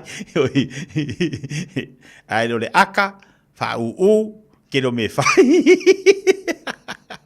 e paurana me mamo e fiu ka fa ku e le kurunga ai aka ai sumpa vai dale manga ye lei wat se bali sunga fa fenga ngal le tau tatu fa marstido tala fa pasta malo se fu boni le tau fo malo te tia malo se fu malo fu lange man ya so malo fu le usun le va ya so ato te tia malo se fu mo ya manga ya ka ya te tia ne ya so se sulu me le la ngol funga ile sol ese mkau ki ngal venga amana sisi ese atetia ta ole ya pe folinga ngale akimu ele kimu ya le ngal le tua ya mo ngi aso feita wina ya solo so fu mo so mato le mata ngo fio ne ya so tetia mana ya yo ya le tai le tu mo le ya so fa popo ya so tatu wala le sisi be silo tau ilo le ke lo esa ol ya el fat pese peru ke le lo ona feita wina wa so lunga funga ele o te le lo ul fa fo mo ul fa le wa nenka o ko poi moi ia wa ka o ko mal wo koi e di fai ka winga foi ngi yaso mo e pese la su pisu kai mingi i tala tu ole oti ia kai mingi was oi vau e pure ina ai wa la ngal le tu sa oi folo so no ngal lik ta lo sunga ole tulanga le le le li ya tatu mooi ma tatu ta oto tatu mooi nga ole tatu no ta inga tatu o li ta ya fo yo wa fo vale me mo ngai planning mo ngai ka sang e wa pe fa tu sa wele fa pese fa me pe ol fungal mutiel ta ya funga mai ele le ya su la e de so fu le li o ka sang lo yo kausanga o pe el mangulele ngale ala ka ali sile banga tau mangkuanga kala lo Taeao falongolo wa tangisi o manu bolilvi inga manu ta mo vi mangul ka ya so ye nga uro sa vili ma molia kwen ngangal sa vili ya le vi inga ile tuola au mo va ya le tatu fa pastino le Taeao ngol vayaso la tatu o me exercise o me so o que quiero foi lá enga yo so ayoi lue va per ola yo ko aka o ko ila fa pe ko fa o mo ila fa pe so ola foi exercise la o enga yo foi lá so se me foi ele enga yo eu foi lá e mo meu tu lo foi fa fong melat nu eu foi meio me tu alo mo meu yo me ola povi ele ku se me kasi halu la ko o sahu de si ku o sami Wa le sami. Ngolo. Nga yoi al sami la ko. Oi al sami. O fa pengi e ka ko mai. Ke foi la amana ia nga yoi ka mai kile o san. Wa ke asa. Nga yoi mai ia de nga yoi ku kari. Jeli. Nga papa le o ko mingo i man fa vai aso le wa. Ai kui ke malo. Yang ko pawanga me ia ngasi le so. Ya la mata ta fa martino. Maka kako ya la vale kako exercise. Kako exercise nga le fa kako. Fuli market. Yo, ya. Ta pena mala fuli market pe au mal tatu fa martino le la ta pena tu tatu tatu exercise le mo tatu ya turunga. Au ki fa vai se au ki fa vai. Ya la e mo sa fa mai o le la. Na ka u sa fa mai. Ya, mangaya. Afenga ba ko folu mal TV ma ai ngoi lo ki ma. Fanga yoi ki ngoi. Ke loi ke ki ngai mangaya. Kasi, lua, kolu, fa, lima kua, kasi, lua. Mangaya. Le olanga nei ele to emotion memory file mu wo or ka ko malo si was ngaka. Kolu, fa, lima lunga, kasi. Il pesa be kisi fi na over view. Lima over view. Lunga malalo, kasi, lua, kolu, fa, lima halfway, kasi, lua. Kol, fa, lima, shoulder press, kas, lua, kol, fa, lima, ia kau au, kas, lua, kol, fa, lima kua, kas, lua, kol, fa, lima, ia koso lunga, kas, lua, kol, fa, lima koso le kongkau, kas, lua, kol, ngabali, kas, lua, kolu kua, kas lua kolu sui, kas lua kolu ya. Aya. Koso lumba kas lua kolu lalo kas lua kolu. Falolo le lima. Kas lua kolu. Falolo le. Taua yole. Kas lua kolu au gafa. Ya. Kas lunga lalo lunga lalo. Ya. Kas lunga lua lunga lunga lima twist tafa kas ya lua kol fa lima siku liu kas lua kol fa lima ya rally rally fa lucia way ku vakasio au ka phrase ayoi lua kol fa lima ia koso luma kaf maso koso mal vai lai falo duma pi ol vai ngai luma anga faila u famastino pe te aveloli ya lua na cha lunga le pasi ki ia ke me ku le pasi oso lalo ka ko ave pasi wa ka foi fusina po kopo ave fa le pasi yoi pele baro da kamo sidia ko kivi ya kasi le ave pasi le ia lua kol ku ora pasi ala e ka ko runga ngo for pasi kas lu kol falo vai sa oi pasi le ngaleo o kai falo lu mo le ko pasi e avel pasi mo moi lu kol lima ku aya le ko vai lu kol lima lalo to matua ya due Rally. Halo ni balbai. Kiki luma. Kas matua. Lua. Kol. Fa. Lima kiki kua. Kas. Lua. Tu balbai. Kol. Fa. Lima ukafa. Kas. Ya tose etafa. Kol. Fa. Lima lunga. Kas. Lunga. Lua. Kol. Fa. Aya. Ya. Kau au. Falo ko falo tua tau au ko falo luma tua tau au ya luma ko ke fa luma ko yo au sek ai luma ya lo ko se fo malo lo inga alu lunga kulei ko kasi lua pe ata to yo le ai yo ka ko ke malo lo si ai ka ka wa fi fa ka yo fa fu mo lo tino malo si ele ya se me fingo vi ya vai amaka ko manga le langa dei ai de kinga inga ke le dol manga ya amaka manga langa over kau funga au ka au kau de au au vai belo pai e we au ai ya o vai belo pai ku sa o kasi le ia so ko make idu ya ku sa ai au ka fa welo ka fa ready go ta to ma tua ya le tafa kun e fai mali lim ong fik walu iwa sul kas lua kun naia lim ong fik walu iwa sul kas lua kun fa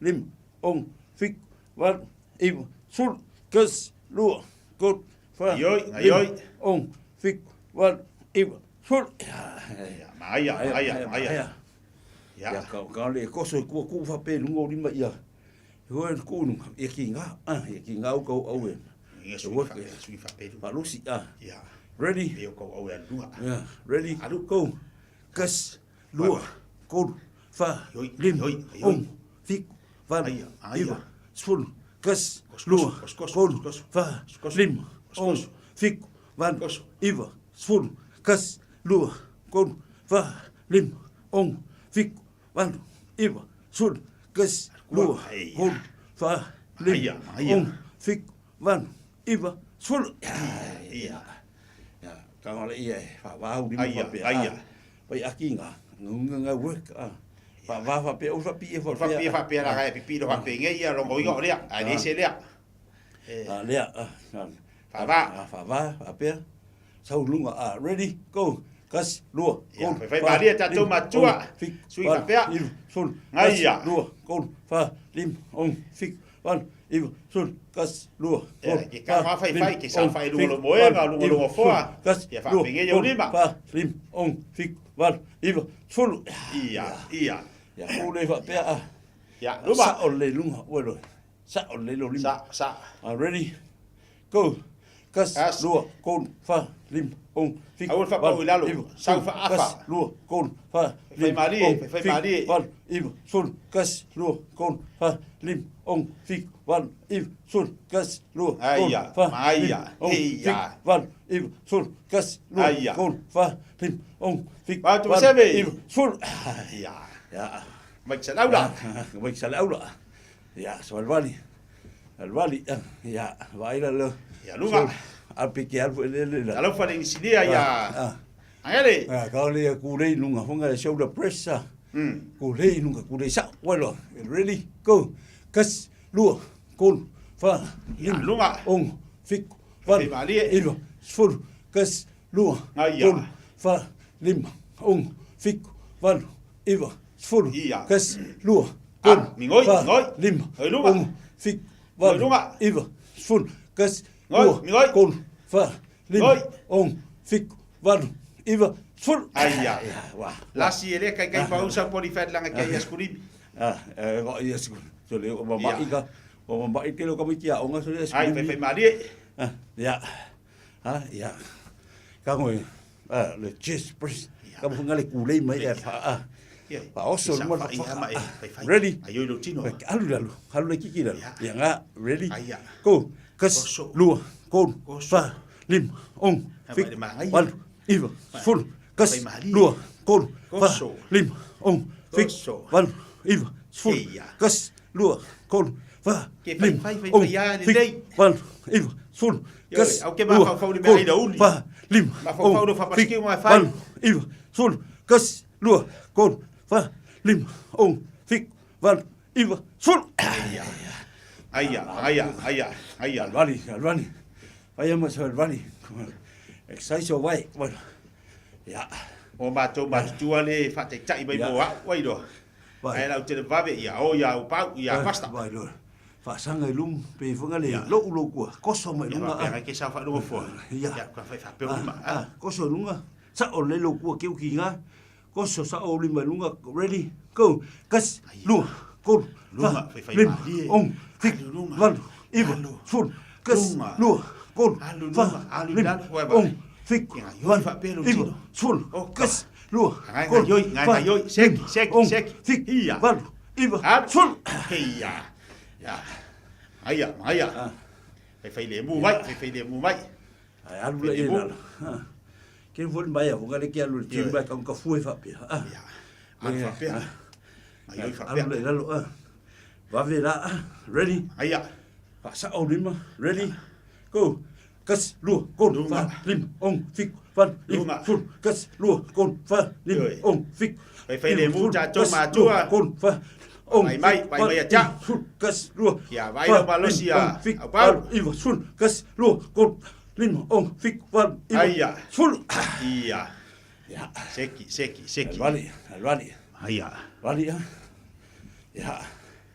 Kumel kam fusu an. Ya ngavali. Vali duba. Wali. Vali duba. Kumel kam fusu. La walu tua Samoa ya o mai sia fusu. Iya. Ready. Ya sa o rumah ready. Go. Kas lua kon fa sa o rumah Om si do mai ka pesca. Iva. Vaya va. Kas lua si do mai ka fa lim ong fik. Iya. Van iva. Sun. Kas lua kon fa lim ong fik. Van iva. Sun. Kas lua kon fa lim ong fik. Van iva. Sun. Iya, mai. Oke. Wakules ready. Go. Kas lu kon fa lim ong fik. Van iva. Sun. Kas lu kon fa lim ong fik. Van iva. Sun. Kas lu kon fa tahu ngavali. Van iva. Sun. Kas lu kon fa lim ong fik. Van iva. Sun. Iya. Wah, makanga hitsui ngalo Padahal apakah ya lu boleh baik boleh. O ki fai fa pe vai di fai bang. Ya. Anu fa pe lu. Ai la ye. Uma ya ke balos. Ai ko lusi mai. Leo lutino. Ready? Go. Kes lu kon. Aiya. Lim. Lunga. Fik. Van. Iva. Sul lunga. Kes lu kon. Fa. Lim. Lunga. Fik. Van. Aiya. Iva. Sul. Kes lu kon. Fa. Lim. Fik. Van. Iva. Kaki lunga. Lu kon. Fa. Sani lu kusa pe si lo wa yang ayo. Iva. Lunga. Sul. Ya. Wah. Aiya. Mari. Ya, Alwani. Ya, boleh hook, ha? Ai, full yen malu kau. Kau tumma. Ready? Go. Kes. Lu. Kon. Fa. Lim. Ong. Fik. Wan. Iva. Sul. Kes. Lu. Kon. Fa. Lim. Ong. Fik. Wan. Iva. Sul. Kes. Lu. Kon. Fa. Long kau ye sui kalau fa long kon Taeao kama kai Taeao. Sul. Kes. Lu. Kon. Fa. Lim. Ong. Fik. Wan. Iva. Sul. Heya. Ya. Alwali. Fai ba la. Fa lo va cha chuma chua Vai lan vai sau lunga hoi. Ada fai si ada vai yang fa lo fa lo vai. Cha chuma chua. Lo. Awali. Orkom fai si teu. Ya. Ka kumbalo si velo lungal vai. Velo lungal vai kala lem fai ku lunga. Ya. Ready? Go. Kas. Lo vai. Lua. Kon. Fa. Aiya. Ong. Fik. Van. Jafa. Jafa. Sul. Jafa. Kas. Lua. Jafa. Kon. Fa. Jafa. Lim. Ong. Fik. Aiya. Van. Iva. Sul. Kas. Lua. Kon. Fa. Lim. Ong. Fik. Van. Iva. Sul. Ya. Vai eu querer si do le fai ka ba. Vai me lo que va sau ni. Ya, sau ni. Sanga fa pe. Angavali. Sau vai lunga. Ya la si do le fai ka ba ku. Ready? Ya. Ready? Go. Ya. Lunga. Lua. Kon. Fa. Lim. Si lunga. Ong. Fik. Si ma ba ka ba. Si ma ba ka ba. Sul. Kas. Si do. Kon. Ya. Fa. Lim. Ong. Fik. Van. Iva. Sul. Kas. Lua. Kon. Fa. Ya si lunga. Kau kuda kunungan ka ko mga baro sa udalo. Iva. Sul. Ya. Pai kal mga baro sa udalo ala kunwa. Atau baruan mga fai mga bayan. Alu, oso. Awa. Iya, kau hendak Ready? kembali. Saung. Sangat yo. Besiku. Ya, bayang kembali si Lua. Ready? Go. Kes. Lu. Kon. Fa. Si lunga. Lim. Ong. Si Fik. lunga. Van. Iva. Sul. Lunga. Kes. Lu. Aiya. Kon. Fa. Lim. Alu lunga. Ong. Fik. Van. Lunga. Iva. Sul. Kes. Aiya. Lu. kon, Sino mal ka bali. ong, Alunga. wan, iwa, fulu. Seki. Abai kong. Abai kong. Abai kong. Abai kong kau. Abai fafu. Heba. Abai kong. Ya, vai yo vai. Ol mga vale fai. Kulei halu mga vale. Au diangan malu lo fai ko mga ba. Yo, yang makia lo fa ko mga. Ya. Ya vai la. Ya saudes. Saude vai. Ai wakul mga vai. Usaya ni lang ba saudo vai kuli dunga. Kulei dunga. Ya, ya, ready. Ya. Go. Ai la. Yes. Ya la. Dua. Wa. Pa. Wala yake ko iken mga ba. Fik. Wan. Iwa. Sul. Fai lebu. Kas. Lua. Kol. Fai lebu. Pa. Lima. Ong. Fik. Wan. Iya. Sul. Iya. Kas. Lua. Sau ka ko. Lima. Sau ka ko. Ong. Fik. Wan. Iwa. Sul. Sau ka ko. Awangi. Lasi. Kere siro wakulo be makua ya we. Ya, bahaya. Aya. Ya. Ai la lela ka ko vale. Aku walu la kam vale. Ya. Va ver la ko. Va ver ka ko. Batu ya fai ma. Ya, ready. Go. Kas. Lua. Kon. Aya. Lim. Ong. Fik de ka ko. Wan. Iwa. Sul. Kas. Lua. Kon. Aya. Lim. Uma lo le la ku ko pese. Wan. Iwa. Sul. Ya, pakaki mai vave ah. Lunga. Kama foi vave. Ready? Go. Kas. Lua. Kon. Wa. Lim. Fai ma lia mai. Fik. Wan. Iwa. Sul. Kas. Lua. Kon. Wa. Lim. Si lunga pa lima. Fik. Wan. Iwa. Sul. Ya. Hook. Ul fa pea. Fa pea lunga. Fa pea lo, io il pacco. Ol pacco. Ul fa pacco me. E fa cabo. Fa ken kolengi me, fa cabo kolengi me ya. Ko ke pelo bakua ngalo las. Ya, lo bakua. Malo si ya schooling me free. Ready? Go. Kas nu kon fa dim. Wan, iu, fun. Kas nu kon fa dim. Ong. Iu, fun. Kas nu kon fa. Ong, fik wan, iu, fun. Kas nu kon. Ong, fik wan, iu. Fun. Ya. Fik. La se que ko pesi Ya. Vai. Alu ye lalu. Ai kom foi ku ilunga foi sawa, bueno. Ready? Go. Kas lu kon fa lim ong fik wan hiva sul kas lu kon fa lim ong fik wan iva sul ya bello au kafa kas lu kon fa lim ong fik wan iva ku ma lu nga fa lo exercise kas lu iva ku ma lu nga fa lim ong fik wan iva sul pa ku asku di biola ko ai nga ya bello lalu Ya. Velo lalu. Se que ka ko pese Velo lalu. Go. Kas. Lu. Kon. Fa. Lim. Ong. Fik. Wan. Iva. Sul. Kas. Lu. Kon. Fa. Lim. Ong. Fik. Wan. Iva. Sul. Ai. Saul pese. Kali. La ku pese Ya. Vai so fong vai. Ingulo fong vai. O pese le la. La ku ko pese. Aí você tipom. La culpa é Tipom cai ao pé lá. Awalaku.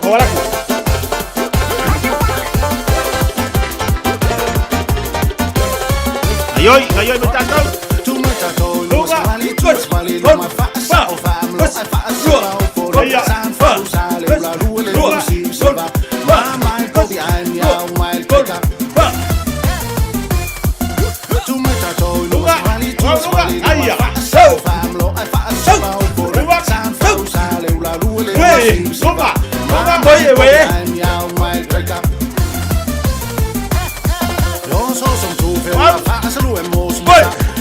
Samoa e Fiafia che fanno pisang mali e tau tuma si vam fai kupa so al me ai vai se mawa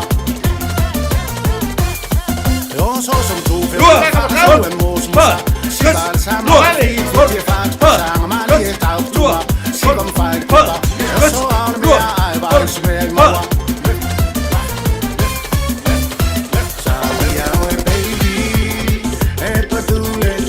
Questi. Cuisinalo.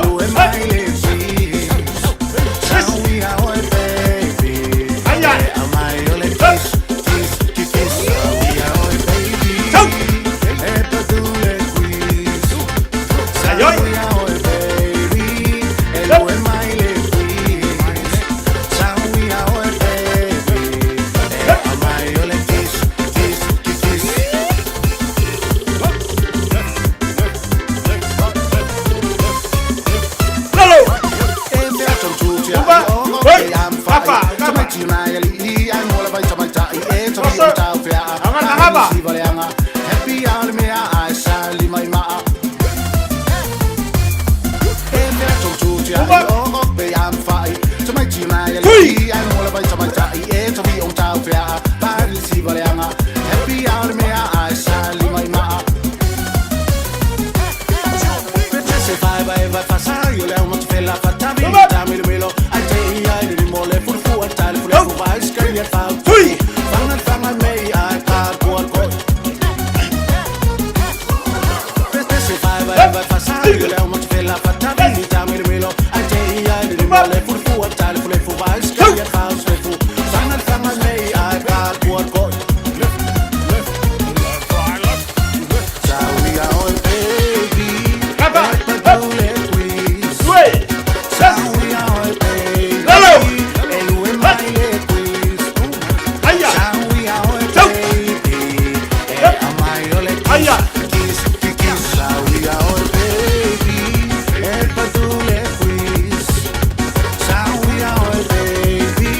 Aia.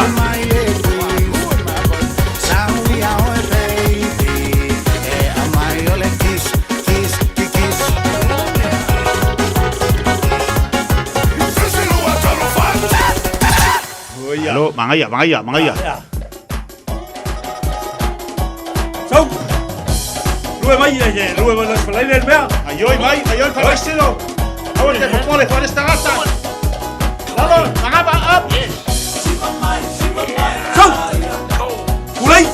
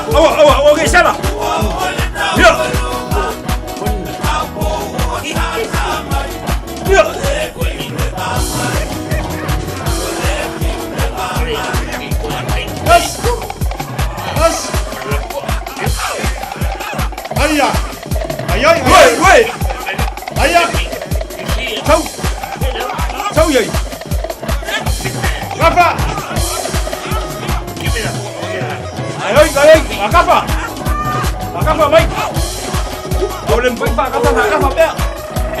Lunga.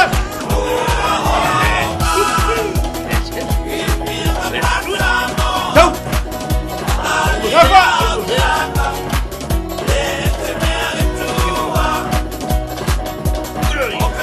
Go. Way. Here.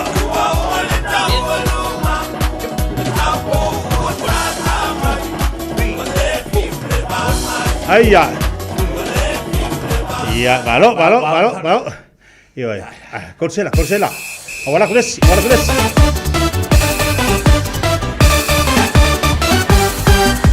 Shake my love, see vai fai shake. Kanga ol kapi se fast name. Eka dum dum here, eka dum dum there. Ayol, everywhere. Shake my love, see vai fai shake. Kanga ol kapi se fast name. Eka dum dum here, eka dum dum there. Eka lava everywhere. Dum dum here, eka dum dum there. Eka lava everywhere. Lalo vai. Pito le musica e fa che Go. Si vai il canto. Sì, tu vai.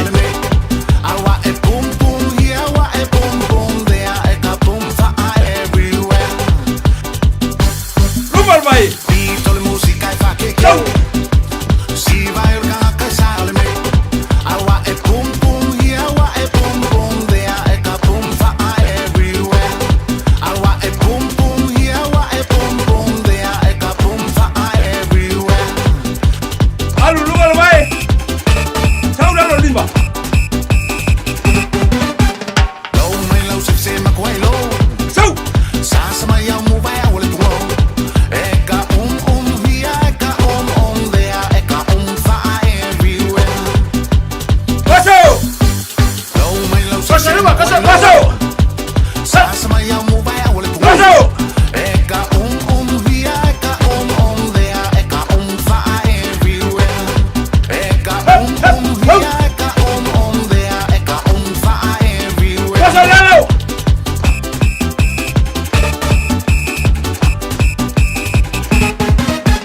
Kaimi leila lue away ke Paso. Hey. Mo le pense cada le vale. Eka bang bang here, eka bang bang there, eka bang fa everywhere. Kaimi leila lue away ke vale. Mile mo le pense cada le vale. Eka bang bang here, eka bang bang there, eka bang fa everywhere. Eka bang bang here, eka bang bang there, eka bang fa everywhere. Rumba. Hey, ayo rumba. Go. Go. Go.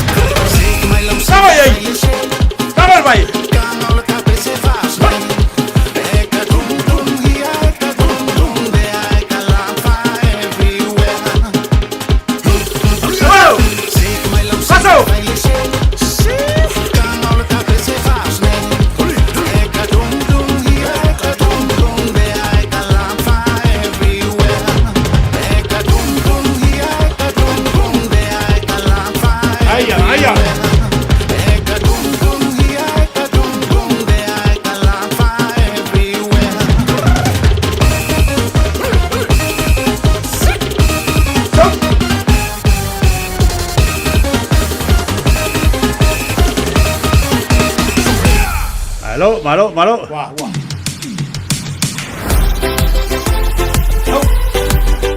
Sácala ya, vela. Ya, vela, saca.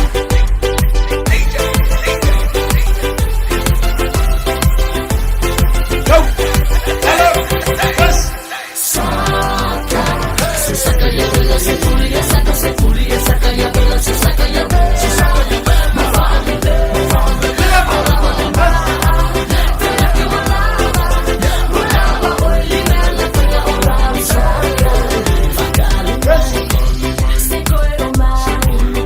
Go!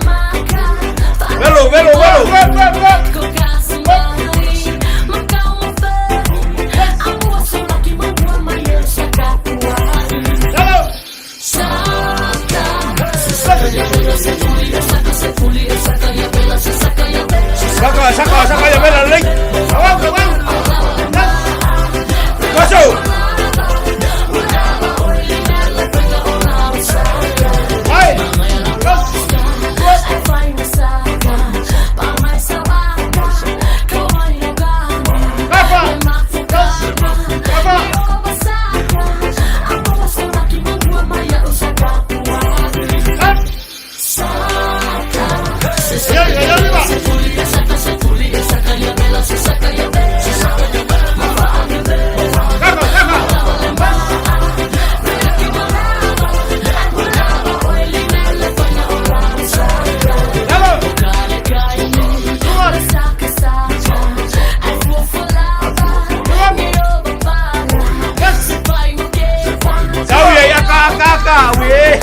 Lalu, mana le pegangan lalu.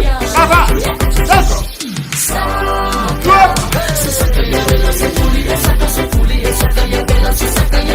Sau. Ayah. Sau. Kakak.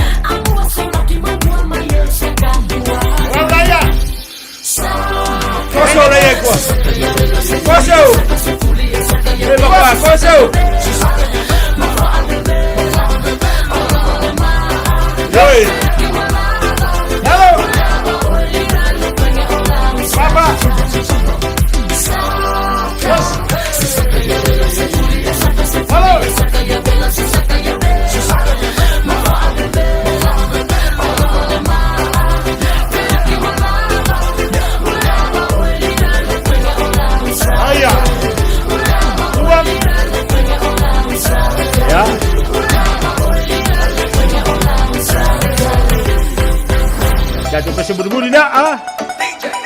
Ngayon mo lang tato sa berbudi.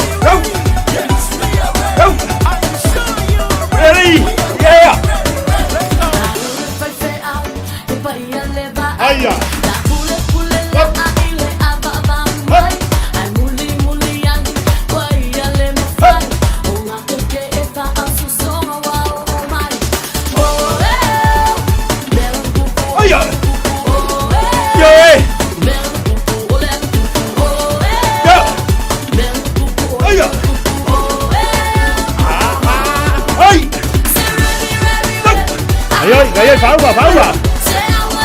Hey. Ready. Go. Cuidado.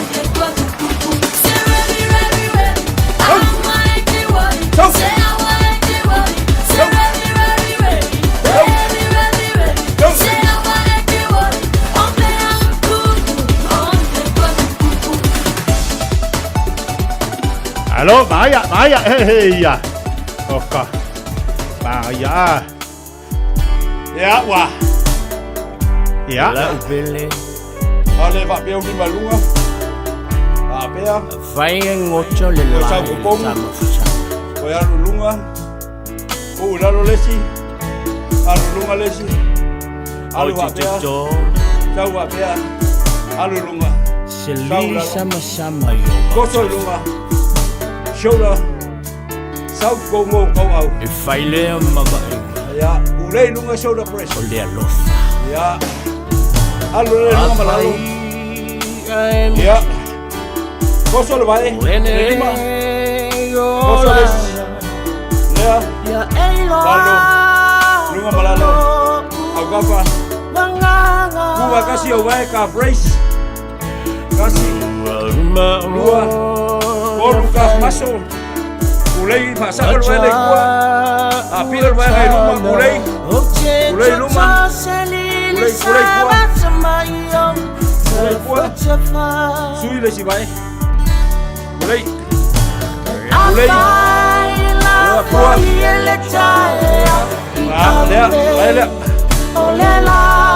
le si bai ya ulay le luma lo kingo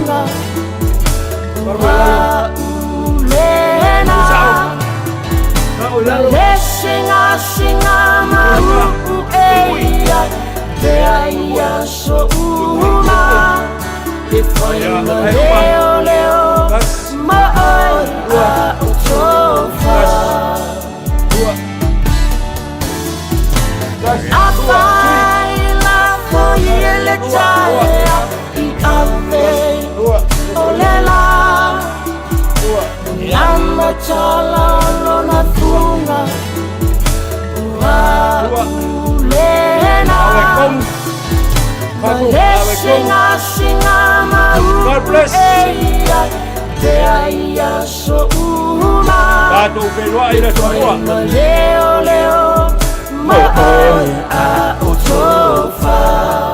Ya, famalo atu tatu watu le Taeao Malu lava mo tatu famarstino vi ia le malo ma tatu pati vi ele tua ia le fu Taeao tu langa tatu famarstino ya bal tatu sumpa le ya so fo vi ia le tua ya I le ava no ya be fo yo tatu famarstino pe ona ia le ava yaso mo le langa fa te lava tatu watu nei tatu tamam tina ma tu mo to malawa ia bal to tele fo tatu le sa fai di tatu famarstino le Taeao le tau longo lava po kalame Fiafia mai ina ia mawhai ana mamoli atu ia te oe se avanoa ma se sosani mo tatou matatu te ngā rurua whatasi ai walo sui fua maloroina pasta. E sao leo e te tia e whi au tau longolongo a oe lava i ele whaitalia. E pūle lava le staff ne le lalo na sa. Ia e pūle oe pe whai pe le ia ngai utaftafa a le pulkalame. O lo iau a lo sui fua maloroina le. O lai lava ia te oe lo sui fua maloroina le. O winga o oe lava e te tilo oe ia te oe. Pe te fia soifua umi. Ale te tia. Maria, awa noa e whapenantu inatu mo tātou. Awa ne ngalo le asa whalaile. Le asa ngafua le asa fau. Ia la atoe mo e whai leisi whaponga nei lava po kalami. Ia matanga le vaiaso ma le whai unga le vaiaso. Ina ia maua lo malo si ato atoa. Ia wau whai walo whilima. Tāpe na mali tātou whilima keti. Ile lei Taeao le mawhtuma le tātou watinu. Whaaftaitele le tātou watinu. Awa ne ngalo le aso ngafua. Tātou sumpa masani pe ana masani ei tātou. Ia ai o tātou whaamastino fwoi le aso a Taeao.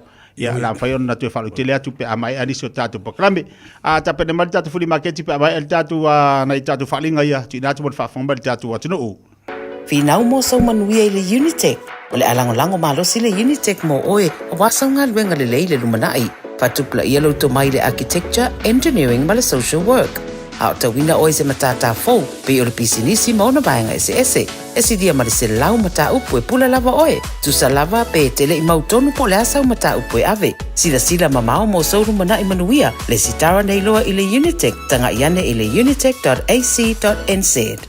O le R-Dash Travel o le company numera tasi le taungo fio pasese mo Femalanga inga i Samoa whapea le malanga mai i Samoa i New Zealand ei. A whea de loa i le ofisa o le R-Dash Travel. Tasi valu lima Great South Road i Marurua. Pe vili mai i le telefoni tolu iwa lua o wha o o. Tolu iwa lua o wha o o mo le R-Dash Travel. Beta Drive Doctors i le taulanga whaatau i mangele whapea Marurua. Mo le vainga o so ngase pe amana o mia. E whaatino e fo i matupui pui o le whana witi. O tupui pui le COVID is flu iwa. Mo i lātou e sfuluan tausanga malunga atu. Whapea matupui pui o le flu. Wala au telefoni. Lua lima fitu, valu lima, iwa valu. Mo so wano e whaatino ai nei au nanga. O fisa fo maa i maangele e taftafane o le McDonald. A Manrewa e taftafane o le Faletusi po le Public Library. Beta Drive Doctors Clinics. Ua na o le Radio Samoa se furulima iwa toru a mo e tautuaina o e ilangu ngana fitu aso le vai aso. Tala tatu leina tolu fit taslima tolu fit taslima tolu tatu telefoni le ovno atu mo tatu fili market le Taeao ia ilungo tatu leina vano tatu telefoni le watu atu mo tatu upa ua tatu pastal tatu famastino fo aso Taeao ia ka kuk Taeao le tu lai fitu nga il valu e te fale i masangi le i le tenis tom le i fefo i manukau i mele fai fai i mele fai kengisi fo i tonu malai kengisi mane do el tava pasta ni tao flimba ke talo fa sau no mai alofa ia no mai ia hafta mo la no o le flimba ke kini ka ya o le fa sala ko va son kengi ya mo o mo fa malu isi si o mga fa malu yo le mo voi malu yo mo mi mo fa malu ai mo nga fa mo ko avisa mo ole ko sui o kala me nga no fa ka o i timing e o me o malu e ko mo singa me lo mo singa po ale i mo singa le e lo nga lo fo dia e le uma mo singa me o me ya o le famalu ya ko sukara famalu a ngai ko ri no lima sfu famalu lunga ya o machine camera po ali e lu ka se lau fu machine ka si dia lu se lau kala la machine o me ke dia isi manga o ya me ya o le o lu o faiva o le madima fakas o lo o fai va lo di mi fa kasi mangere la kuli vala ia me nga fa do fa stai dai prima ke talo fa sa no mai hello prima ke talo fa sa no mai talo fa kaya ila suti tiempo lo wa no masini fo la va e iva ke ti le tele masini fo wa fieta tonoena sumale sila ya iva ke ti tele lo tole pusa tasi e vai fa moli sa mo uman sa unia le lei uman vadi lei ta pundi lo ia fa ma me fa nga venga o le quanta o ma texo e fi mana o ia koloa ia fa so tai melea u ile o wa tasi o wa tasi lua lima o i tasi o wa tasi o wa tasi lua lima o i watasi ia pole o lua o fa tasi o tasi fa iwa lua o lua o fa tasi o tasi fa iwa lua o ili mai ya u inu mena na lua te se su mai te sila ia ma fa sta tala fa tai lava molo o wanoa filimba ke talo fa sono mai ara sai foso ahora por más ahora pues ahí sale yo Samsung le pues ahí está por el ley pues ahí está fo ahí ese se manga hoy na saule ba ku mga ye payang pa pai mo me o paso ngai me mga amia al pues ahí sala po u ma me ele ola dai ba ku fu ya le o luma ongo kasi o yo fa o lua ongo kasi o iba fa mangkua pu sa ai o la fa mole ai se mga amia sa e ba ku e ke fainga pi mga ia for free kai la prima ke talo fa no mai ia tarofa Mole pili makeki o le asio le vaa. Le asio le vaa rua koe mawhampau ia maripamu ia mawara u mena o rua kasi koruiva rua fiku koruaru. O rua kasi koruiva rua fiku koruaru whakarimore whakatai mula noa. Right. Pili makeki alo whasano mai. Le sta wala ua pastor ni Taeao ia o tata pesta tu wala au. Ia ai awani ngalo tatu watinu o le pia lava na tata statu leina. Ia o tatu proclame da sa Taeao. O le sta wala au. Pili makeki alo whasano mai. Aro se fua do sunga. Ia lo mo e keu le tapu pit e foua. Hosa rau kala. E fe mga i jeans o fua e fua i e koe ngama mafa o de mo short. Ia o ngā lawa e kupulanga na me ngi oversize. A o le me e anta 40 ingisire keke leo o fua e anda. A mga orka ngā vidi me rea o le moenga e mo o fua jeans ngā short o matama. I le oro fiku, whāre ma fiku, ongo iwa koru. Oro fiku, whāre ma fiku, ongo iwa koru. Whakaila. Gai. Alful muri le. Fili makita alofa sa no mai. Alofa. Ia ole o maua ia siapo ma fala li konga kele lava o siapo e alu le lua se lau lima sefulu a se lau lima sefulu le fala li konga kele lava ia a fia mga aisesi so kai mai le lua lima fa kasi fa paftai lava. Aftai. Lewa tu e family da jalo le tula suma dasi ngol proclame Fiafia mai le nei Taeao fo ma le yaso ya ona minuto lo tol ngol tato proclame ia pe lava na tu na tu tato le na vala bulbuli le fili makita lo fa sa no mai. Hello. Fili makita lo fa sa no mai. Yeah, hello. Yeah, fa mole vala waku ai la vanga ingo o ingi la ko sao ka vali ka ki la ko moka pro ko lawa ole ko fa nga pu ole nga fo kau avi reka pe fa kau ka wala umela ngumela lea just ka vale lava van ole lolly truck o ka vala iki wala umela namba le mfango la ko vai ma ko ka fa ka wai pe maliai la ngumela ole o lua tasi o lua fitu fa fitu lo valuono o lua tasi o lua fitu fa fitu lua valuono ia fa mole ai foi sesi e faia mo meio o generator afi ia fala umela nga e la generator le Fiafia e polar ka fa ai e Fiafia o umela nga o lo tasi o lo fitu fa fitu lo valuono fa stai mole no dai ia to lunga ta proclame pasta nei Taeao ia fa fta ia tu tatu atinu tatu proclame a mesel tatu free marketi pe na tu na mai lunga tatu va yaso ia mese fonias falaile ia ole au na ma tu ala vale Fiafia mai pasta nei Taeao ia fa malo atu tatu atinu o le aso Taeao le la fai fo tatu sumpa masani ia sa te tio le vai sumo mo ne tatu 4 week challenge tu foi le vai sumo mo le wa le la umal vai sumo mo ia e fai tatu sumpa ka le tu la fitu le Taeao ia umal val kasiali tu la ia wong ne ngalo ia tu e sumpa tu inu male shake alo timba shake ia mo wal malo seltino ulavanga tam ma fa mole aso Taeao atiti sa ole mo wal fa marstino mo aso Taeao o ngalo tali tu le fitu ai manku ile alfu fatala fakala la kongil mele fa ia malu kala ko kinga fa mol mol ta wala lu ngalo se leni ioi ala ia lu fa lo fa marstino fo ile mo tanto o fo ni ngalo teti o tatu vai tala fikwa sol vai aso vai la son fu ka ule ile sa o la son fu la ta ule fo wala ide e ivanga tolu ke wa kwa ya kusesi a o la stonai o le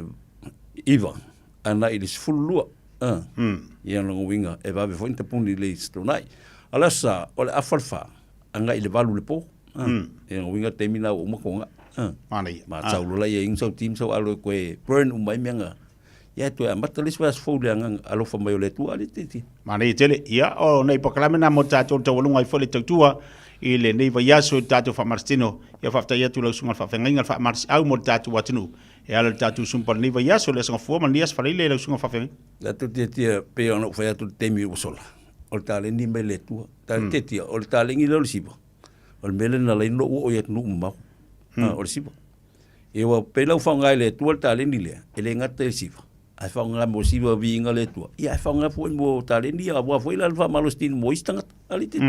O ngo ka kaleni pe no fa to talingi uma me le tua. Whaunga tau la ka ku kalengi o ta to mo le ola. Wa le ko sau kai. Le ko fo ikut kai. Ka ko le nga uma ia malo foi lo sunga malo fa malo si au malo foi tau tua no neva ya so ato te tia. Ye fearless lot vai mai. Ia na mo lo malo si awal tau tu o puino le no ia langa le le tu e lo so. Fai pe le tua lo malo si le tino le mafau si li le nganga. Ia wale tua malon fingalu ai mai. Tau tu o puino le no. Ia tu manu e fior ke lope anga le tua sa mo le no pele. Neva yaso male weekend mana le up folfola au ona le tua au ona uma le tua ia langa le tua mo malo si le tino ia mo si le mafau ia wala vale tua malanta la lei. Sa mo le no pele la foi se tala o papa Malu e fale o to fingalo e potol tau tai e selenat ia nga le tua fo fang umon fai ungon neva ya so mai ye file mo le li tato felo al vas fo le lo malanga le tua so fu mai manuia.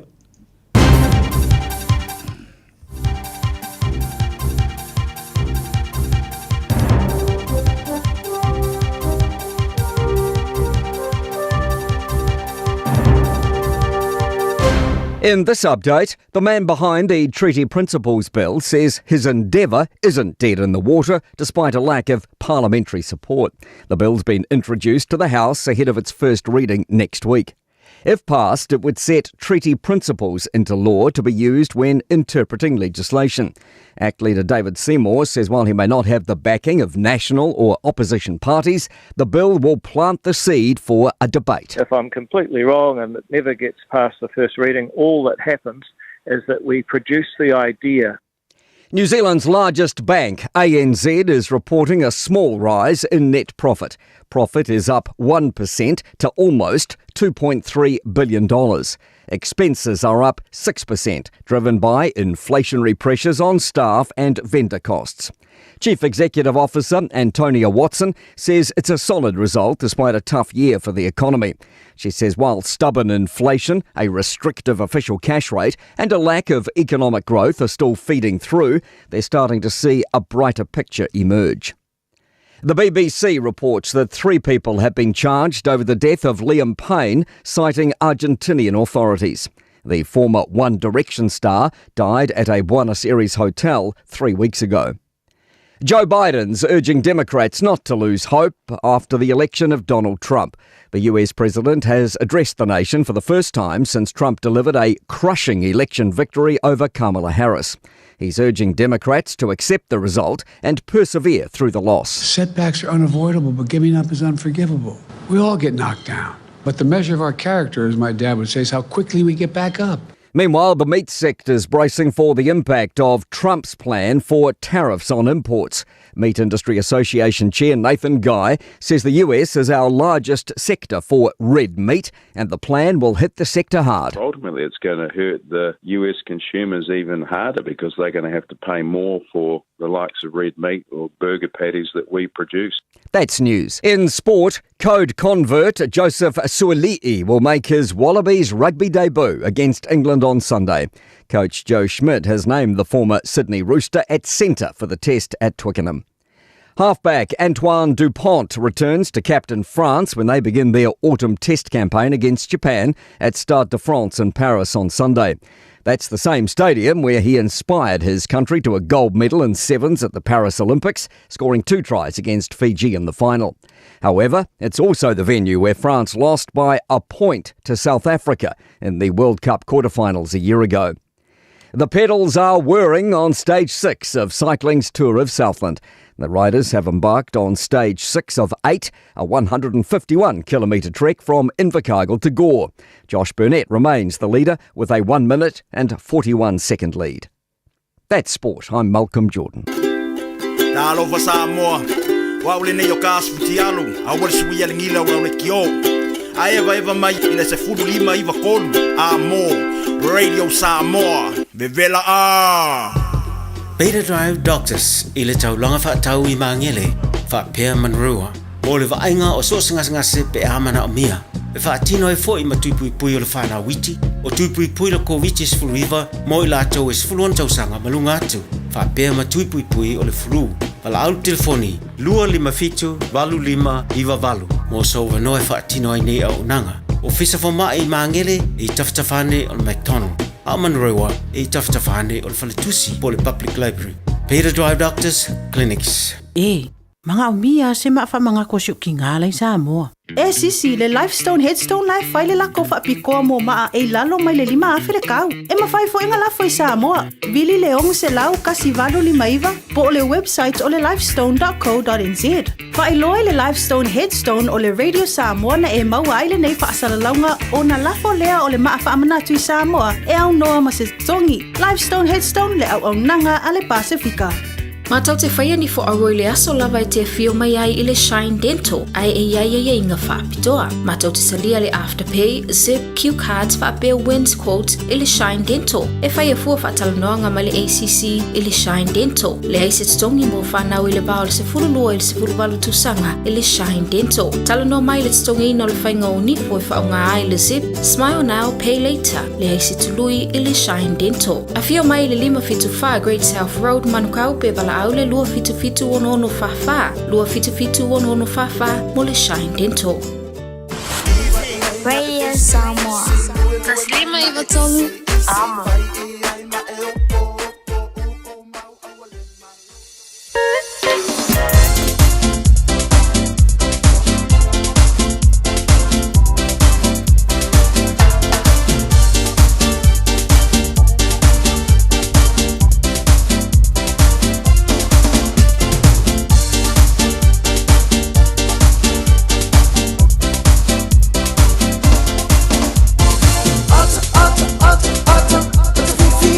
Ono minute lo tene le jula sumaltasi dunga tau chupla udanga si fonga be Samoa sumalima vitolo amo ia po kalame mo tato pe ona yele Taeao.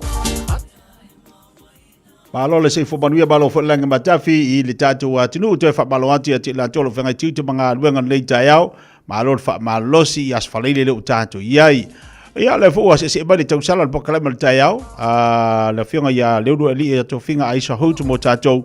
Ya wala wala o to ina to ni so vaenga o ye le tatu tua ma le tatu unanga ya le tatu tala mai Samoa ya me se foi o melo tupu le ya tunu o lo tatu yai fa tala fatu le do ali to finga malo le usu le Taeao fo ya ba le foi Taeao mana ya malo la fa malo si fa manga lueng tafi lau fi talainga tia le nei Taeao ia o le asfaraile ia ua fai ui foi le nei vai aso ma lo lava le soifua maua malangi mai le mamanu so tata watu nuu ia o lo whaafonga mai ia o lo mai mo mai foi lunga le YouTube, Facebook ia po fia lava le tafo le nei ke lo pe lo o ta whaalonga mai ai ia i le tapo kalame nei Taeao ma lo soifua maua asfale le pele ta ua ai se foi ya winga ta Ioi. Oke kau kira for ko office se winga ta u te baba ati le tau mawatu lava ia sina kona le ia sa le lava na ma na ia le amtanga le nei Taeao le sau ai fo mai le central ia nga mai nei I manukau ia matango fir sul malo se la ia le pena eta wa pe tau ese mai fo lingole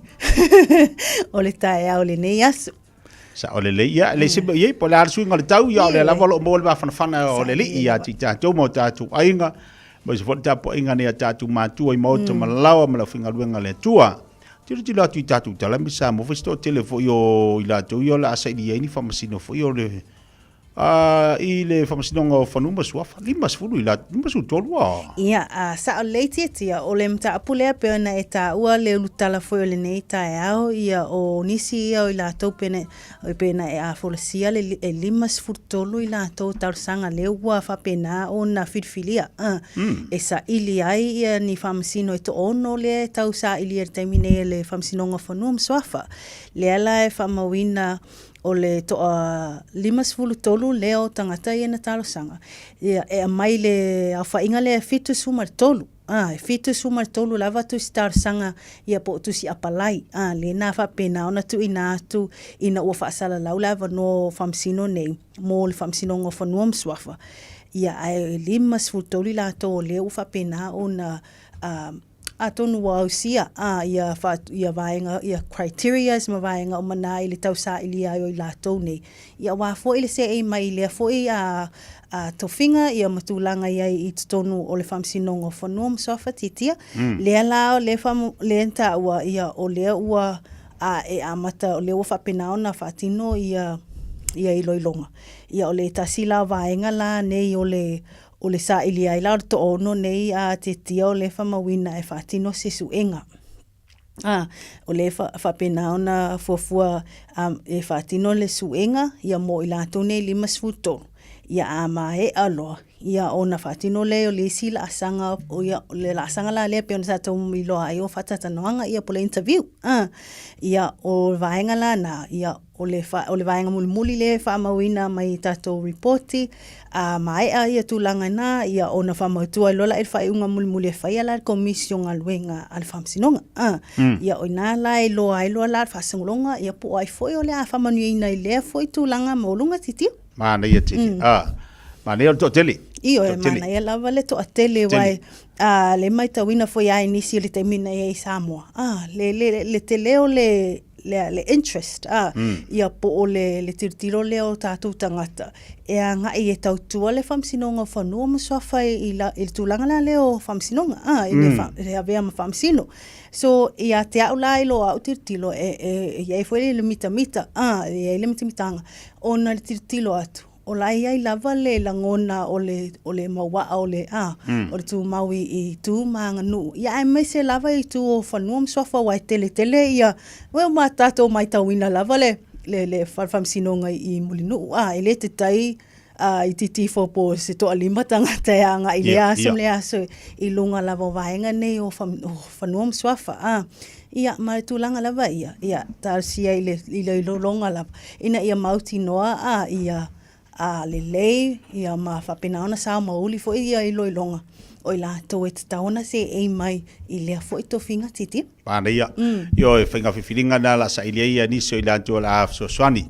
Tātou whamsinonga whanu maswafa. Tasi le whaleaonga pe ona tātou wharongolongo le telo tātou talami Samoa. O le whaleaonga lea lea whionga samtau. Leo vai atu. Leo mane leo musa lea whaleaonga le maleanga luenga mane ia mona i whanau. Sa lea titia o le tasi nā vaenga i o matati a foi mwhaiona au sia le foi a whioanga. Ia au se vaenga, o se mea lofa leilea mo nei whanau, ia whanau iti. Ia me se foi le atina e ai o lato foi o la tutupua e ia le o langa whalea o onga. Ia o lea la vaenga lea titia pe o nei ta ua le ua whapenao na umsa ia le whalea onga fou. Ia asamatau, ia i lunga lava o le sosoani, ia polfoa ia le malo Japani e whapena foi le sao le awhioanga lava ia. Ia le whamawina i tātou reporti o le e iwa māsinan whaatinua i le ngā luenga, ia mawhausia i le whale aonga, ia i le awhioanga o samatau, ia o lea ua whapena on whale maumsali ngā luenga, ia whapena foi o na mawhai o na ngai atuaina i whanau ia wā foi le nei kuata, le kuata mulmuli o le nei tausanga whale aonga ia o le na whaalia le komiti o le aonga tūlanga lua na amata lava ia lātou foi tu lātou lava ngā luenga ale awhionga i la fonga amatai o le nuu ia mawhanau o le aonga tūlanga lua ia sa amata lafo la mai lava le tausanga lua o lua tasi. Ia o lea lana wha moe o la fonga nei. Ia e wha o ngā lava i le whale aonga tuai. Ia awa sa le iai se lato ma whau e whaatino se whale aonga fau. Peitai. Ia o wa alu ia fuafuanga ua whapena ona finanga loa i loa e whaatino. Ia pe whausia i loa se whale aonga fau. Ia atono nisi o vaenga i le tu tia o le saonga le mu foi. Ia o nai whanau aonga. Ia e mese foi o whai aonga o polpulenga. Ia o tangata umalava i le foi a whioanga i le anga e toi foi i le whale aonga. Le ala na ia i le Natalia toi lola al sosoani atonu na ia se la tau tarsanga ia le Natalia toi lola al pokalam sosoani al malo Japani i le foa i tupe tolu se lau iwa suru iwa afetala. Ia whaopopo ai lola ma la fonga le awhioanga. Ia mata whale o aonga tūlanga lua. Ia lena whaatino ai lola ngā luenga i le tau e silia ma le varu se lau awhetala te tia. Whai lawa sina te le o le tupe lena whaaluina i le whaatino ai ngā luenga. Ia e pau le tūlanga i ai o le whaftai. O lea wa tino le afo i le miti sa tonu ta pena i ai foi le awhioanga ia mo nai whanau ia i le tūlanga i ai ia i le whausia i se whale anga fautiti. Leu titi le atu la malanga I Samoa le au ne tipolo fo ile atu mai te Australia. Pala utele le Australia. Tulanga iai titia o le au ne tipolo lea o le ta o le Australia o le Diamond Donna Wallam. Lea la ta o sa o le sina vaenga I tatu tala I talonga o le a whapenaona fea le au ne tipolo lea tamai ta I Australia pe ona ta o le Diamond Donna Wallam I Samoa. Ia mawhaatino ai fo ila nisi o po kalame ngā lue whaatasi ai lama le asosio le netipolo Samoa po le nepo Samoa ia I tūlanga iai ma le asosia Australia. Ia I lato po kalame nei, ia o le tūlanga lava ina ia tia ia le taalonga ne netipolo I tono Samoa, ia po le Pasifika foi. Iwa I tūmala ia, le lai ta ua o le awhapena ona whaia ni taalonga le au lea mai Australia, ia ma au netipolo atamai ta Samoa, ia o nisi nao vaenga I tātou tala I taalonga titia. Ia o le tūlanga lava ina ia atina ele taalonga I Samoa, ia ai mai se lavo tamai ta ilia whaia ai tono a onga taitasi, ia ma kalapu ese titia. Mana ia mo sia vanua wa tasi au di lei. Vanua e asia tuai ata tarsifu ia muni vanua anga ia tuai nei fana wa onga. Nei po kala me foi ia nei foi ona fala utile tuai ma au ina nei fana ile lava talonga wa tasi da talonga la mai to wino lo ofifi nei fana wa onga Samoa.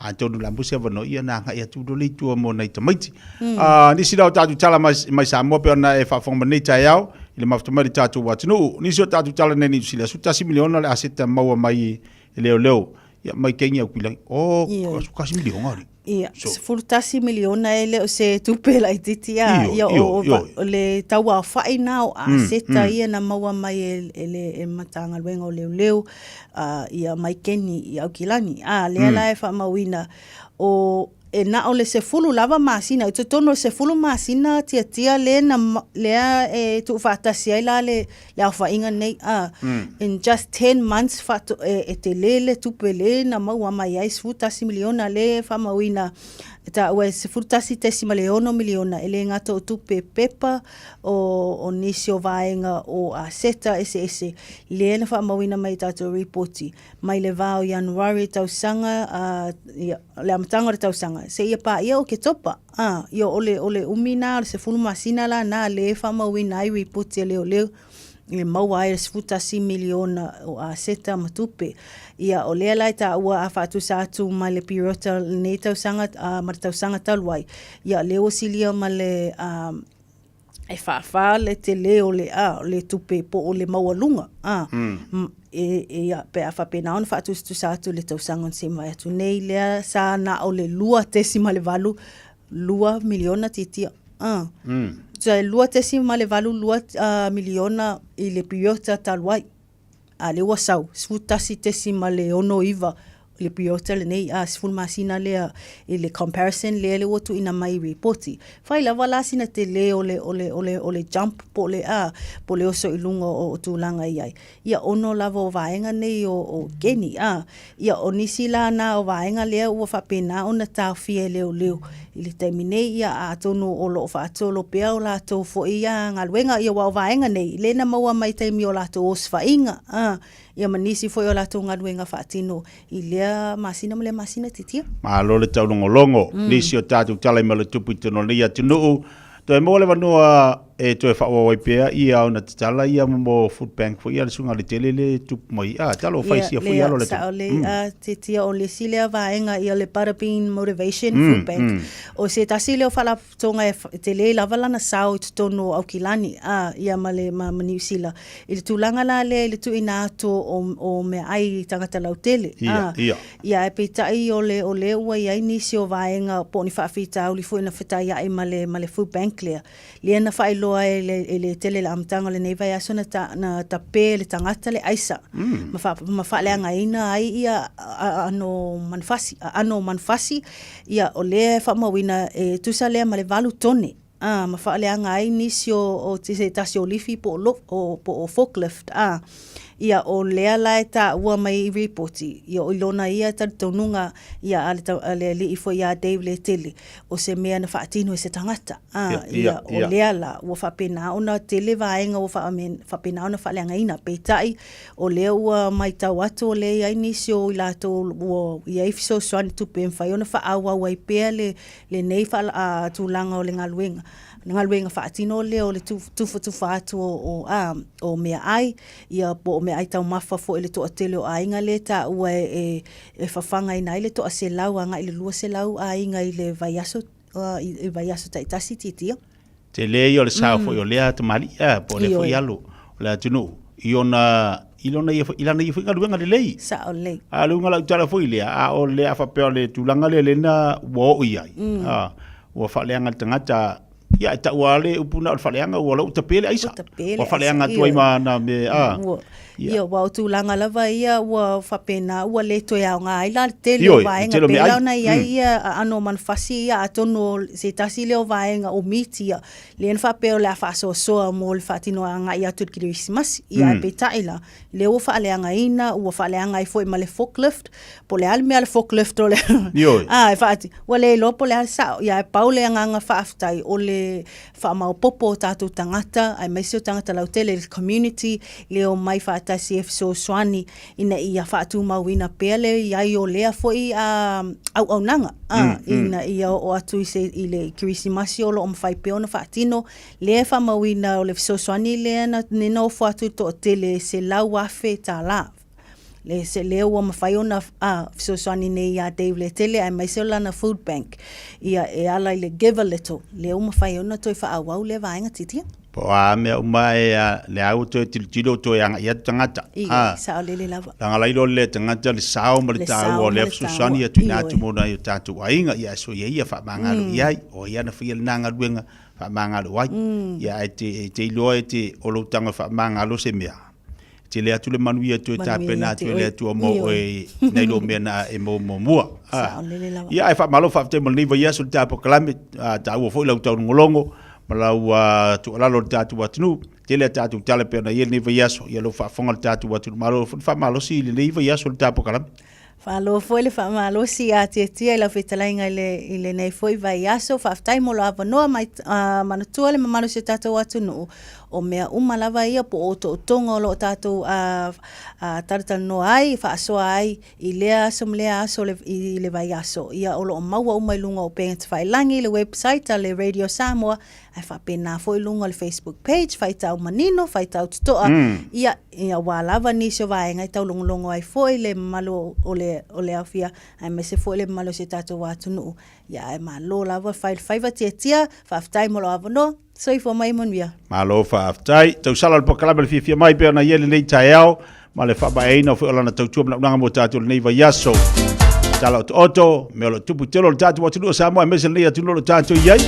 Tolo vale tu vale wati lu asu tolo minuto te nei tu la sumaltasi.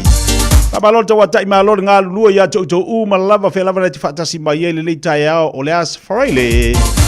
Malo atu le ono sa yo faiva mo tiute I tonu lo ainga le na te maftu mai ai ia e meso pa anga malava le tatu Fiafia mai lo fatsi mai malo lava fa malo si atu to malo no sai tatu wasia si atu le pese si amangi la kamo misiruki si umo kanga fa Samoa Kotseniese Germany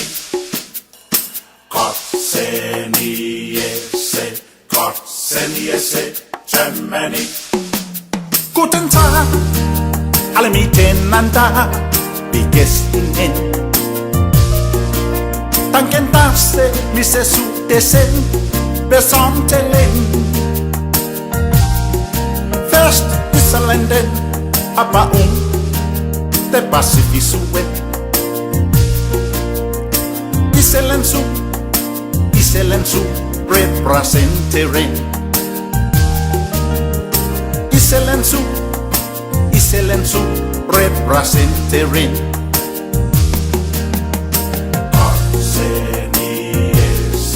Kotseniese, Germany. Kotseniese, Germany. Es was schon, sei alle tschüss, an das Freundin. Auf Wiedersehen, die Deutschland, Germania. Titsunche, Isuminet, der Ramaland. Herr Ramaland, Samoa Surak. Herr Ramaland, Samoa Surak.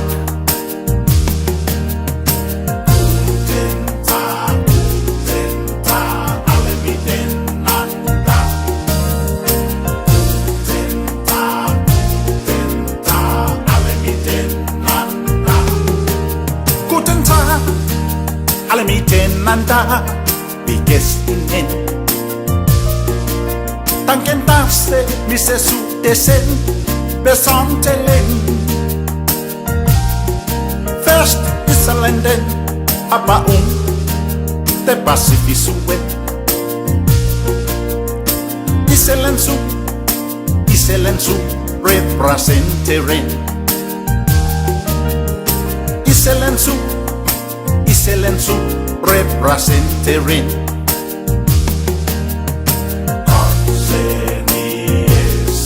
Kotseniese, Germany.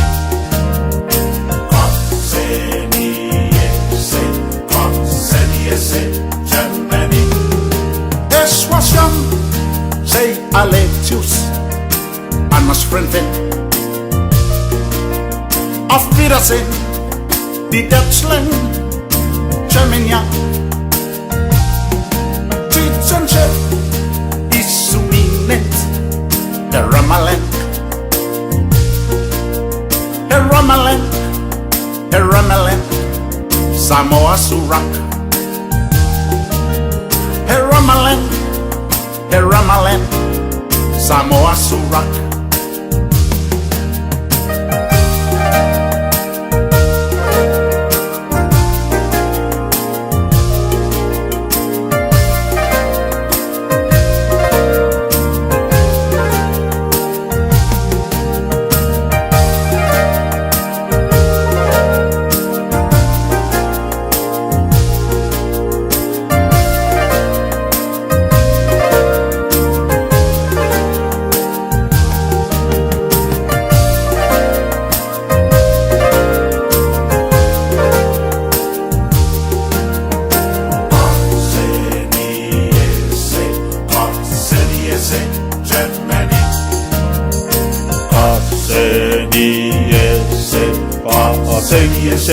Olle fini.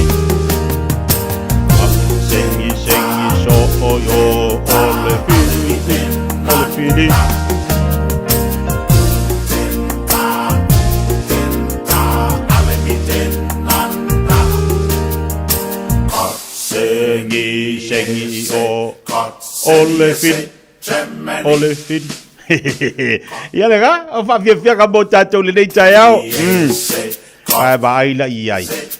Yo upo le pese lea pa fa pela fa sa mo fa di liu tatu pese lea nei Taeao. O le fa malo le altina fu ile le sango fu le fa le ilana tautonga le sa le finga wenga le aso akwa. Bye bye. Ia por tama fu ile sa no fu le fa le aso ato ai alultina le finga le wenga. E ala uma umala le vaiaso. Le ala? Yo. First pa malo atu ya te oe la utautonga I lo wanganga Iselensu ele mafaina ave se oe mao umata e pupu representerin Langa wiga so se mea ya luai de kaukonga foi de fingal bunga ke ua le nganga ire o ngalo yo La foi la ilo le le kaukonga al fainga vai aso e kere nga lua I kaukonga ya ka fao ya This was young say Aletius Annas Freundin ja lo van mij Auf Wiedersehen die Deutschland Germania Titsunche Isuminet der Ramaland Ja, vai lei upor pes. Ai a lute ta fao. Va ai le. Mai mama. Ai lo mama. E fai lo lima. Ai awatia Yo, vai le dei foi auli le mafuta bele tato watino. O punga le pese. Ya fai le mamma lo lima. Ai ro ke ka fa. La ko ba ko. Pesa ili maleota. Ele nei Taeao le mafuta bele tato watino. Afa tonu le tula se formal tansi. Ya ole mafu se abanoa male tato pokala me America. Fai mali ai lo le nei Taeao. E ala le nga. Oh, okay. Yep.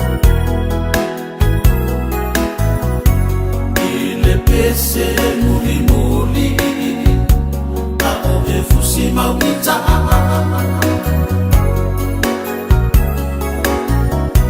Moso mai ilo utalinga.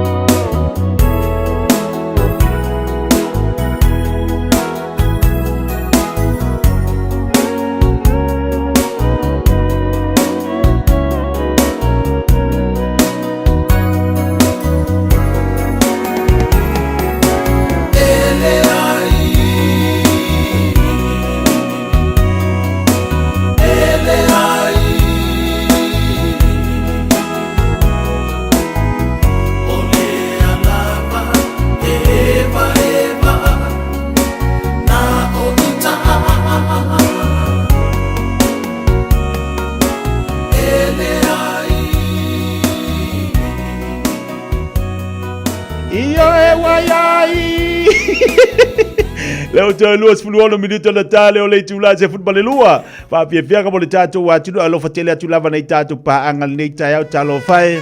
Malo masoe. Eu so ya Ricky mafuto e bala inga nei Wellington. Ya mai se foi la weba va o malava le nei foi Taeao ma le nei oli ma lo le se fobodia ba lo foi va tasi mai. Ina o te lua sepuluono minuto tale le tula se futbale lua. Ah, beta vale lunga le tele fai mali o tu sa. O so ona nati na ia sa fatu ngai na lunga au ala. Li frai tu tua. Mala u atu fa. Matumu o le pas. Ile tu atili o chingacha. Ai uva aya. O se tene mata ata. Taunu ia pia ua ono Fiona au chafa. Pele o oelea na o miti ai. Wa o sau pa iat ai e sila mai. A o sau jali mai. Ete Malia A e io e mai O te si io e masa pasa pai O tau mate Po o ai o si lea po Ilana ato fa Male pulo kiau koe Tala no amai Sele masani ai Ei lava le tangata Le asa o miti ai Pele o oelea Na o miti ai Wa o sau pa iat Ai sila mai A o sau jali mai Ete Malia A e io e mai O te si io e masa pasa pai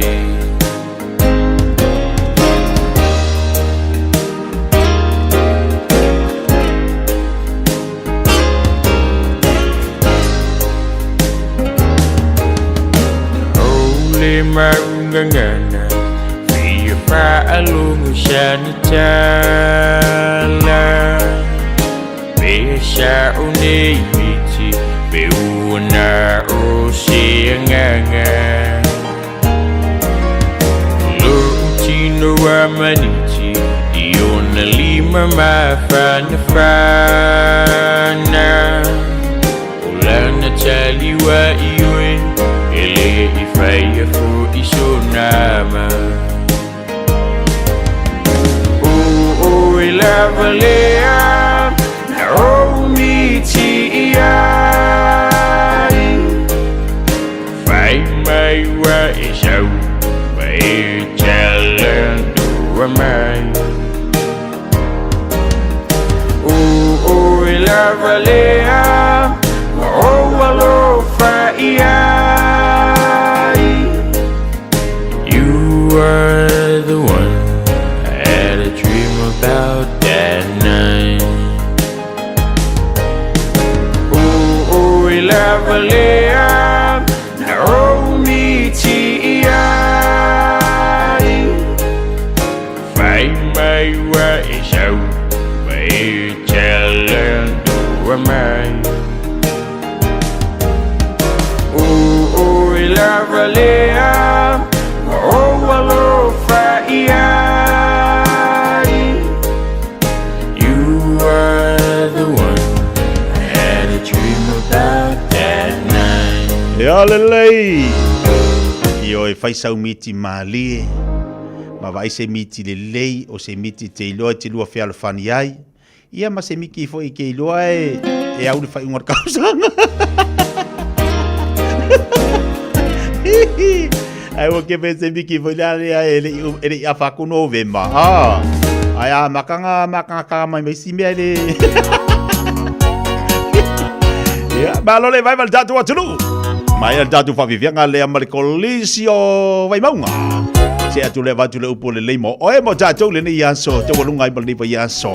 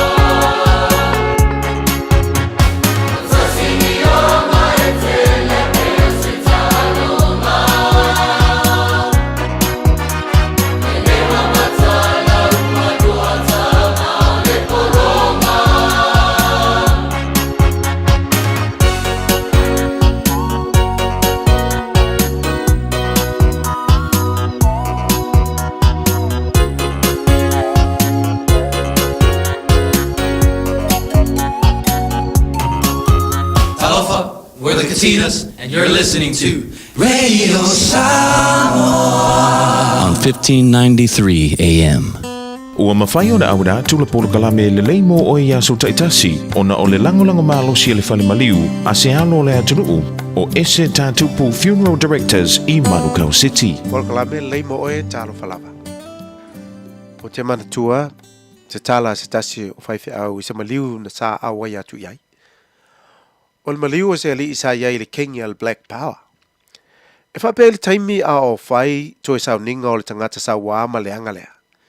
Sa to tele tangata Black Power na maisi tangata na awai i le maliu. Sa wa aia faulinga fe ai ma pau o popula le kengia Black Power. To ilu atu faulinga ido o tangata sa awai e leo di Black Power. Sa whapea upo le Fiafia au. Awa tātou te ino pe feita i le nei ata lii ua maliu. Awa o le ata le nei, ei loa ai. o le tamama le tina o le nei tau le lea. E le o ni tangata tatalo. Na whetagisi mātua o le tama lea ua maliu, ma lau le tusi, a le la tama na tusi, mō la ua, ai le i maliu o ia. Sa tusia le tali i nei upu. Sa tele aso o te nofo ai na o au i le fale. O na le lua pisi i ngā luenga maisi tūtoa ngia fale a inga, ma le lotu. Na ave au e isi tangata i au ta alonga. O na sa lua pisi tele i le tele o taimi. Sa ufia maua le alofa e pei o le tua, na ufa alongo o lua tau talai. Ai pei tai, e pisi tele le lua atua. A tonu o le ala fo ilea, na le mafa iei o na tātou te talo fa atasi. Alofa mo o lua, e le uma, tō wha soifua. Ma ai tātou i pisi, i le tele o le maunga o sa. Ai ngalo ai le tiu te sili o na tāua, o le te talo fa atasi, ma le whanau. Ia vea Yesu ma tai, o lau a inga ele nei aso. Mana tua, ele lei mo oe. O le ese tatupu funeral directors o se fale maliu Samoa o le tali foilea o taimi whengata o na o le malanga al maliu maleoti e mawhaifoi o na latu awina atu ma awina mai tino maliu o e pene mai so o se atu nuo lalolangi wala auno le ese tatupu funeral directors i le lua no lua toru fitu lua no lua toru fitu pea fiu ane ele se fulu mane balu Norman Spencer Drive in Manuko City.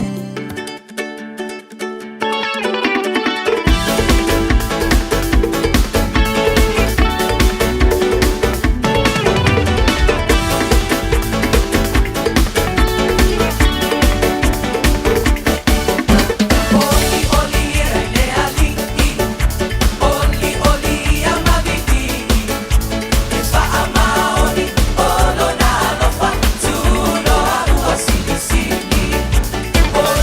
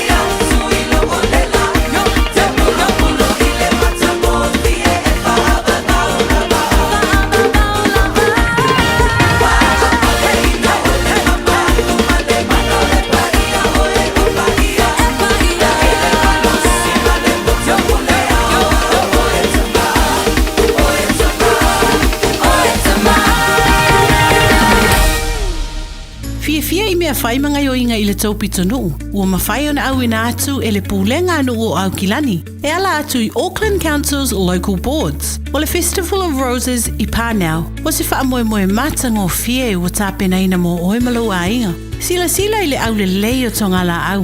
Mai moa I le tele o whaafiafianga. Tau mawhai mea ai ese. Whaatau mea tau lima. Ma le tele o vainga e au ngā mo le ainga atoa. Amatalia le aso se fulu o Novema. Mai le se fulu tasi I le Taeao. Anga I le whae le Fiafia. I le Dove Maya Robinson Park Pānau. Mo nisi whaamtalanga. Tanga I ana I le ourauckland.nz. Ma o omi le upu events. O le A1A Tree Care Limited.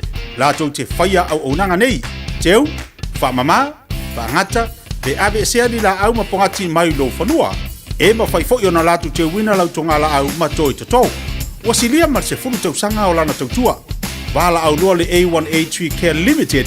Le olua tasi olua o tolu ono o. Olua tasi olua o tolu ono o. O le R-Dash Travel o le company numera tasi le taungo fio pasese mo whemalanga inga I Samoa whapea le malanga mai I Samoa I New Zealand ei. A whea de loa I le ofisa o le R-Dash Travel. Tasi valu lima Great South Road I Marurua. Pe vili mai I le telefoni tolu iwa lua o wha o o. Tolu iwa lua o wha o o mo le R-Dash Travel. Taimale wa tele wa iai leo wa tois fulu minuto de tale o le tu las malua fata siman sunga toksia le tau danga tatu o mega kas I le nei Taeao tala fatstongi malo si fo dia le Taeao fo tala fatoksia ya langi ma se fo magia o so le pasara lag malo so tu magia fa malo lo so nei Taeao tia fai si piso lo sunga nei Taeao ma nei va yaso malo fa taima via le lo tau danga Ola la fatu yo au mafanfana langa lo te lo fisi pisi te lo oile so ya fa ilo liso vaenga mo tatu watunu ya nganga ma fa tai te tia ya bia le tua fa tai te la mo ne foto en bole ma tua no le nyaso yo e to bulunga ina o fo yo sta to fa longa fa pisnisi ya tina ni foi mo to nganga fa tai te la bra sunga le radio Samoa te slima to lo amo yo ma tua mo le aso e fata lo fa tu lo fa fun anga Samoa po fe la ma mo mene to sa longa yes o le nganga fia ma le nganga whamawalalo, e whātalo whatuai tonsia I mamalu tele si o tātua tinu, I ona tūlanga whalupe. Whamalofa la mamia, whamalota watai, ai mua, si le bi inga, I lota tota pa au le langi, se te ina mai loto se fua, whapeo so mato mola, ia le ne whapatatua whila ilu monu, ai lo tuanu, whamalofa I le whaiva, whamalofa lau Samoa. Ia, nā whamanata tonsia, whenga sa nuasunga te tia, ia, Pai asina pisi tatu faltabale fo le nei tula le Taeao I misi lava o tabale le lo fi mai Malu le asinu o tatu piki up o tatu youth yoe pati e fo misi Malu le asinu ina o fa ya tuela fa meta a wol politele tau fa malama ai fata tali ke mai talo sanga ia e lo rampe mo se la ke le pa u la mo ai ia manatua o tatu tabale le lungo tatu fa malama Samoa e tutu ngai uma tawa tatu tabale wai pule lava tatu o tabale lava al omega tabale import mai fafo yoe o tabale faltabale e pule tatu I tawo tabale yoe mana tua Samoa telelo e tala tong siele ava tel marfal e tala tong siele tua tong sia male nei faltabale ele engi commission tatu wa fotanto finga luenga lungo tatu tabale na psi mia fa ya tasi fo to mali das wana nati ya le foto e fa ma te tatu tu Samoa ele ni commission o au finga luenga lunga na to sia fe do iso I yo na to sia e fa soli la ele e tu longa fa fonga Samoa ya tu longa fa pen ma fanga fa tu ngai tau tabale tele tabale fa no fitrina mato mele tatu family events commercial events mini events Tato mai tato piki apu po youth for Rangers Toyota Hilux Nissan Navara Mitsubishi Triton Holden Colorado o tato youth le mo te minei yo e tau sanga mai lua se fulu male balu I lua se fulu masa so brand new le tele uma tau sanga tabal to e mo la kilomita tabal to e mo lalo le tau tato tabal mata abale wa mai ona kiuina Samoa o le mafo anganga o le lave numero tasi tato falta vale ai to le omega kas I to tonu au te roa atoa I le tonu tau sanga e o mai lava terminei lo numero tasi lava tato faltabale fataunga tabale le for rangers including o aso I o tila salama na to ia fo la to ia yo o moli ma winda fo tulanga nga ona pai le lei fo to to ina e man tu fo lei fo tato to sang au ni na le to sanga if ai to sielo sa le wo na fitness o le ritual a pele service ina tabale po le maintaining o la asset po la asset out to tongi yo nisi tulanga tikun man mai sa mo au no fo ai Billy mai sumain tan mai a faisita tala ile tawa ngauna tong sia oi e mo si tong sia fa marmlama tong sia ya tu e metal finance ai ele faia lau filinga Samoa fa wau e faisita sanga manatua le faita tu refer fee e feli masalata na tu sita bale lu afi refer fee o ata tu piki apu manuia o nei manuia tatu tau ainge Samoa e mongo tatu tau ainge Samoa le lima salata na e faile tatu le patonga tatu ainge tu polu ile a foi le Wilson supermarket I mota a motere so la fai e mo na to le lima sala cash e fai ele fa então so man via nei man via tatu so ainga lo famuli mai ya Samoa au no foi a sumai tala mai au Samoa ile lu sala cabin drive man kau po papa tu etoi lu sala cabin drive man kau po papa tu etoi ele na foi bal amal tatu le nine ole oiva lu fitu lima balu tasi lu oiva lu fitu lima balu tasi lu le tō reformia tō sia te abe ai. O le olua tasi, pāpituono, lima whātasi. Olua tasi, pāpituono, lima whātasi. Manuia tele la whātasang Samoa, manuia weekend Samoa. Pa manuia tele le tue whaimalo pilima tia tia. Ai manuia malua, na e usao le whale paisau te au, tia tia. Ia, pa alo pakere tue le usu. Ia, pai papa. I love you, Grandma. I love you. Ia le sunga tō kisia pere whafonga ba iai la unanga ma tō tua ri tātou o me kakas. O le telefone a lua fitu lima valu tasi dua. A lua fitu lima valu tasi dua po le olua tasi wha fiti ono lima whatasi. Ia le tautua le sunga tongsia. Tau ulunga se tautua te tia mo leiva yaso. Mo le atu langa whafteitele lafa sa molo atu nu pere le tatu po klame. Ia le leiva yaso. Ma le asonga fua se pa ia ma le yas whaleini. Tatu o le eba. Ia lua whai singa whafifianga lantou. Ia wau whai walo filima. O le ema futa baitono lo mauta ma lo lawa. E maise fori tapo inga. Ne ia tatu tamamti da matua whaftai mo le tapo inga. Ia tau matua i mauta malawa. A maise o tau sunga I whawhenga inga. Lau whenga luenga malolo manu malo. Whata alo whatu matua I whaftai atu. Ia. Ile neiva yaso. Tulanga o le tatu maaftanga. A iese ngana tia na le tau tamali. A ie fo isi sala tia ua whati le neiva yaso. Ia ua le tusai malau whafonga malau sitasila. Ia wha maruru atu. Tatu lafo inu le aina e poto ale tautai a sela natu yama le isi ato atoa ili tau auna e tau tuai ili tau mamalu mal tau paia a e langona e malu atu tia ilo tau titi faitama e mawai le isi langona ma le isi manatu a wale au nanga ma le tau tua le radio Samoa ma le pokalame le Fiafia mai le vai asa fau toi fidua I fo le vai asa fau le lofo le li tatu toi mafuta I fo ilea le ua tapene mai ia le sunga le au ia te taloto a wā tatu pokalame whanga solo le fo iaso so tu langa foi le to fai a fonga mo se manu francisione ia lo fa ta tolia inga se o tino te ilo la to foi malva so fo ia le ila ma o mo sunga le ao yas yo kama ia yas ia do po kama ia yas ia le po ai manuel fai ngal vayaso ia mo se vayaso se fai ngal vayaso Fiafia mo manuel le lo fo le tua a lo fa te le atu ia te to ma tua fa tai mo tatu maftanga ia tatu to filo le vaso fo ia ile lo fo tatu matai si langi so I forma Emanuia Samoa, sa uni la vi inga.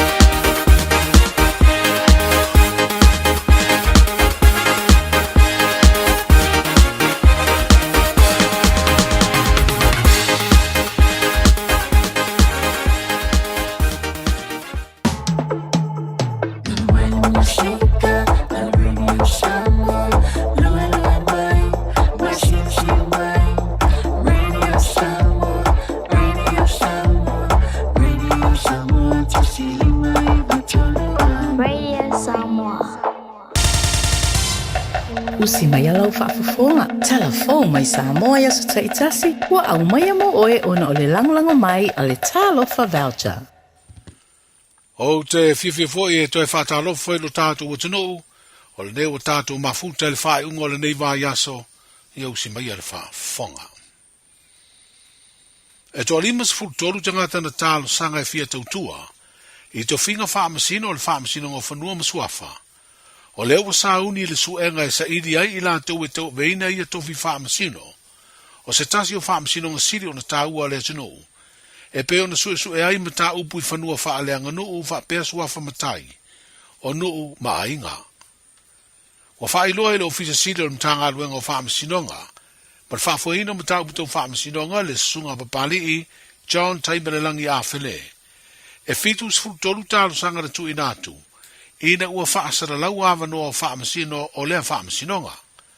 Ai limas fultolu o le awhaia i aile whiriwhiringa mōni whaamasino se to ono. O le isi luas fulu o tālo sanga ua whaalia ele ofisa sili. Wa le talia o ne le au sianga vaa o lo o mana o mia le tū la fono.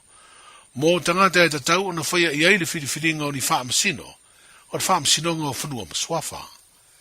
O fuafua a mai ala suenga mo le to limas fultolu o whiriwhiria. O na whaatino leo le isi la asanga, o whaatalanoanga po interview. O whaatalanoanga i o le a whaamautu wai le whaai unga muri, e whaia le komisio ngā luenga a lea whaamasinonga. O le komisi fo i leo le a whaia le whaai unga le whaatumu uma o avanoa e ono o whaamasino, pele ai. E peo na sila fia, e lei mamau te le atu na pasi ai le pālemene, le sitanga o whaamanianga tau tutongi o whaamasino, o le whaamasinonga o whanua maswafa. O se sitanga ua leina tutusai tutongi o ilantou o ngā lulue, o whaamasino lea whaamasinonga ma whaamasino, o lo ngā lulue le whaamasinonga o soli ngā tūla fono. Na paure e se esenga o lo iai, wa na o whaamasino le whaamasinonga o soli ngā tūla fono, o lo o maua whaamarianga o ta vale, e whaao ngai so uma. O le tuanai o riva masina na whaatino e ngā ruenga le fausia leo se whalea o ngā fau, mo le aonga tūlanga lua le fio anga o sā matau. O le ua wha uru whale mau musale ngā ruenga, ma ua uru whale fo i ai whanau o le nuu mo le wha o ngaina, au tau amata le kuata muri whale a o onga o le neitau sanga. Se ngā ruenga na whaalia se sui o le komiti o le aonga tūlanga lua, na amata i la fonga matai o le nuu ma whanau o le aonga tūlanga lua, le ana amata lafo o le tau sanga lua o lua tasi. O le wha moe ia la fonga e wha o ngai le whale aonga tuai. A waile i aise fuafuanga e fausia se whale aonga fau. Peitai na alu lea fuafuanga o i aise whina ngalo. E whaatino lo le fausia se whale aonga. E peo na tali le porkalame fisoa sani le malo i apani. I se foa i tupe tolu se lau iwa sfuru iwa afe ta la. Wha o popo i ai malafonga le nuu ma mata whale o le aonga tūlanga lua. Ma whaatino ai loa le ngā ruenga i le tau. E sidia i le valu se lau afe ta la. O amato la fonga na fai. E tai lima ta lai le masina ale matai sawo. Mai lava ile lua afe lua sultasi na mata ile nei le aonga o le nei la fonga. Ma o le wha moe o le la fonga lea. E fe so soani le whale aonga tuai a o tu le whale aonga tuai. E le aise wha moe o le la fonga lea. E whai aise whale aonga fau. O a singa na sia ile ngā luenga, e tau ainga, e maiso e kalesia, o vasenga taitasi ma tau sanga o e saa o tauina i le lau mua i ni wapai. Tama whanau o manuia lo latou soifua, ma au na iso se mea i tu e fia o le lalulangi. O leana o mai maa sia ma tongi mai le maa. Ona maua i leo le selau fast food fa afe, lima selau valuono. Fatasi ai ma le tausala online, sa whaia i le neinu. Amata ma whaia i ni wapai. E lua selau afe, lua selau sfulu iwa afe. Lima selau iwa sfulu tala ma le valu susene. A tu fatasi o na maua leo lo na o whainga i peo no whata oto atu ili amatanga. Valu se lau tolu sfulu ma le lua afe. Fa se lau valu ono. Ma le lima sfulu lua sene. O lona winga a tau tu se tau whainga. O le tupe mai a Japani e tolu se lau ono sfulu afe. O le tupe mai le malo, le poloketi iwa sfulu valu afe. Tolu se lau ma le iwa fitu sfulu lua sene. O le tupe a toa sa ili. E pa ia i le au whainga luenga. Sunga i Fiafia ngai ngā le nei nuu. E mai se foi o ana tama whanau o tamama tina o le nuu. O tama whanau ia tunua mau.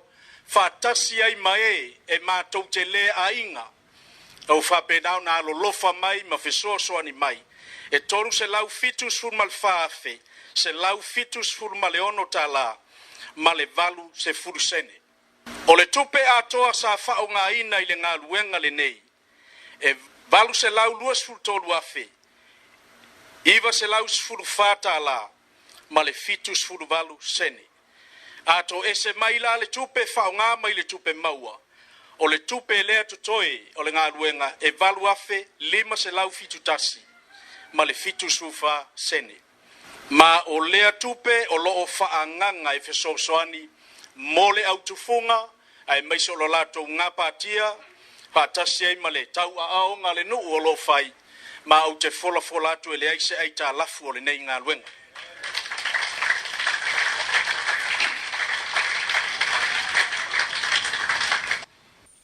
O le sui o le malo ia pani e whamautu i lutatu o tino, le li ampasa o senta ke suke, na whai masui o lona malo e tu ina atu ngā ruenga i le pule, ma le komiti o le aonga tūlanga lua Sam Town. O le minstau aonga maanga nuu, na whai masui o le malo, e whaafitea le anga le leo lea malo e maise le lango o le nuu o Sam Town, i le fausia o le ngā ruenga. O le umsaino le ngā ruenga na awai ma le fionga i le ao le malo, le fionga le tama ainga, tui mele li whano wa le toa sualau vire lua. Po iei nei se marienga o whamau tui lumo o le whamsinonga mawurunga le atunu e whai se sualau pulenga. I le vale o le lo i o lo tula i e whina le tangi o se su, mo se taui e whase lau limas furu afe whaasanga lea, ini te mai tai leo e tonu. O ia manu o le malolo o tua ia do lato loka se se o se ta mai tai, ono le teletonunga o ia lea o la pi. O le vai o suneina ua toe amataria ngā ruenga le whaamsinonga mawalunga. Na vala awai le tangi le su. A Katerina ua talia talo sanga Maria toi lolo engelani le satele.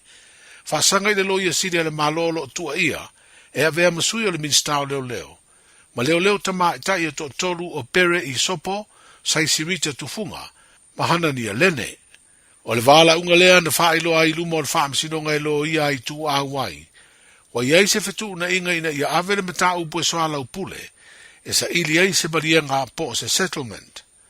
O lea soala upulenga i se marienga e taunu iai, o lea tau la mua ai le lo ia silia le malo. O vaenga whapenei pe ao, iei se mata upo tau whaamsinonga i se su. A le taria le tu o lo tangi se ofo tau tupe, po se isi lava tau i mai tu o lo whaasanga iei le su. E to i ulava le mata upo e su e le whaamsinonga, e au mai ai se whaai unga. O le au sia le taunu unga le whainga pālonta le Territorial America Samoa, e pēra sa whaanga soro le asadua le vāia sunei. Le whiriwhiringa leo se tofi kovana ma le lutena kovana, mo le isi paia inga fou e whātau sanga. O mafua le tūlanga ona ua le maua e panga tei to lua sui sa tau vā mo ia tofinga, le 5% o le au whainga o pālonta, e te tau ona maua ai le manu malo. O ila uana umia ia tofinga, le kovana ia le manu peleti maunga, ma le lutena kovana ia la apui tala wenga ele asalo ale, na tūlanga lua ele au whainga o pālota no la maua, e tolu awhe ono se lau ono sfuru, po le tolu sfuru ono tesi ma le lua pasene. O sui te uva o pula ali iniko la o pula, ma pulu ai junior, na tūlanga mua i pālota no la maua, e wha awhe lua se lau valu sfuru wha, po le wha sfuru lua tesi ma le wha pasene, tūlanga tolu aisu i te uva, o vai tau tolu tālia i au rualo, ma mai whau Dr. Mary tau whatee, e lua awhe se lau ono sfuru iwa pālota no la maua, po le lua sfuru tasi, tesi ma le wha pasene. E se furu awhe se lau se furu tolu, le au whainga atoa o pālota na whaia le whiriwhiringa o se kovana, ma se lutena kovana. O le au sia lao pasene e mana o mia, e alo i aini sui e manu malo e tau veina ia tu finga mawa runga, e tai ia le whainga malo atu tuila ma manua. Wa ato whai le aso sfuruiva le masina le neo November, e to e whai ai le palota, leo le ana o sui tau vana tūlanga mua ma tūlanga lua palota no lato maua, e whai ai lea filifilinga. O sui ia le kovana ia le manu peleti maunga, ma le kovana lutena, o la apui tala wenga ele asalo ale. Ma le panga na tūlanga mua palota no la maua, o pula ali ini ko la o pula ma pulu ai junior. O le whainga filifilinga fo ia Amerika Samoa le neiva yaso, na to e filifili ai le fionga le whatatua ia au mua amata, e le tofi whaipule o Amerika Samoa, i le Conkeresi i Washington. O le palota fo i le sarua na to e sa i di ai, ni tofi whaipule o le maoto sui po le fono whaitu la fono, a tutuila ma manua. Mo whai loa whala wa i tele ai nei a wheo lo tātu utunu e se au ne tipolo o tamai tai Australia. I le wha moe whaia ni alatu tālonga i lo tātu utunu ma le au ne tipolo a Samoa.